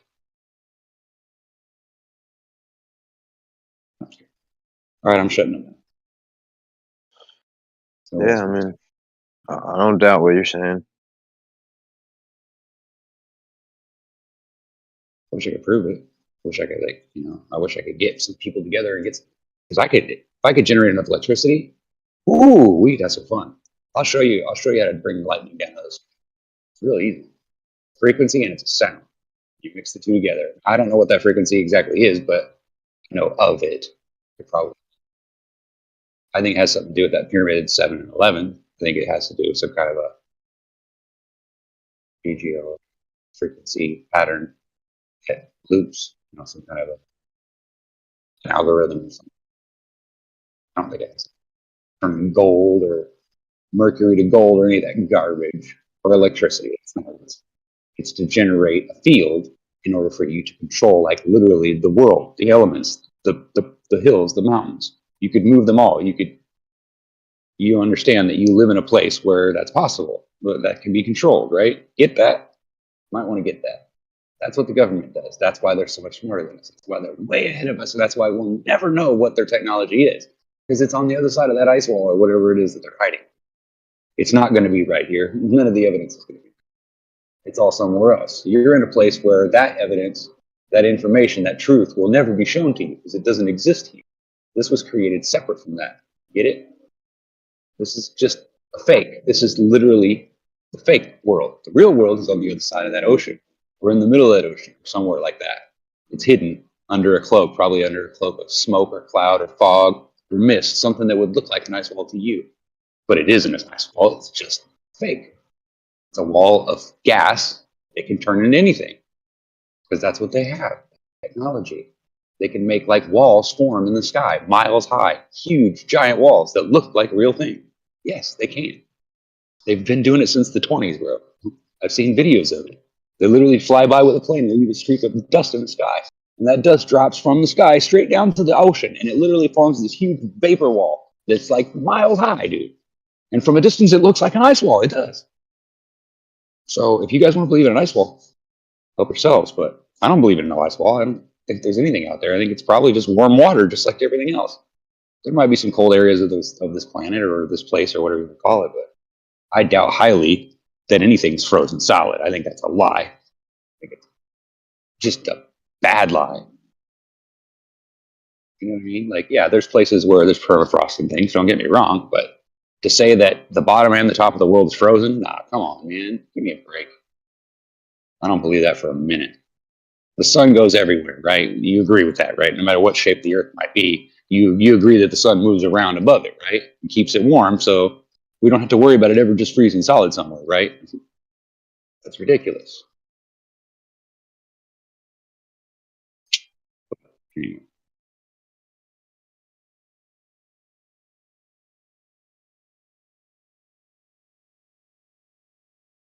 People are stupid. People don't believe anything. Sounds good, right? Just make it sound really good. Just add a few, few facts to it. People will buy it, dude. Trust me. You just, you can make tennis shoes. They can be valueless. Be like Skechers. Remember when Skechers came out? They were the crappiest shoes ever. I bought 2 pairs of them. They fell apart in 2 weeks. I hated Skechers. I never bought another pair. Never have, never will. Don't even want to know what Skechers are because I know they're probably just garbage. Just like Nike, just like every other company. I could care less. I don't care what Nike means. To me, Nike just means slave labor. That's what it means to me. I want nothing to do with it. So I just start buying boots. Screw it. Fishes are done anyway. Check my feet. I won't even stomp on my toes. I'm tired. Good time. Good night. I'm going to bed.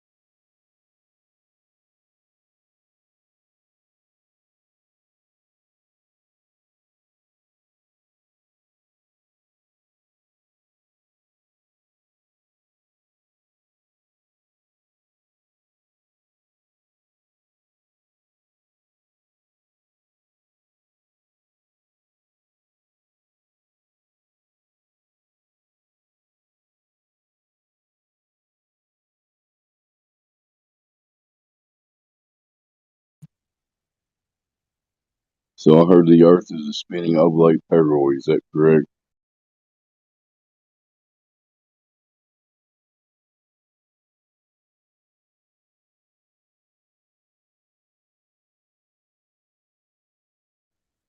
Anybody here?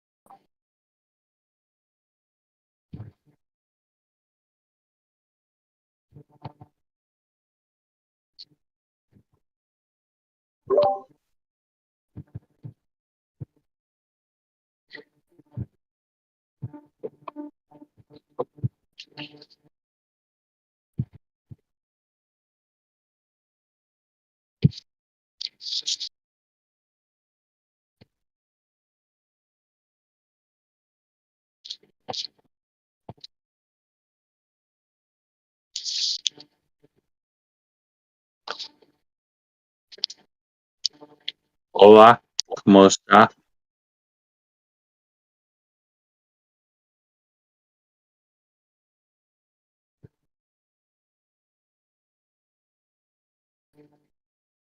Anybody here?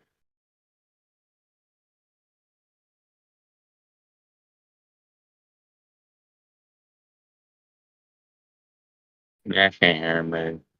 I'm done.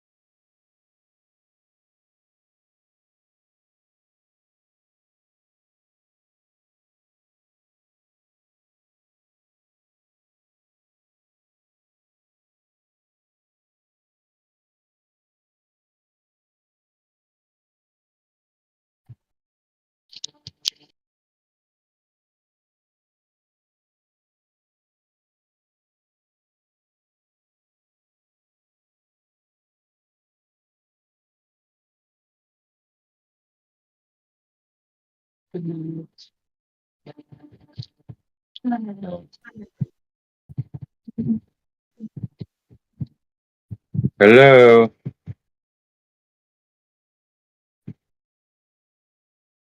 If anybody is talking, I did not hear them for some reason.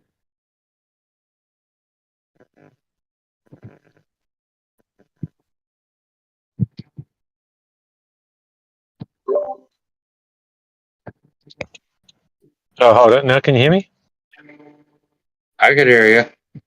Oh, okay. Yeah, my headphones weren't actually clipped in properly, I don't think. Anybody What's else going on? on here?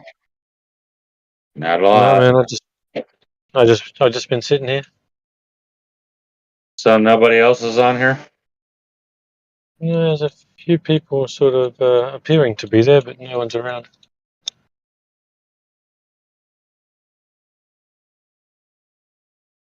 Did you see those photos that Dan, the waterman or whatever, posted in the chat of the shark? Have you seen that shit before?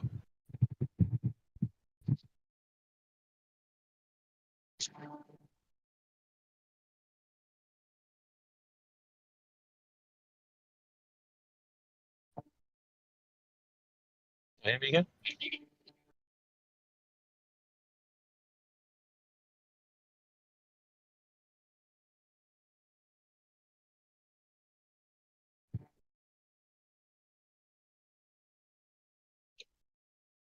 I'm still here, just waiting to hear from other people. Yeah, I'm just wondering, have you seen? Did you see the pictures in chat that Dan the Waterman put of the shark? I've never seen that before. I've never seen that one. Yeah, jump in the chat, man. Have a look. I never realized looking at a shark from underneath, they literally look like a human face, or they look like some kind of weird, crazy demon face type thing.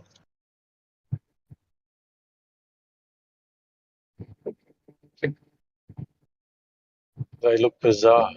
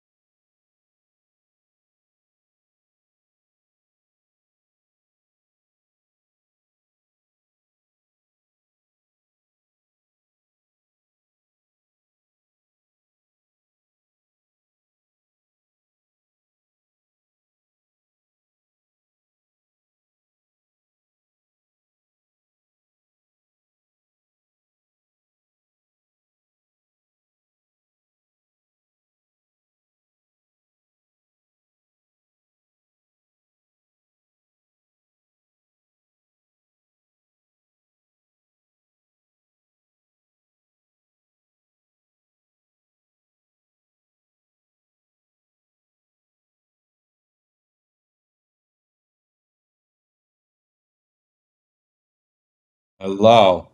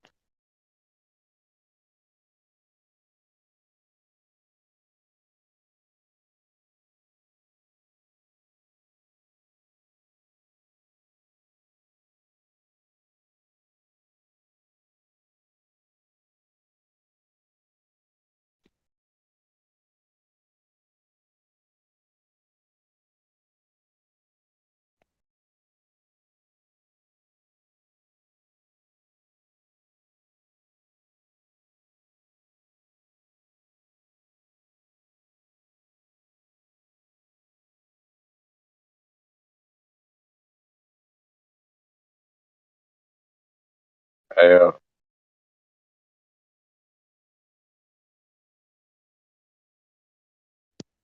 Shit, yup.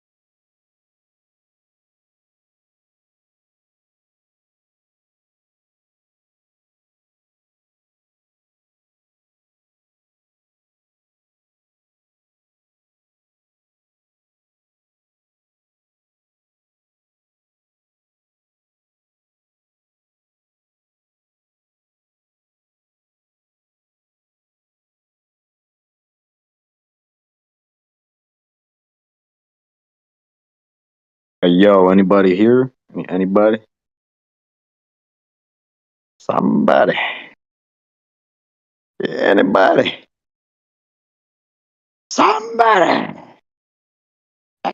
Somebody? Somebody?